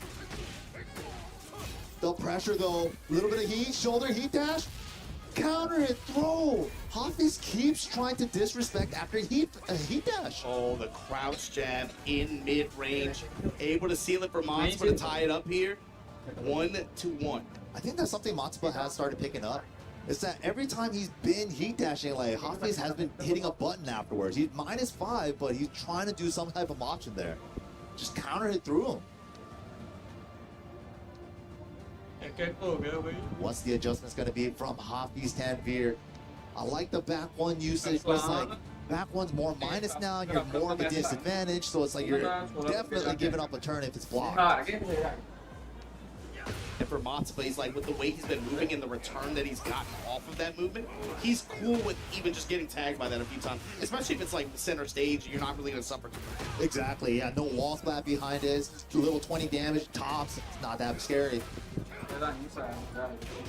Nice punish on the single hit fish hook. Break. Nice duck on the falcon kick. Could have been worse though. Served it with the dash behind it. Finally giving you the grab. Side swap. Side step forward. Gets checked by Matsuba. Good mid punish. Optimal punish. 12 frame punish. Nice. Ooh, the running knee. Side step forward. Then the mid strike after the finish for Hafiz Tanvir. Yo, what was Rankshu playing with the mic down like that the whole time? He's the only. He had the mic. He had the headset on like he was talking to somebody. Oh, damn. Damn, the strats. Maybe he was calling up the family, the power up. He's in a Discord. Maybe, you never know. We go running to engage. Hafiz Tanvir eating these lows. Iron Fortress again. Matsuba. Oh, Wentz good. Gets in a position, just apply mid pressure. And okay, here we go. That was so. Oh no, that's unfortunate. And the low smash. Hafiz Tanvir still in range to work with. What a challenge. Pulse range. Headbanger. Oh, step low. The insurance, the step before the low, creating that wall setting for the whiff. Scrambly kind of match, even after the drops. It's so close to each side. They both made the adjustments now in the neutral play. Now it's like, who can turn up from here? Just like you were talking about too, you saw that that back one. That block back one just there, at tip range like that, that's what Matsuba's looking for. To get into that range, you test him with these one jabs, these other mid options, use back Kempo to lure him in. Oh yeah, I think that's the strat actually. Once he starts relying on back one, that's when the back Kempo comes out. He hasn't even been going to that very often. He's been fighting at the very tip range. Yeah, it's almost like he's saving it, you're right. We'll see. Yeah, like right there, if he did it, he would have got him. Ooh, good counter hit. Calls out the low. Great timing from Hafiz. Gets the install as well. What do we do with it? Fishing for the forward 1+2. Yeah, he's trying to let it rip. He's trying to let it rip. Yes, there it is. Oh my god. Spin a win, baby. Spin a win. This brother playing Beyblades. Spin on him. Going for as much carry as he can. Just watch that wall push. Had the duck just a little bit too late. Ooh, duffel. And the little low tap ties it up in round count. Big round right here. Big round. Do all this work just to lose this game? Oh, for either player, so tempting. Punish with the starburst. Counter hit confirmed. Side step 4 is good.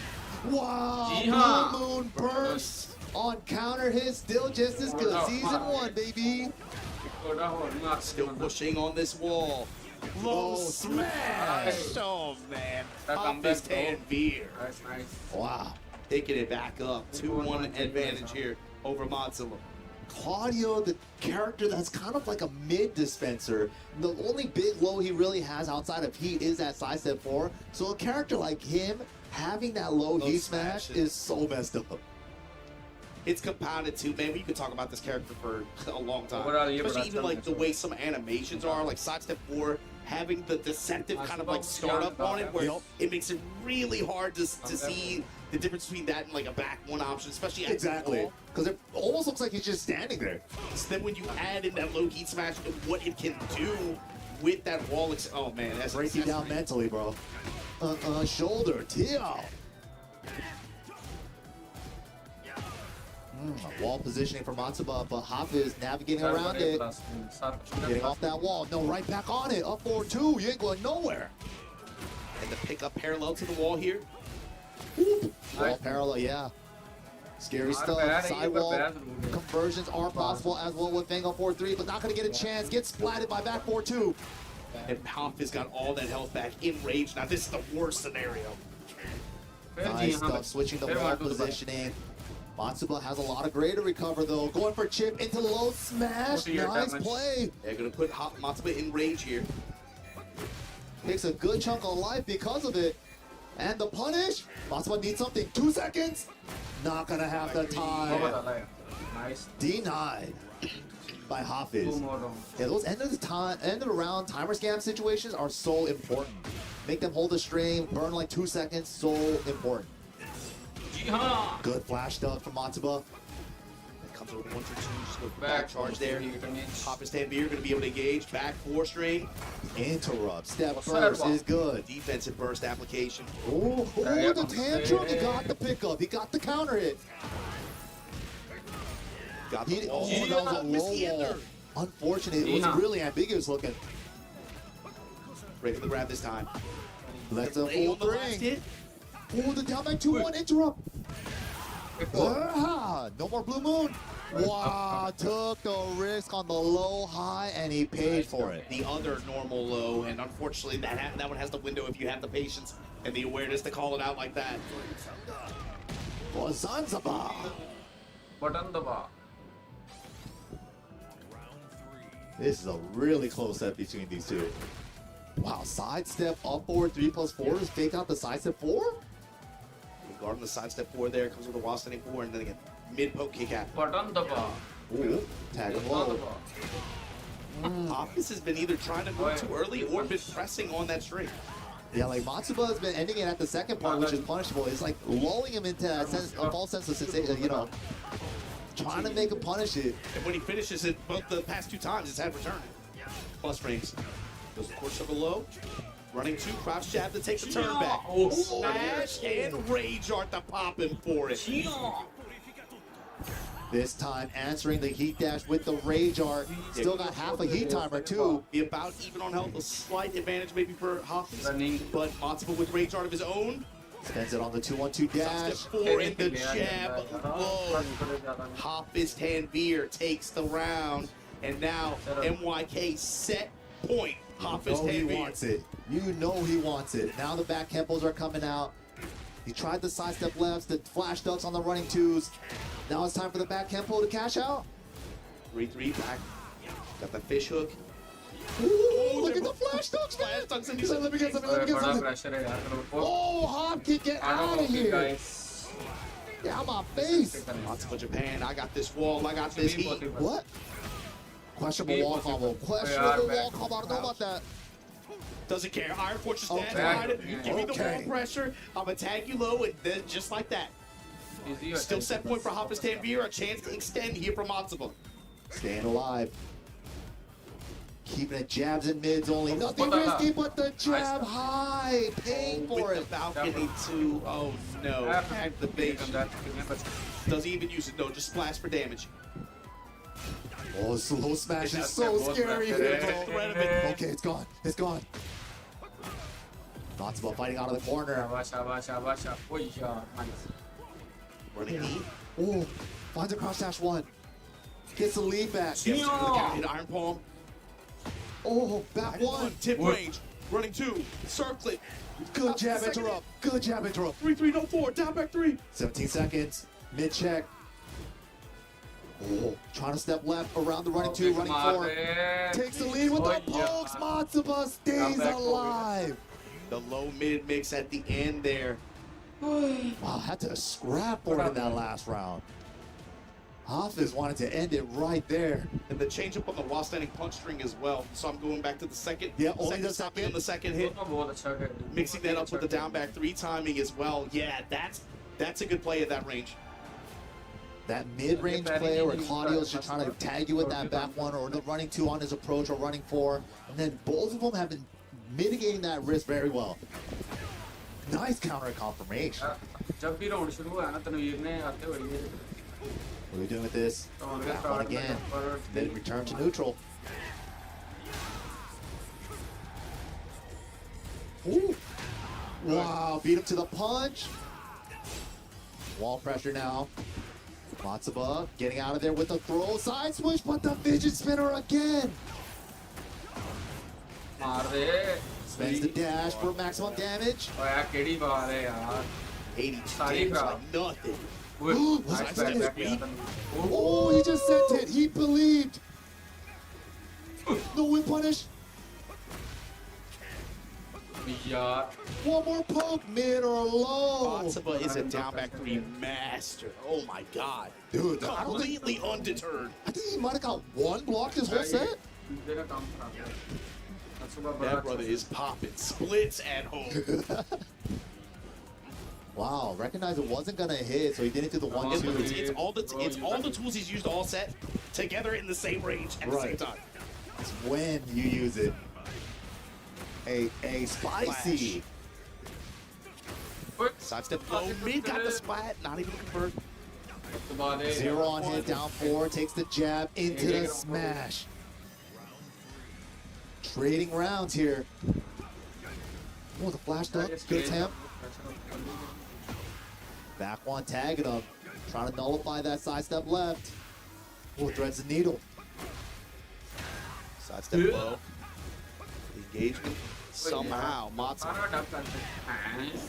Well, how did he know? Ooh, the super off axis. That could have been way worse. Yeah, the Quincy arrow, man. That was a big commitment. Matsuba could have made it pay really badly there. Oh! Big duck and fat launch, and you know where you're going. Put him on the wall. With the unscaled, takes the lead 2-1 in the game. Matsuba on set point against Hafiz Tanvir. Right. Dispel Magic in mid-stage. It's beautiful, Matsuba. Take your pressure. Core circle forward. Oh my god. Taking his frames. Oh, nice. Disrespect, hop kick, I don't care. Kick मारी और पड़ती है Huh? ओए combo miss कर रहा है Combo drop from Hafiz. ये जो खेलता है ना उसे पता होता है Wow, got a burst. One more chance. Armor through. Circlet, sidestep 4.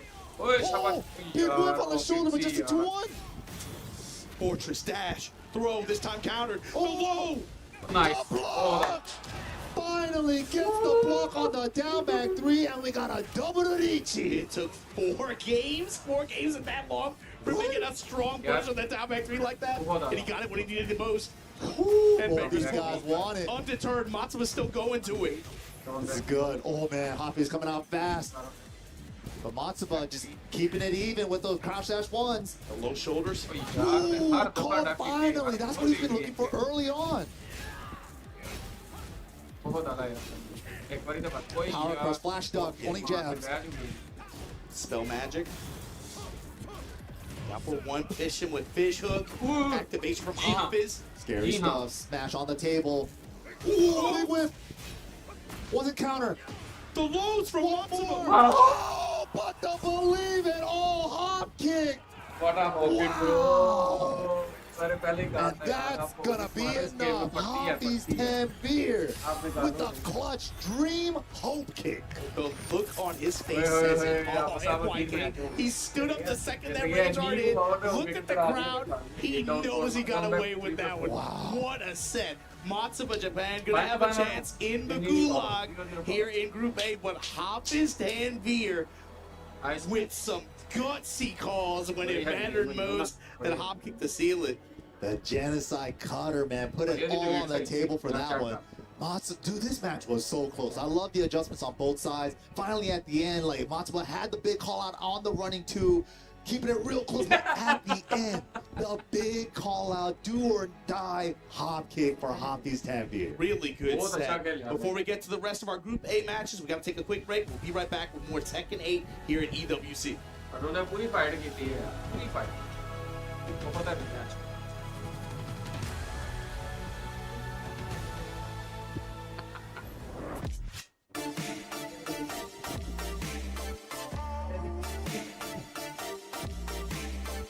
बहुत बचा तो प्योर लग सकता है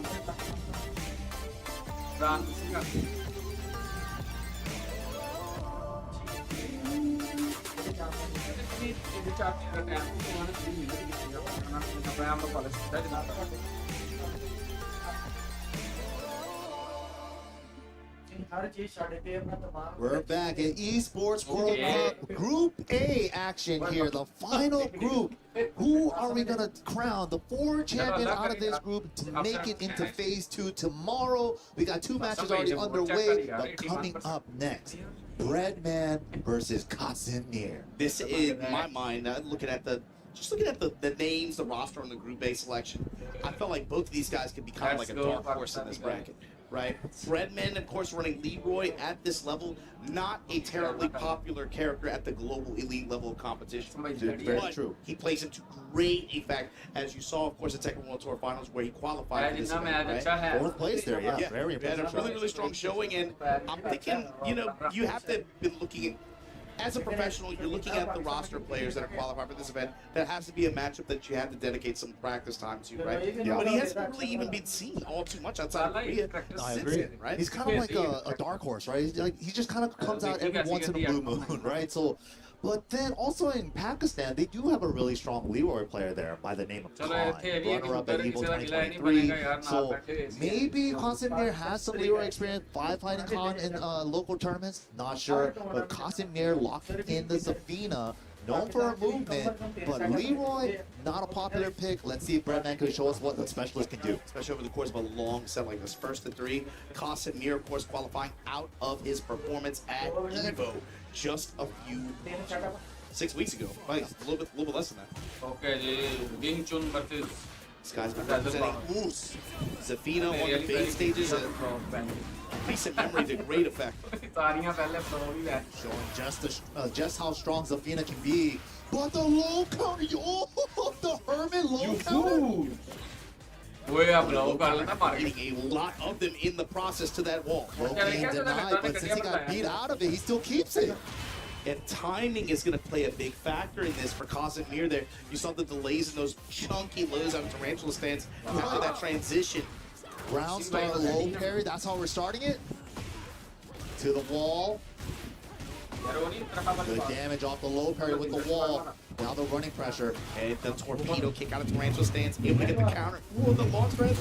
Uh-oh. Got the wall. Huge just chunks of damage.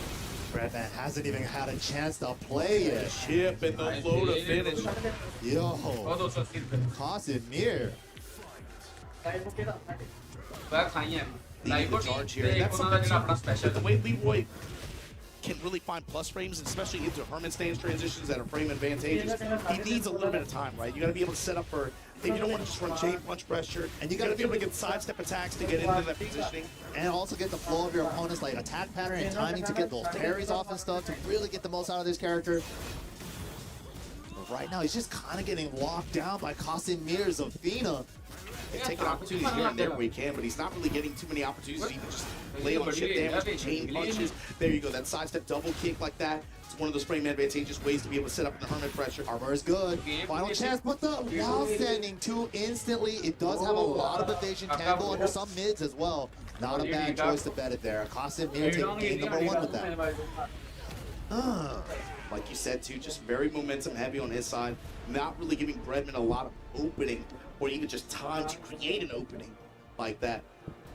It's very interesting too because Zafina, like since she got the Azazel arm upgrade in Tekken 7, and especially in this game, she has a lot more moves that utilize that, especially that back 1+2 in that neutral range.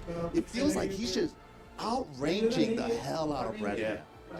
And Leroy kind of stubby too on the arm department. And even if it's not like launches, she does such a good job of just creating chunks of damage. Yeah, just doing damage for you blocking. Yeah. Chip, whether it be chip or even just those chunks, you don't get a ton of gray health. Yeah. You don't get a ton. Which is wild too, because Chip has been neutered a little bit, but she can still do a lot with strings like that. What the? What? That was crazy.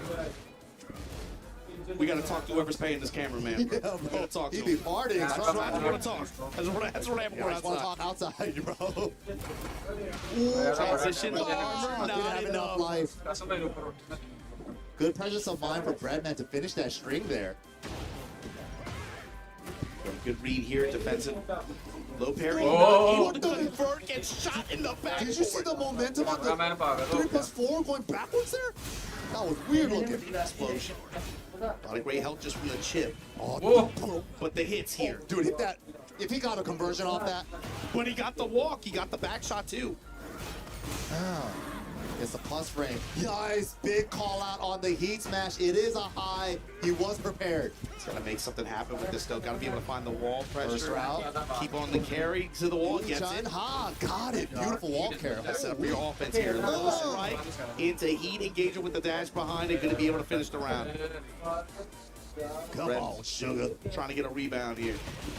Walking Nice. the man's Nice. a dog walking.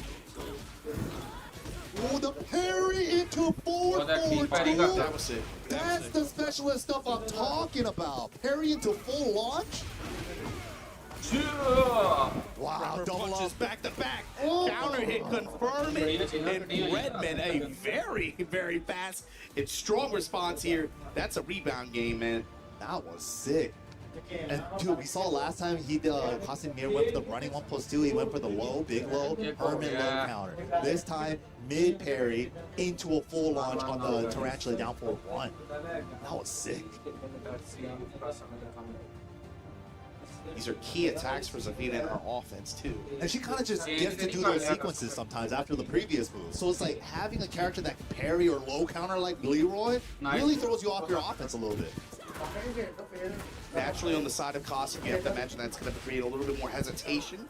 And with that hesitation, I wonder if Redman is going to be able to create an opening for himself. Nice. Ooh, good reversal though. Breaking the glass, stomp on him. Spends the install for the extra damage. Just takes the spike because it's a sidewall. This is what we're talking about, those chunks of damage. Zafina be doing that too. Just little two pieces that do a lot of damage. Tarantula stance goes for the low. Scarecrow in the squiggly punch. Good awareness. To stand up for the mid. Tags him low. Orbital gets stabbed. Casimir walking him. Opening lows, Herman stands pressure mid. We'll try to punish the parry attempt, but wasn't there in time. Ooh, where you stepping? Where you going? This is my space. I control this here. That big swipe, man. Look at the reward here. Didn't quite Ball get the positioning. Ooh, had a big whip punish opportunity, but went for a slow cane to whip punish, but gets an orbital. Hold on. Gonna go for the break. Weird sidewall. Goes for it. Yup. What are we doing here? Just send him away with some damage. Low touch, low touch. That's a dash into a frame trap attempt. Nice confirmation off the second hit of 2-1. All natural on that second hit if it's counter. Got the interruption on it too. That was counter hit. All evened up right now, but he lets the string rock. It does have a counter hit property on that second part, but it's a high. Gets the burst. Ooh, not quite. Big sweep from Herman. Sweep. Out of Herman stance. Counter hit, the crouch jab underneath the chain. That was hella good, because if that knee whips, that's the only time you can duck that. But down forward, 4-1 at the wall. Nice delay to get the wall hits properly. Ooh, and the low tap at the end. Nicely done. Casimir pulls ahead now. Ooh, what round start down 1+2? Mid engager. Down +2 to be able to put this wall pressure on him. Sidestep double kick. We armored through it. Casimir not out of dodge yet. Wait a minute, we're betting the Herman big lows and the low parry. Into the round. Literally going back and forth, back and forth. 4-4-4 into Hermit pressure afterwards. Casemir just staying patient. Yeah, trying to see what he does. He's holding back. Ooh, but gets shotgun for his troubles. Still has tornado. We're going for the blast first? Okay. Outcast arrow in the hall. This. Okay, not bad. Heavy scaling from the shotgun counter hit. But damn it, 3-0 confirmed. That was the next wall. He would have had 4-1+2. Gets it anyways. Why not? Hermit sweep. He's been banking on that. He's like 3 for 3 on those. This is a combo exhibition. Oh, sick. Wall to wall. Oh, tried it. Double low and did the check after Bredman.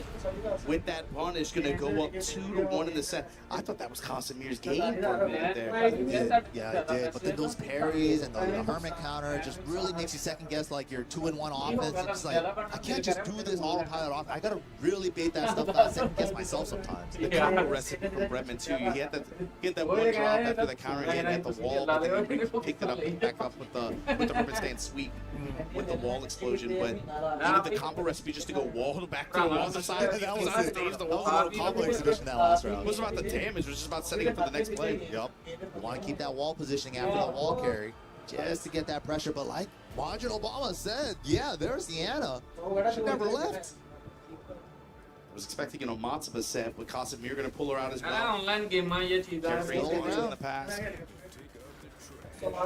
Still has her strengths. Definitely not as strong as she was in season 2, but that right hand sweep, that full punch mix is still just as potent. Oh, and look at what stage we're on.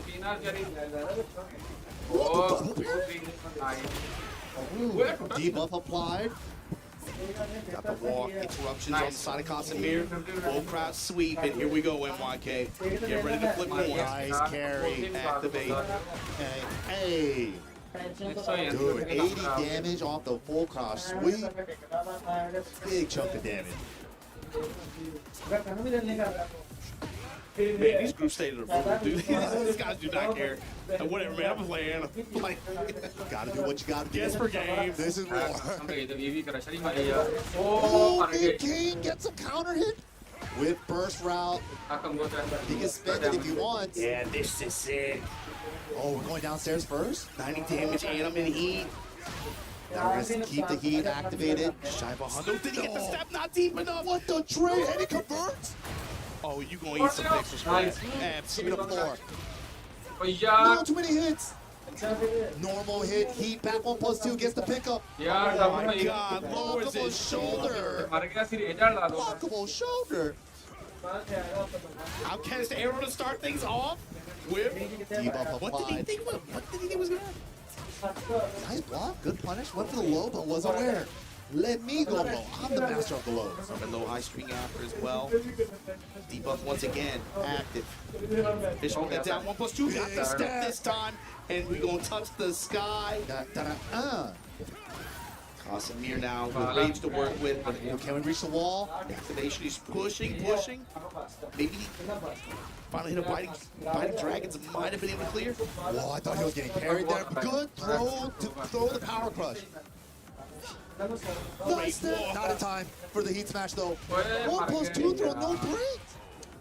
From Casemir, maybe he slid the buttons. Unfortunate there. Redman on set point. Ooh. Little punish on the parry attempt there. The winner here gonna play Casemir. Nice. Beautiful step. Are we going for the break? Wide opener for the wall combo. Doesn't matter though. Okay, Casemir staying alive with the Anna pick. Familiar round opener. We see that down 1+2 round open and engage before this set. Lows at range. Going crazy with the stances and then the Outcast shotgun. arrow. You know where you're going. Parallel to this wall is gonna be a sidewall situation, but he might be able to pick some forward. So I said 3+4. Challenges. Does not care. Mix. Hit him with the mid this time. Good kip up.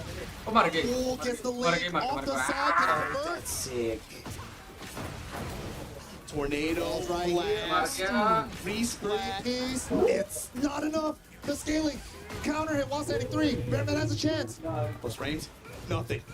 The low, the block. Oh my God! Counter hit mid step kick. 2-2. We're going to a final game, MYK. He had the low block there, but didn't get a punish. Oh, that was unfortunate. So I guess he was not trying to block that. He was just trying to move and maybe hit the down back during the back dash. Yeah, got a lucky guard. It just wasn't ready for it when he saw the animation. It's hard, man. The game, especially the way she moves, it's so fast. Yeah, and it's just movement block sometimes. Like, I was just trying to move and he hit the low on my down back. Oh my God, you're kicking yourself after. You're like, oh man, like how can I let that go? Right, that was the comeback right there. But now all tied up. Great switch for a constant here to the end. It's the duck. Maybe didn't expect the. Strategy though. Why not? He has to actually hit you to get that off of him. There it is. Adding up too. The harassment, yo! Chaos just with one counter and link. It's over. Awesome, you're just stuck to him, man. How many booties were in that combo? That was like 3. Keeping it compact, just piling on the lows that whole round. Oh, that could have been big. Plus range against the Hermit. Nice confirm on the Hermit. 1+2. Oh. It's held true south. Comes up swinging, debuff applied once again, sliding, and the delay to come up with the rising upper. And here we go, we got the wall, got the corner even, activation, Casemir. For the flip over route, what are we doing with this? Bull crotch, low, bets it. Wall's right there, gotta adjust. Low wall, goes for the unscaled. Nice stuff from Breadman. Low K! Off the side with the heat dash to secure the routing. Smart choice because the side wall. Heat dash into Rage Art. That was a good choice from Breadman. Not enough though. Sidewall scaling. Got a counter hit. G shots. Ooh, the second hit up the low. The second low. Saved him. Saved him. He tried to whip punch the first. Trying to hit confirm that. Nice down jab. What a duck in close range. Got lucky and came up with a good answer. Ooh, the sidewalk. Where's she going? That hammer chance forward momentum kind of saved herself there. Oh, Shades of Season 2. That counter 2 jab doesn't go into hammer chance 1 anymore. With punch activate. Full crouch armor. Oh, shoot him. Eat up. Ollie's down, throw the hips, take the round. Casemir back on set point here. Great switch to Anna, man. It's working out. 4-4-2. Yeah. Sidestep double kicks in the Hermit. He cancels out of it. Outcast arrow once again. That finds the 12 mark. Get off of me. We love 12 frame mids. We love them. Especially counter and launching ones. We take those. Ooh, grabs out of armor. Face massage. Okay, what's for Oki? Just a low tap? Once again, no throw break. Generic throw. Casemir looked down at his stick afterwards. Like, is something wrong with my buttons? Good mix of lows after activation. Crush the armor. RPG shots. Break denied on Breadman's side. Going for chip on Casemir with the bullet bazooka. Ooh, 15 seconds, smallest of lead for Breadman. Wow, the get up 3 range, barely clipped. Final mix. Oh, nice low check there. Low high string, he guards and finds the low. Casemir going to be moving on to face Hafiz Tanvir to qualify for Group A. Breadman gets dropped into that lower side. He's going to have some nasty dudes to deal with down there if he's going to make it out of this thing. Pakistan looking strong right now in Group A, but man, Breadman put up a fight with that Leroy. We saw some of the special stuff, but Casemir made a great switch to that Anna at the very end. Right when like a lot of players kind of wrote her off Season 3, she still has her shot. She can still be played effectively at this level, and we've seen it showcased by big players already this EWC alone. But yeah, for him to stay in the fight, use the Anna to be able to force the set to its conclusion like that with the win over Bremen, that is a good result for Casemir. And so now let's take a quick break before we get to our conclusion here of Group A. It's going to be CBM versus Arsenal. We'll be right back.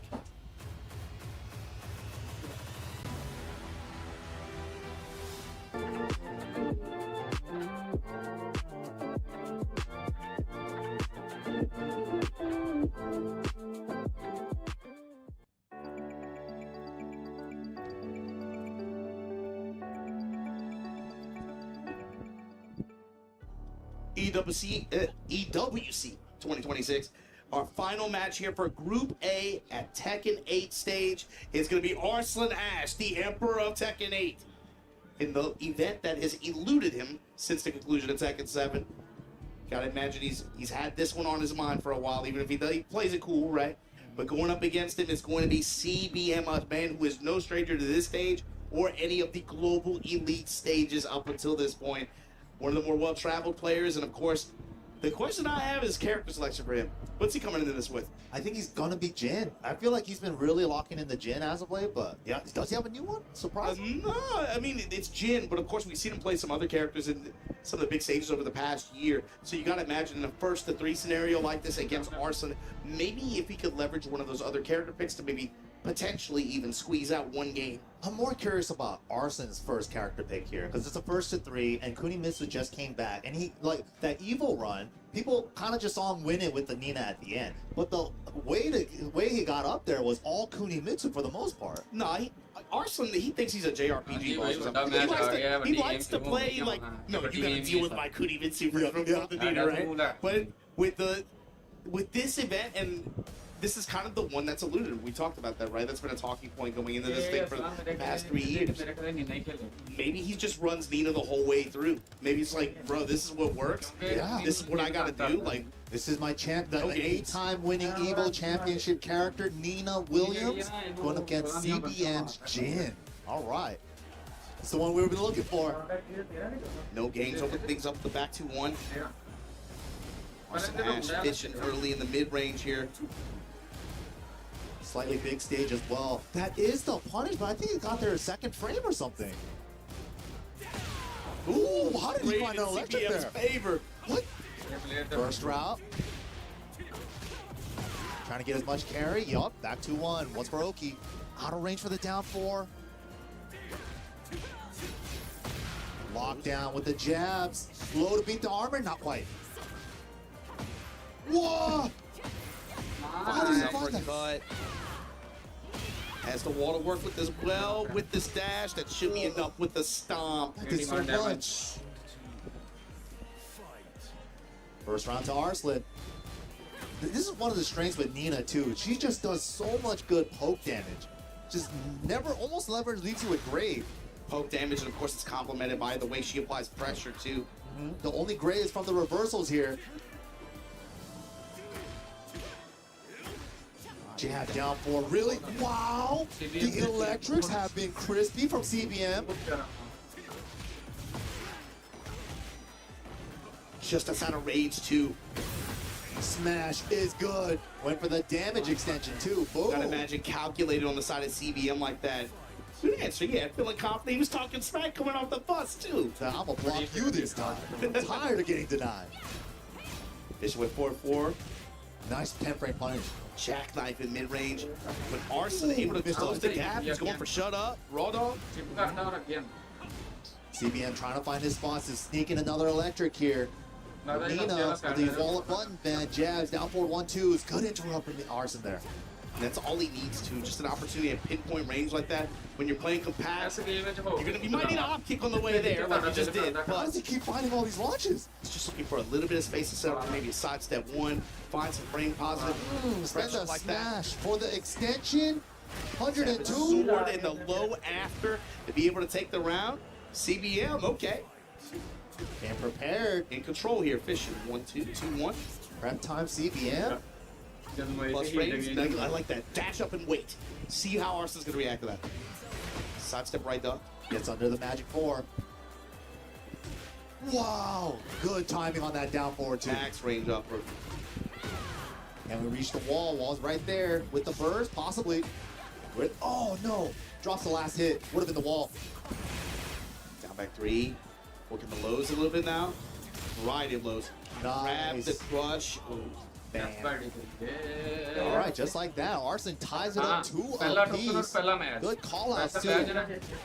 The speed here, 2-1. Oh, caught him ducking. Axe kick, and CBM's going to be able to convert this here. A lot of carry, especially with the heat. Still going to be well short of the wall, but another sequence maybe. Die kick, down jab. Don't get your turn. Let me steal it. Okay, the new stuff. 2-1 and then the Demon Hook. Spends the smash to try to get off the wall. He's getting a little too close to the wall. CBM just trying to poke him down, not trying to get too greedy here. Oh, no duck on the high, but he does have a mid there. Throw for the side switch. Smart choice from Arslan. No whip punish on the down 4. You just looked at it. Oh, mid before the armor kicked in. No -10 punish. Gets the knee though. The 4-3+4. There's such small splits. MYK wiped the floor with them. Shut up. Oh, why did it take the risk? What? I don't know if he meant to do that. Sidestep 1 into back sway 4? That was an interesting choice there. Risky mid to try to close it out. Might have been a missed input. Yeah, I was thinking miss input, if anything. Yeah, it's but not a conventional move to try to close the round out. The last 10 seconds of that round, though, got so tight. CBM had such a health advantage, but he kept doing things that were like -10, -11, -12. And those small dividends were enough to put Arslan in position to be able to make that comeback. Sick. CBN takes the first game. Battle of mids right now. Now the lows. Mids and jabs. Safest Tekken you could play. Ooh, nice step. Then the second you get out of that, you want to put a 4-4 out of there. Sidestep. Talk to this wall. Down back 3, okay. Kazuma punish. Ooh, the Zen almost got under it, but the second part's mid? Oh, down to blatant down. LRK too. Attack the legs. Burst activate. Attack the legs. He tried it again. He tried that same sequence again. Down to LRK twice. Lead jab right into a hook fist. How does he keep finding these electrics, man? On a jab? Ooh. His sword ender. The low in recovery off the wall. Arslan Ash getting some health back. Poking his HP back into this thing. Just a little bit of chip with the mid guns. Back sway into down forward 2. That was clean from Arslan. Back sway down forward 2. Sidestep right. Down forward 2. Have done a lot for Arslan Ash in the sense of wow, the Zen one follow the tracking on the tech wall there. Oh, good down jab interrupt. The down back 3, man. That move is goated. It's a really good low. Oh, but the smash is good. Do CBM be whip punishing all these single jabs, bro? Electric, heat smash, all on single jab. Down 4 range. Arslan trying to catch a timing right now. CBM not biting. Nice little whip punish. Dude, the timing from CBM is ridiculous right now. He's on one right now. You gotta be able to convert this. Don't give Arslan Ash these openings. Wall pressure, burst Side rage, get burst, out. step it, crouch tap, take my turn back. Post smash, where we going with it? Plus frames and then Did he reversal cancel? rage art. No, he didn't. He was stuck. All right, gonna have to hold this rage art. And she's still got about 40% heat timer left to do something with it. Heat smash, Be heat alive dash. after all those bullets. Right? After all them shots. The Tekken bullets must be like sponge bullets, you know? This Blaze playing this paintball. Yeah, it's tickles, man. Airsoft gun. Look at that. Dude, we Those should be strikes. shooting people in the face and it does nothing. Back 2 For that series counter at the hit. wall. He wants it so bad. Oh, but the reverse rage art, Arslan not gonna bite.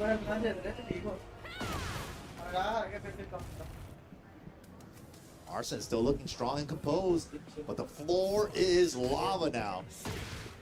LRK gonna be a launcher if he gets to use it, but the greed might make it obvious. Back 2-1 and now defensive burst. Oh, good. Threading the needle with the 2-1. These guys are, man, the Abare jabs and crouch jabs. No, I love it. Gotta do it. Called out finally on the electric. Arslan got out one scouted. Takes the floor. Yeah, gets the spike here for the blast. Just a resplat, reposition, jab, down back 3, and then the mid with the dash.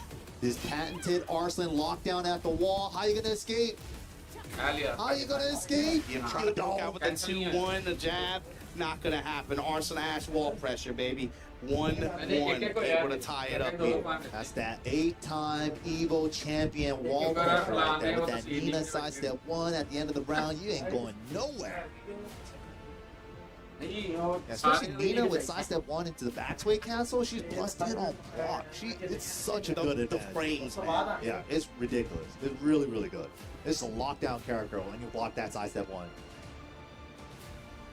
It's so good, especially in heat too. She's just getting the HP back. The additional options, like, oh man. CBM trying to size her up in mid-range though. Working the lows though, with the counter hit launch here in mid-range. Arslan Ash. He punished that previously, 3+4 from Nina, that homing move kick, but she could go into crouch dash afterwards, and that's why he died this time.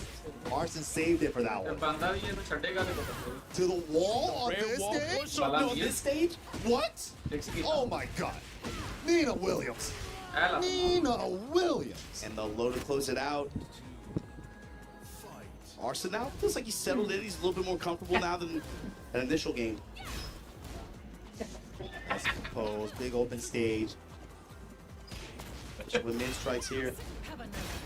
That knee into the mid guns are so good. Wow, calls out them high. CBM with the no hit confirm on that down forward 1. Flip over. What are you doing with it? Step is deep enough. Got the hop kick. Oh, this combo can hurt. But the wall might come into play again. We got a burst into spike. Yep, got it. Into the unscale. What are we doing for wall pressure on Yakushima, by the way? Oh my god. With the follow-up kicks. We reached the wall twice in Yakushima. This is crazy. Back-to-back rounds. Yeah, this is very rare. You don't see the wall very often on this stage. The biggest stage in the game. Lows, mids, and hook fists. Arslan Ash on the back foot right now. Head, shoulder, knees, and toes. Get the ankles though.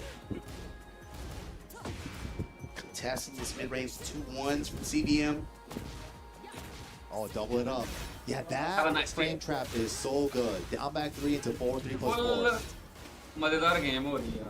Arslan special. Annoying to deal with in general. Oh, gets the slide on counter hit.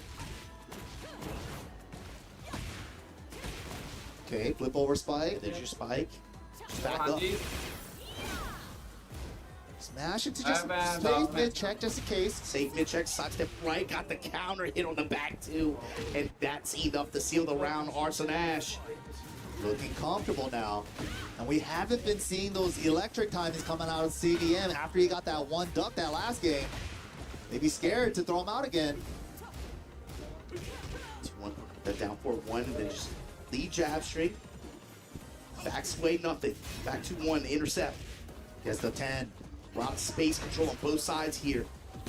Ooh, blockable shoulder just eats it. Trying to step. Step in, activate this time. Wipe the floor. Oh man, Arslan Ash. 2-1 advantage over CBM. I swear Arslan's wipe the floor is practically unblockable. I rarely see his wipe the floors get blocked. And he's been very... that might be the first or second time he's used it this set. He's gone to it very sparingly. He's been going to a lot of her other lows. He's done a lot more down 3, a lot more down back 3. You've seen a lot of the other low options almost like he was saving it. Yeah. No, I really like. I've always noticed this about Arslan. It's just like his wipe the floor hit percentage is just so very good. high. Yeah, he's really good at like save. Yeah, like Obama said, saving it for when he needs it. Ooh, out of range for the 2 throw. Nina does have a full throw game, same as Jin. Let's hit that stuff on him, down 4-1, and now the down back 3 gameplay.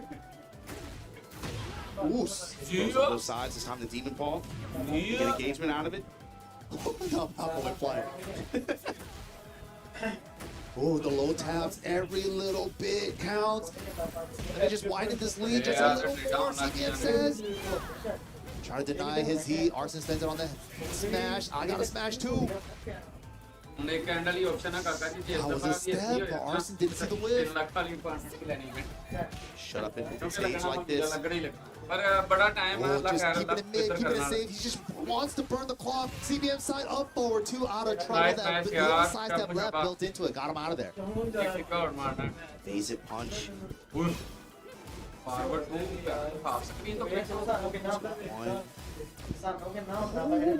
Dangerous. एक साल ही कमाया हुआ तो दूसरा तीसरा साल है back as well. Complement this mid pressure. CBM starting to get a little more comfortable again. The electrics are coming back. Jabs, you're seeing electrics, you're seeing 442. शुरू हो जा बहुत अलग blow To punish Marson there. Checking the low. Two throw out of stance. Electric in the back.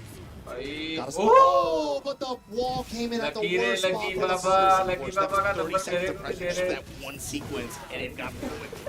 Oh, off the side. Oh, he tried to adjust. He tried to adjust. Good attempt. Jabster getting activation here. Arson Ash, wall to support him. 10 seconds remain. You got rage. Arson with the advantageous position, but not with the life lead. The down back threes. Bet it all. Yeah, he was trying to fake out the wipe the floor with the crash dash. Went Trying with to the kiss him divine for it cannon. instead, yeah. Yup. Ooh, Demon Paul counter hit actually. Wow, step this way, he said. Check this out. मैं क्या आने लगा कि net बंद Balcony, है gonna be able to just that's so broke. Take your break here. Hello. Spike into pressure back here on the second floor. Activation, Hello. sidestep. Oh, that's the Gets floor. checked. Wow, the Bari while standing one paid off huge. Hello. Got a spike into unscaled. Nice. Good damage, just gets thrown in the open. Smash is gone. CBM post smash, where you going with it? Takes the minus 12 into smash. No duck on the guns. The chip adding up though in a big way. Plus frames for him. Down jab, turn denied. Whoa, Josh, the come third hit. back, He come hasn't back, spent that come at back. all this whole set. Yeah, not falling for anything desperate from Arslan Ash. Solid round there. This game compared to the previous ones are the rounds are much grindier. Yup. These guys definitely, They're scrapping right now. In the pocket. a lot more defensive in terms of just neutral. Very, very just not super highly risky options being shown on the table. Exactly. And Arslan not taking any too big risk here, like calling out the electric like last time. Like it really compact to mid-range and compact play. Oh, Finally in the open. Big electric and the activation. That was so. What? Savage Sword and the wheel? No, not like this. हाँ जी आइए मैं क्या मैं आने Oh लगा। man. And Arson gonna Slippery he's gonna walls. put him right back on the wall. These lubricated walls. Why are they so oily? Oh my goodness. Fossil fuels and YK rage charge. Oh, it's good. ऐसी चीज़ है Big old Ray Jar here. Gonna get a little bit of life recovery. Both heat activated though. Look out. Denies Arslan's heat with his own. Just get the low. मैं Back अगर to the series. Sabaki gets denied. And right back at it, set point. Arslan Ash. The 2 times he's went for that punch, Sabaki has failed him. Safe mid pressure, jab pressure. Nice confirm that time. Keeping it safe. Goes for CBM. Good advantage this साहब हमें round. Commentary तो बना Looking First for a low chance tap. to extend. Oh, he almost got under, The but the interrupt, the 2-1 timing kid. from CBM. LLRK. Safe burst for OP. Step. Not Not quite. deep enough. match Ooh. Yo, big step. But it wasn't the back. That gave us one with punish. Slide. आओ तीन clip को करना that plan already risk ले ला worse? जिंदगी अपनी से risk ले ला यार Oh my Shot. god. With the floor. Into the stomp to Arson taking the set. Wow. The unblockable wipe the floor. You said it just a little while ago. His hit percentage इतनी with सदियों that कमियों मार move देती हैं अरसलान ने at this point has been incredible. Sir, भाई, And मैं to इधर finish it बताया off फिर। that way, oh my god. CBM was right there, almost so close to being able to extend this set, but Arson Ash, he just finds a way sometimes. When he's feeling it, he can just impose his will. Yeah, the pressure at the wall looked like shades of evil, man. It's like he's looking like he's in top form, man. Chaman Arson Brush. Ash is gonna be the one to look out for. But that means 3 Pakistan players over 3 Korea players in this bracket. In the opener, right? We're not done with this yet. Wow. But that does say a lot. Look, we're going to check in with our partners. We'll be right back with more Tekken 8 here at EWC. मैंने read किया सी and के मारते ही मारता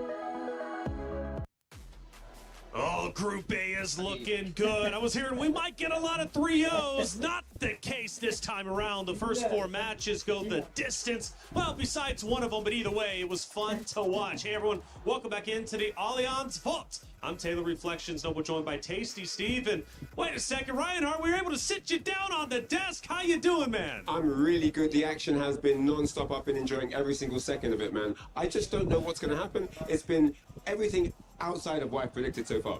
Everything in you, so you haven't been right once, all right? Yeah, I had CBM for that's it. Just because Austin Ash, he's won every tournament under the sun, 8 Evos, a TWT title, but hasn't quite got that eclectic resume here at EWC. That's right. Well, for Twisted Minds, they are looking good. The big story, right, going into Group A, Twisted Minds making their first appearance. They needed to avoid the decider matches, and so far, Steve, they managed to do it. I mean, look, if I'm Twisted Minds, you have an A1 competitor, and if anybody's going to make it through, even though he hasn't had the best results at EWC, it's going to be Arslan Ash. Like you said, man, 8 times the Evo champion, many accolades. How can you count this guy out regardless of the stage? But Hafiz as well. Hafiz makes it through. At least he's not all the way into the next phase, but he's looking pretty solid. He had to go against Matsuba. Wasn't an easy matchup at all. It did, in fact, go all the way to the very end, but he got it done. He did indeed. He's going to be facing Kasim Mir, who took over Breadman 3-2, went down to the wire. I think that set could have gone either way. We were talking in the green room how Breadman is just so sick, but I think Kasim, the thing that made the difference was the defense. He was a brick wall when it came time to clutch it out. Clutched it out indeed. CBN, Arslan Ash, they have history. And this series went to the way of Arslan Ash, who is much hyped up, 54% favorite to win this tournament based off of your predictions. Mind you, not necessarily the predictions up here on the desk. But I hear EWCs get hard for him, but regardless, he manages to get a solid win and push his way through to the next matchup. Now, again, going back to Twisted Minds, these guys are looking good. Hafiz is on fire. Now, for Twisted Minds, when it comes to the club championship race, they need some big W's. This is just one of those spots. Now, for Matsuba, first EWC, honestly not mad at the fact that it goes to a 5 in the sets, right? No, the thing is, man, we were talking about Matsuba. Man is actually ridiculous, and he's representing Good 8 squad. They don't have many Tekken players represented, but also we don't have as many Fang Soul represented as well. Matsuba, a great character, a great player to put in there to try to mix things up, but he's still in a hard pool to be in, especially to make it out. And it didn't go his way, obviously 100%, but he still got a chance. Yeah, I mean, he's got, still very much in there, but he has to go against Breadman. That's going to be the next matchup, and that will be a decider matchup, which is not going to be an easy one, but that's the way these tournaments go. Standout match, though, for the first 4, Ryan. Which one to you was the most impressive? Wow, that's a tough one. I mean, I did definitely have my eyes on the CBM Arslan Ash match, just for the history, just for the fact that CBM has been stopped at the final hurdle to the Golden Temple each and every time by Arslan Ash, and this was the one that he really wanted. But I do think that the pressure weighs heavily on the person who has the most accolades, so another reason why I thought CBM might steal it away, but Arslan Ash just too solid on the day. Too solid indeed, at least so far, but he needs to win again if he wants to go into phase 2. Now, the Allianz Vault has been absolutely lit, but the STC Arena is popping off. We need to go to a club championship update powered by Aramco.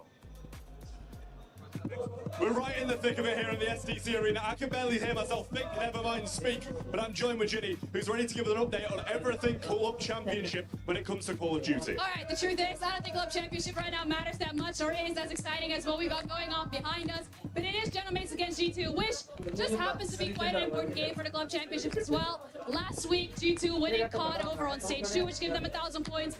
This week around, though, for Black Ops, they're not eligible for Club Championship points because they made too many roster changes. Gentlemen, however, are the recent major winners when it comes to Black Ops. They were going up against 100 Thieves in the finals for Major 4 2 months ago.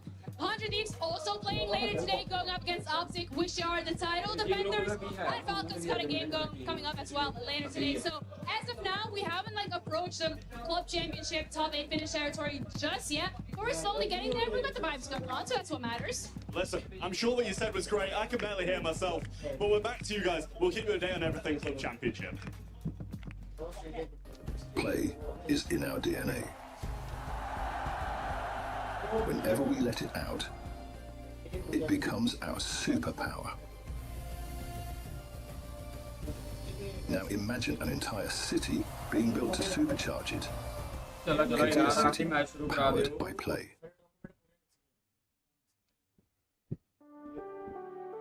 Powered by play.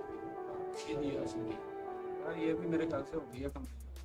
That stage is looking crazy, but make no mistake about it, we've also been loud here in the Allianz Vault. The fans are popping up because the matches only get better and better. And now we've got 6 in front of us. We need to find out what our groups A and B for tomorrow's competition is going to look like. We need to complete Group A and 6 matches, but 4 keys, 4 players moving forward. Who's it going to be? Let's start talking about the future of what is about to take place on that stage. The first matchup that we're going to be going into, Hafiz versus Kasim Mir. Oh. Now this one is a great one for a number of different reasons. Steve, talk me through it. So I'm gonna tell you right now, the thing is that Hafiz, obviously a Claudio main, went through some major changes in that last update. So we were kind of questioning what character we were gonna see from Hafiz. Stayed true to the character, sticks to the Claudio, but also Kasim Mir coming in with some very unconditional picks, right? Some unconventional picks with Anna, the Safina, 2 characters we don't get to see as much, but he's repping them so hard. And of course, it's gonna be something big to look at. You want to give a prediction, or do you want to stay silent for now? It's okay if you want to stay silent. We got a lot more to get through. I'm gonna sit on the fence right here. I'm just gonna sit on the fence. I will look. I like both of these guys. They're amazing players. It can go either way. EWC. I will never ever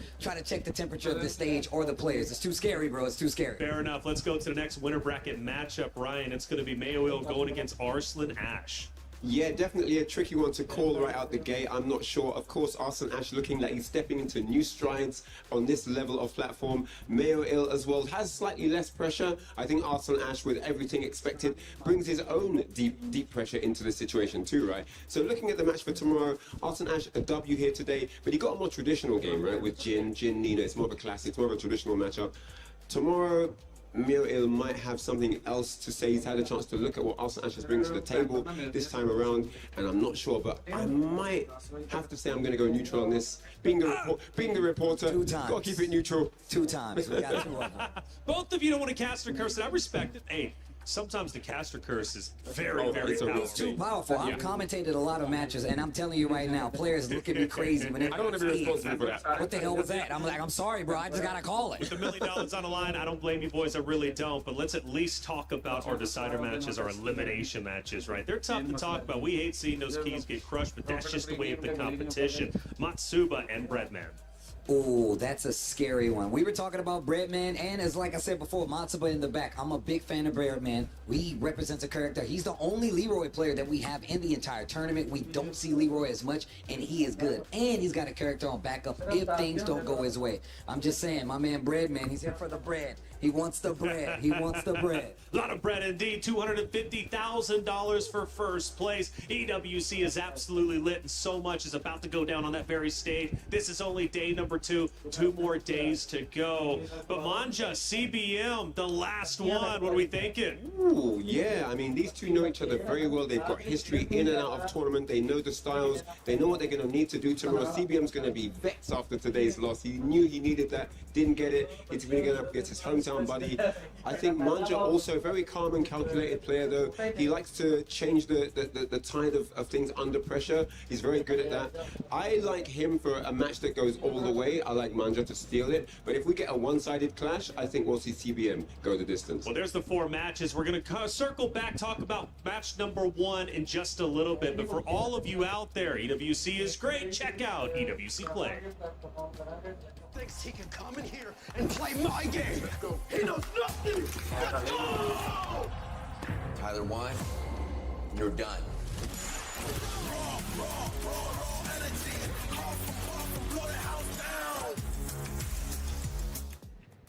EWC Play is great, but so is Level Up. And if you guys don't know, the Level Up Series Season 2 is out now.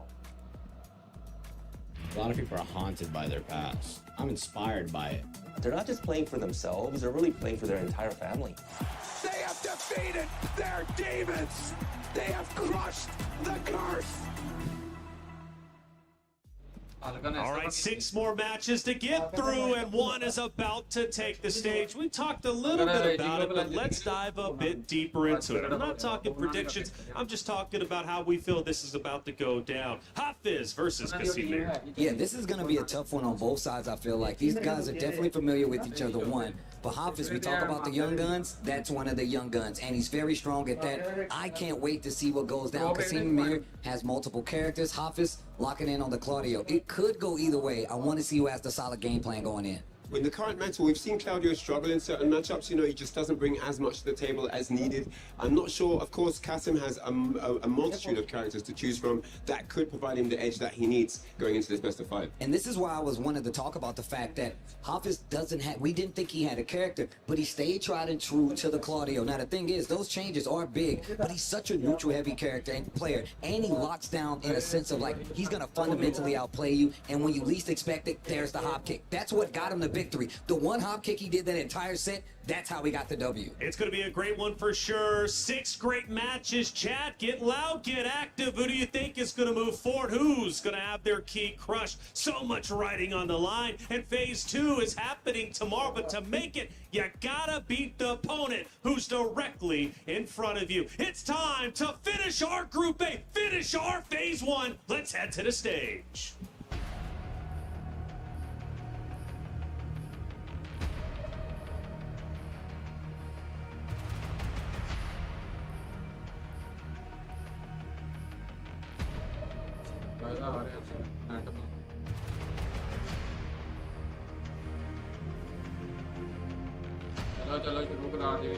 Ladies and gentlemen, we have 4 more players fighting for their spot in the top 16 of EWC 26. All of our matches from here on out are all decider matches, which means everything is on the line. Everything's on the line. The first 2 matches will be to qualify tomorrow, you know, with a breeze. Winner side, we don't lose, you don't go to this bracket, we just go clean. And then the next 4 matches after that are all key crusher match, all matches with the tournament life on the line. And as you said, right, 4 players will make it. We already have 12 players set for 2 more top 16, and we need 4 more. And this one right here, of course, so far we had pretty much all 3 twos except for Arslan Ash with a 3-1 victory, coming here trying to make a statement, letting it be known that he's bringing Evo Arslan all the way here to France for EWC as well. But Casimir and Hafiz Tanvir both with 3-2 victories, showing that they do have that clutch gene. But right here is where it matters even more. They are on the winner's side, so whoever loses will have one more chance, but you much rather get it done right now and step your foot in that top 16. Absolutely. After this, there's going to be Arslan Ash versus Mangja as well for a qualifier spot. But right now, it is time to launch that match. The first qualifying match of this group. It is Hafiz Tanvir against Casimir. It is time to launch the first decider match of this group. It is time to go for our commentators. Please, everyone in the room, make some noise. Big love to Damascus and Hollywood Rob TV there. Man, the games have been incredible so far, but we're going into Hafiz Tanvir versus Casimir in the next round to move on to phase 2. My name is Rukang and I'm joined by the legendary one and only Mockman. How's it going? It's going well. We have the honor of bringing you the play-by-play, the heart, the cries, the passion of these next few games. Of course, as mentioned, all of these are decider matches. They're going to decide something, good or bad, but we're going to go into this matchup. This is still the upper bracket winner side. Hafiz Tanvir, Casimir. Who do you like? Oh, it's a tough one. You know, both of these players very, very strong. Casimir, I've spent a bit of time with, and he's such a lovely guy, but he plays some mean Tekken. But both of these players representing Pakistan as well, they performed so well. Like, something to highlight this whole, like, the past 2 days as well. So many players moving forward as well. We're going to get even more players from Pakistan moving into phase 2. Yep. All right, battle of 2 characters that probably aren't as well represented nowadays in the Tekken meta, but we get Claudio going up against Zafina. Battling it out. Nice launch here early on from Casimir. Pushing towards the wall here. Yeah, it's going to get a lot of damage there. What's the pressure like? I really love this when they push towards the wall. You know, they jostle for space as well. They understand the importance of that wall positioning. Very nice wall splat. Nice wall splat combo. Goes for the big damage early on. Nice confirmation of the down 4-3. Oh, missed the second hit because of the aerial state. Yeah, tried to interrupt there. No more heat on the side of Hafiz Tanvir. Casimir still having some of that bar. Will he be able to use it? Side step? He's going to go for it? No. Tries to catch him stepping. Doesn't do anything with it though. 10 seconds remaining. Casimir's going to need to do something. Gets a guaranteed damage afterwards. 5 seconds. This is so close already. Who's in front, Mockman? You might have stolen it right there. Oh, but it was enough. There was still time left. And Hafiz Tanvir taking that first round. The thing is, Mockman, this has been the story of the last 2 days. So many like small decisions right at the end of rounds when there's 1 second remaining. That's the difference. Yeah, you know, a lot of the games that we've been seeing, especially in this group and the prior group, we've been seeing a lot of games go to the final round. I don't want to see that. I want to see blood. Give me 3 O's. Right, again, catching up on the floor there. Casemiro refusing to get up. The minute he gets up, he gets hit by a heat smash. Hafiz Tanvir playing so strong right now.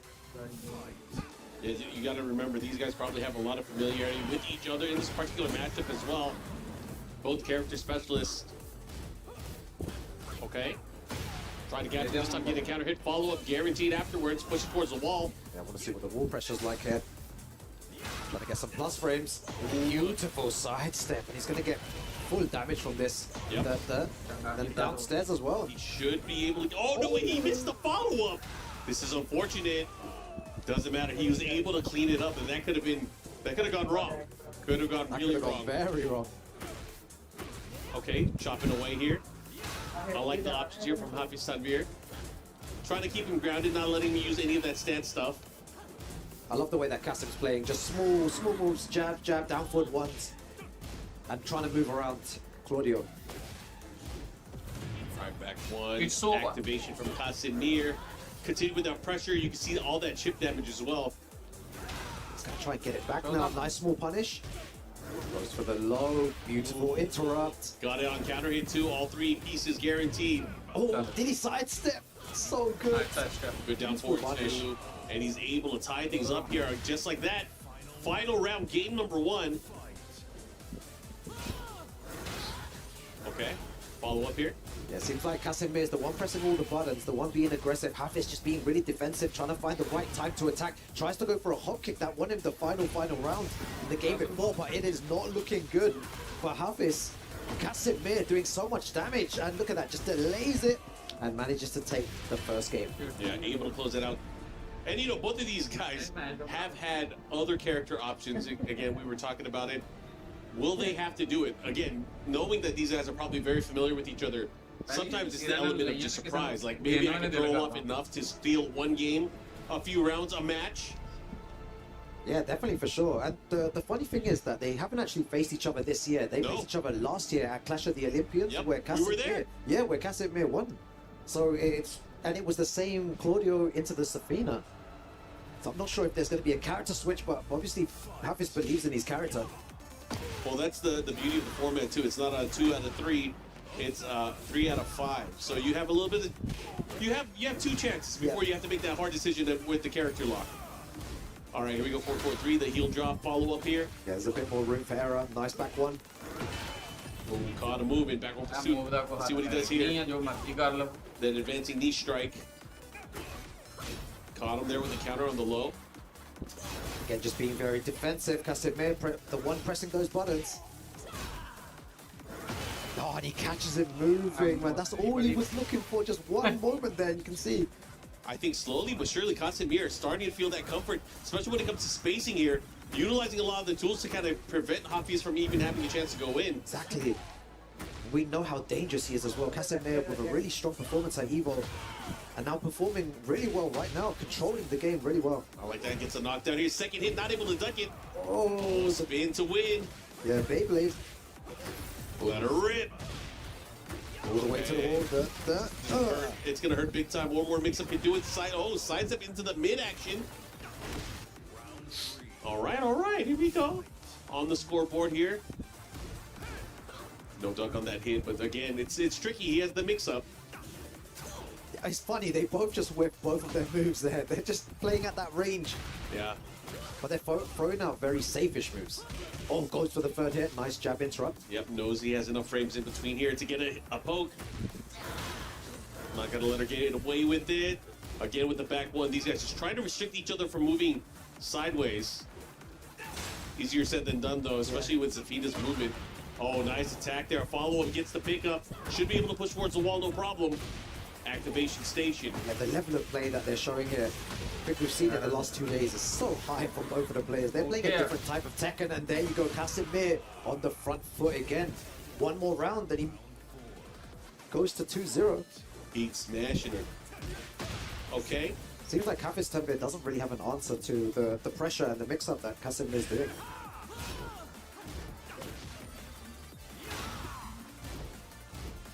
Yeah, both of them just, again, just throwing out very safe-ish moves. No one taking any huge risk. Oh, the hop kick. I was waiting for that to come out. He's been using it at the right times before.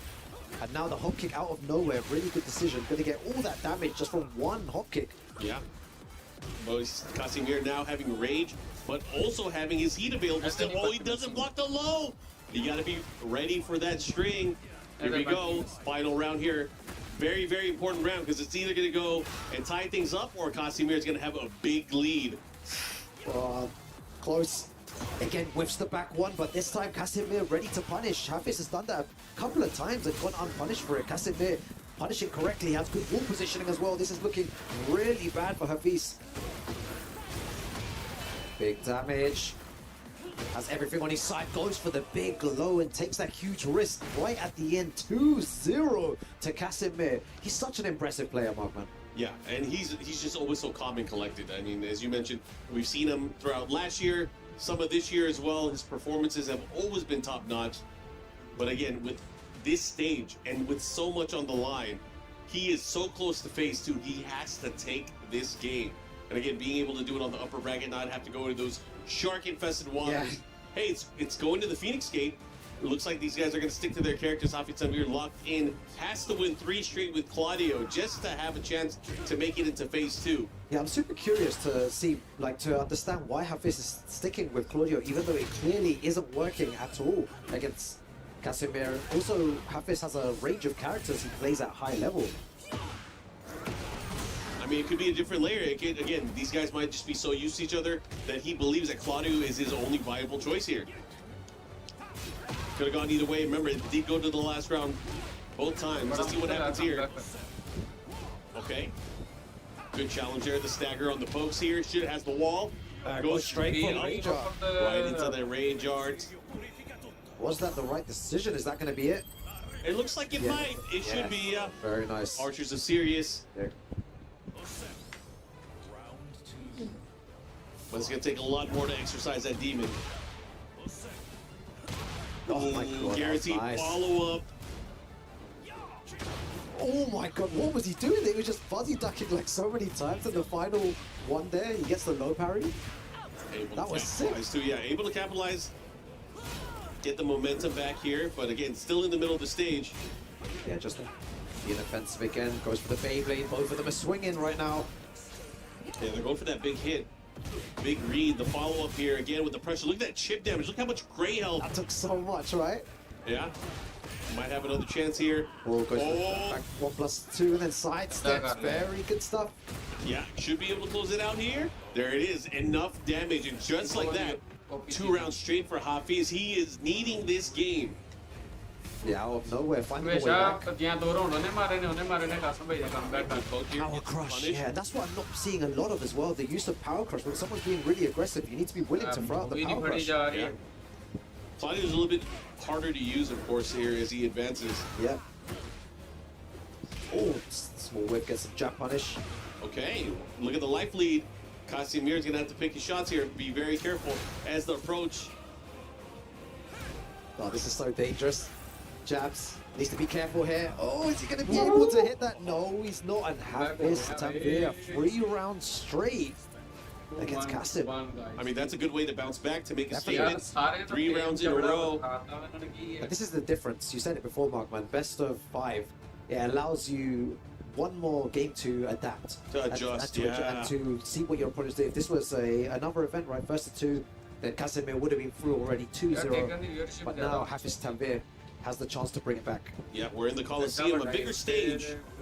Walls a bit further out, but very, very possible to reach those within grasp here.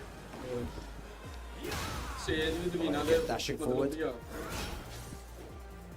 I love the way that they're both using single jab as well, just to control the space. Jabs and down forward ones. Yeah, they don't want anyone to be near each other. Definitely all about control here. Who's able to come out on top here? Again, there's so much on the line here in this upper bracket match. This is a qualifier to get out of this group stage into phase 2. That's what they all want. And the thing is, it means so much for these players to make it through into that phase 2. That was so sick as well. That's going to be huge damage. It's going to push for the wall here. Yeah, and he's already called that out twice in their particular matchup. The sidestep on the heat burst, able to capitalize, get a launch, get some big damage, and now has him by the wall, and look at that, another round. And I love that when you're super brave at the end of rounds to go for lows like that, there is a lot of risk involved, but Casimir is so confident in his reads. You got to believe in your own juice, your own sauce. Okay, no duck on the second hit there. Still has an opportunity, but a great punish there from Hafiz. They're going for that low, using similar flowcharts, just that Hafiz can't really do anything about it. Beautiful. Ooh, and the push into the running two, tying it up on rounds here again. These guys are just going back and forth. Nice, goes for the low. The option here gets the heat engager. Yeah, the sidestep there was sick. Nice line to open him up with a few lows. I feel like Casimir smells blood. He's going to want to end it now. Doesn't want it to go to a final game situation. Whiffs the back one again. Doesn't do anything with it. You can see Casimir starting to overextend a lot more. And the hop kick comes out of nowhere. I could feel that about 10 seconds ago, Markman. He was pressing. He was going for different lows. And then ready for that hop kick. You could feel it. And again, that's not a hop kick we see too often either. Oh. All right, here we go. Has a good chance. Right now, Casimir, again, you're talking about smelling blood, right? When you're this good at the game, your nose is attuned. Like I have the opponent, the opportunity to kill my opponent. I'm going for it. Yeah, he wants to move forward here. Casimir is so close. He's been played so well. Goes for the heat dash, the plus frames, Mothman. And the use of the jab there, able to close it out here. He's looking to get it right here. One more, he can do it. Nice block. Oh, and he's done so. Casimir moves forward here, qualifying for phase 2. Congratulations to him. I know he's going to be really happy for that. And Hafiz just whispered something to him. I don't know what he said. Maybe great games, but wow, what a play. You know, first to 2, first to 3, it doesn't matter. Casimir comes up on top. And again, big shout outs to Pakistan because their players have been putting on an insane show as well. And another player from Pakistan moves forward. Yep, and we'll be able to see him, of course, guaranteed playing tomorrow in phase 2 in our top 16. You guys can see some of the action that just transpired on the screen. Again, these two great players from Pakistan. You can see the Zafina play, able to come out on top, able to beat the gap there with that wall setting for closing it out. Hafiz Tanvir now having to go to the lower bracket where he's going to have to battle it out for his chance to get out. But it's, again, so much more on the line. Yeah, there's so much more at play. Oh my God, it's going to be crazy.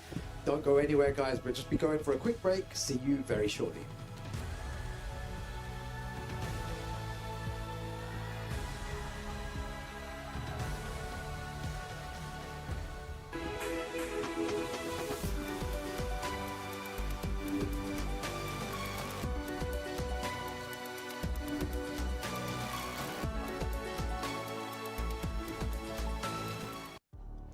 Welcome back, EWC.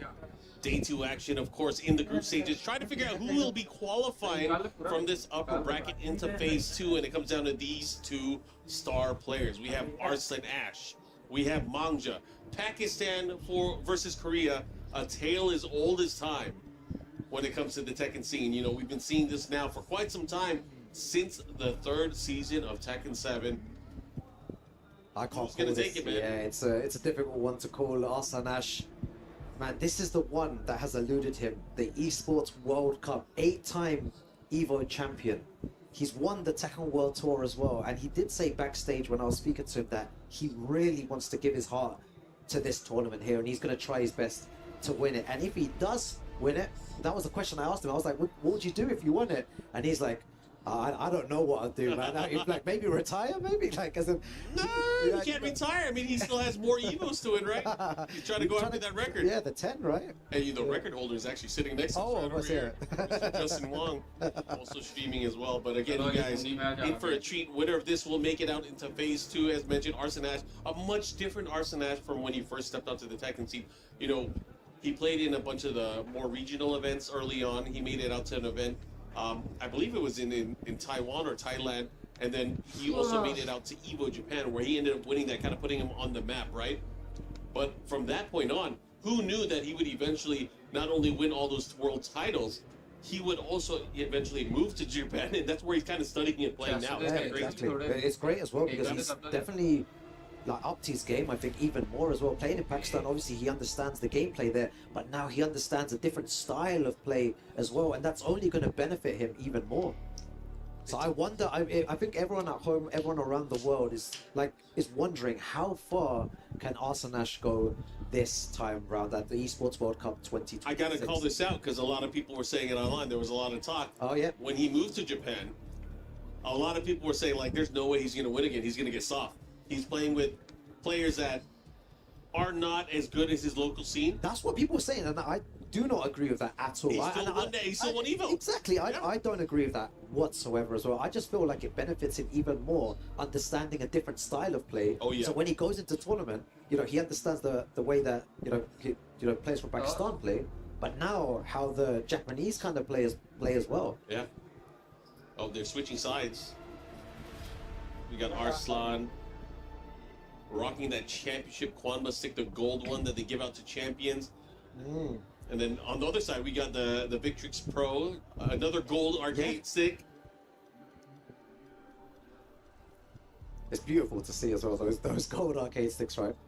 All right, looks like players are locking in. What do you think we'll see? It's going to be Nina versus Law, more than likely, yeah? Yeah, that would be probably good for their main characters at first. Again, they have some time to play around. It's first to free, and there is some room for error. I honestly think Mangja is going to be super prepared for the Nina matchup. So Arsene has to be thinking here, what do I have in terms of my back pocket? What can I surprise him with? He has a Kunimitsu, he has a Miyari Zo. Yes, he does. He has a lot of characters, actually. He's been playing so many different characters, learning these characters for particular matchups. He even has an Elisa. I think you were right here, Markman, though, on the pick. It looks like he's locked in with the Kunimitsu. Ni Daime Kunimitsu, the second Kunimitsu, coming up to the plate to battle against Mangja. And maybe it is that familiarity with Nina versus Law that kind of prevents it, because Law is a very, very strong character against Nina. Anyways, we're going to go into the action. Descent into subconsciousness. Yeah, it's going to be interesting to see how Arsene actually plays using Kunimitsu. Tekken 7, able to just utilize maybe 4 moves and then just backdash the whole time, wait for a mistake. Now you have to be more offensive, and he started already. We never saw this kind of style from Arsene before. He's just pressing all the buttons straight away here. Yeah, and this is going to be a huge chest counter hit confirmed. Gets a splat here, big damage at the wall. Into the full string, one more mix-up can do it. Goes for the down back 3 series, looking to close it out. One more hit can do it. And the down jab there, so dominant straight away. What a way to start the game, Arsene. He's preventing Mangja early on, especially that opening round, from just playing. If you can't win, if you can't play. Yeah, I wonder if Mangja was ready for this type of play. The buttons being pressed so much from Arsene. I mean, it's a good check. It's always a good check to see if your opponent is pressing. Oh, and that's what happens if you press too many buttons. Mangja on whoa, what the wall messed up the combo. Yo, ninja killer stuff. Like, do you know when he dropped the combo? That's tying up on the rounds here. Let's see. Mangja with the adjustment here. Poison arrow. It looks like Arsene combo. Oh, the confirmed counter hit. Look at the damage. 93 damage. Jeez. He's just going in here. He's going to get the Rage Art. Has a little bit of life left here. He's going to be able to heal quite a bit of it. Entire arsenal of treasures and weapons. That's a lot of damage. Uses set 1+2. Full crouch low. Activates he. He's got a lot of resources to work with here. Ends up using the heat smash. He's working that comeback. He might get it. Put the brakes on the low. The follow-up here into the low. He gets the block. Oh my god. 20 seconds remaining. Goes for the low and the slow-mo there. Arslan Ash. I can't believe they gave him Kunimitsu again. I can't believe you guys forgot what he did in Tekken 7? They gave it to him again? Frank just trying to fight back. Yeah, he's using that set to skip neutral, and it's working. He's using it to close the gap. Able to get the big combo here. What's the mix though? 2, the follow-up here. Resets the situation. Yeah, gets it by the final hit there. Everything Arslan Ash right now. He still has heat as well. Goes for the low. What do you do, Mangja? You need to find a way out. Down forward one to take it, and Arslan Ash playing extremely dominant there. And you called it, Markman. He has a variety of different characters he can use, and he goes for the Kunimitsu, and it worked. It worked. I mean, 3-0 rounds, right? 3-0 rounds. Very dominant performance here, forcing every turn back. Anytime that the momentum kind of shifted in favor of Mangja, it was heat smash, set 2, big attack, take my turn back, let me push you at the wall, let me make you guess for game. Oh man, they're going right back into the rematch, and they ended up getting the same stage. Good cancel there, goes into the low option. Sidestep low attack, are you serious? I love that move. Sidestep 4. It reminds me of Roger Jr.'s old sidestep 4. That's what a move, man. Follow up here, again. Just very similar to before, Markman. There's loads of pressure. Okay, here we go, Mangja. Gets the heat smash to follow up here. One more mix-up, can do it. No, he did not press. He did! He's a madman, and Arslan Ash able to snip it out here, gets the big counter hit Rage Art, and he's gonna even it up on life. One more mix-up can do it. He has the lead, actually. Oh, and just closes neutral again. That set. So yeah, set 1 plus 2, able to land there. Good. Let's see what he does. Again, Arslan Ash is starting to run away with it now with that Kunimitsu play. Side step 2. Gets the back turn grab. Go throw break.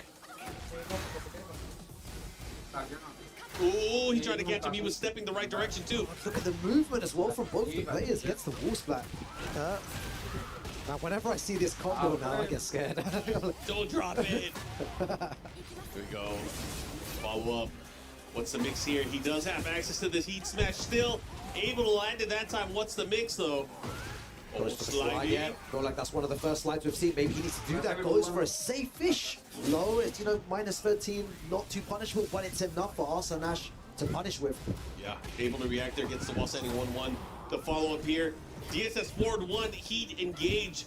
Here comes Mangja. Mangja having a huge life lead here, but Arslan pushing back the other way now. He can really change things up. Gets another punish, the follow up. Yeah, these two guys are both playing like at range 0 now, pressing those buttons. Yeah, they're pressing. Again, just jabs down forward 1. Goes for the full crouch low. You have to respect it. Goes for the power crush. No one has heat here. Oh my god. Crazy. Down forward 1 and the low. Arslan Ash is just pressing all those buttons. And he manages to take another game there. Absolutely incredible stuff, man. This is mental.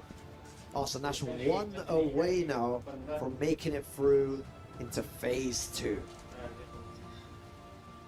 Man, it's looking rough for Mangja. Arslan Ash came to play. He's like, you know what? I made it to phase 2 last year. I couldn't make it out into our top 8, but this time, I'm trying to make things work. It's working so far. Everything he's doing has just been, he's just playing so perfectly with Kunimitsu. The perfect balance of the jab down forward 1. He's playing a very patient game, but at the same time, he can really turn it. He switched to Lydia? It might be over already. I don't want to be that kind of guy, a negative Nancy or anything, but it might be over. You want to, Mangja's probably saying, you want to play like that? Yo, it's time for you to experience the Lydia now. That's the problem, though. I feel like Arslan Ash knows this matchup. Oh my goodness, it's gonna be crazy. Let's see how he's able to deal with it. Second hit, able to land, gets the knockdown. Yeah, go into heat, Mangja, go into heat, and now it's a one-player game. Defend for your life. Unless you get thrown. Unless you get thrown. गोला मार दे Oh, चलेगी no. रहेगी यहाँ पे Make आएगी use of it. Here you go. Yes. Haven't मारेगी heard? तो Oh, goes for the high. आप पार कर दिया Good block on the low. I feel like that's one of the first times he's blocked it. Arsenash, one more time. One more hit here. Both of them trying to fuzzy Tekken. Arsenash, 2 more rounds and he moves forward. We know the damage that Lydia can do. We know how strong this character is. He just needs to be able to utilize that heat pressure. You have to get the hits though. That's the thing. If Arsenash playing so well, sidestep 3-2. I love that though. That was big.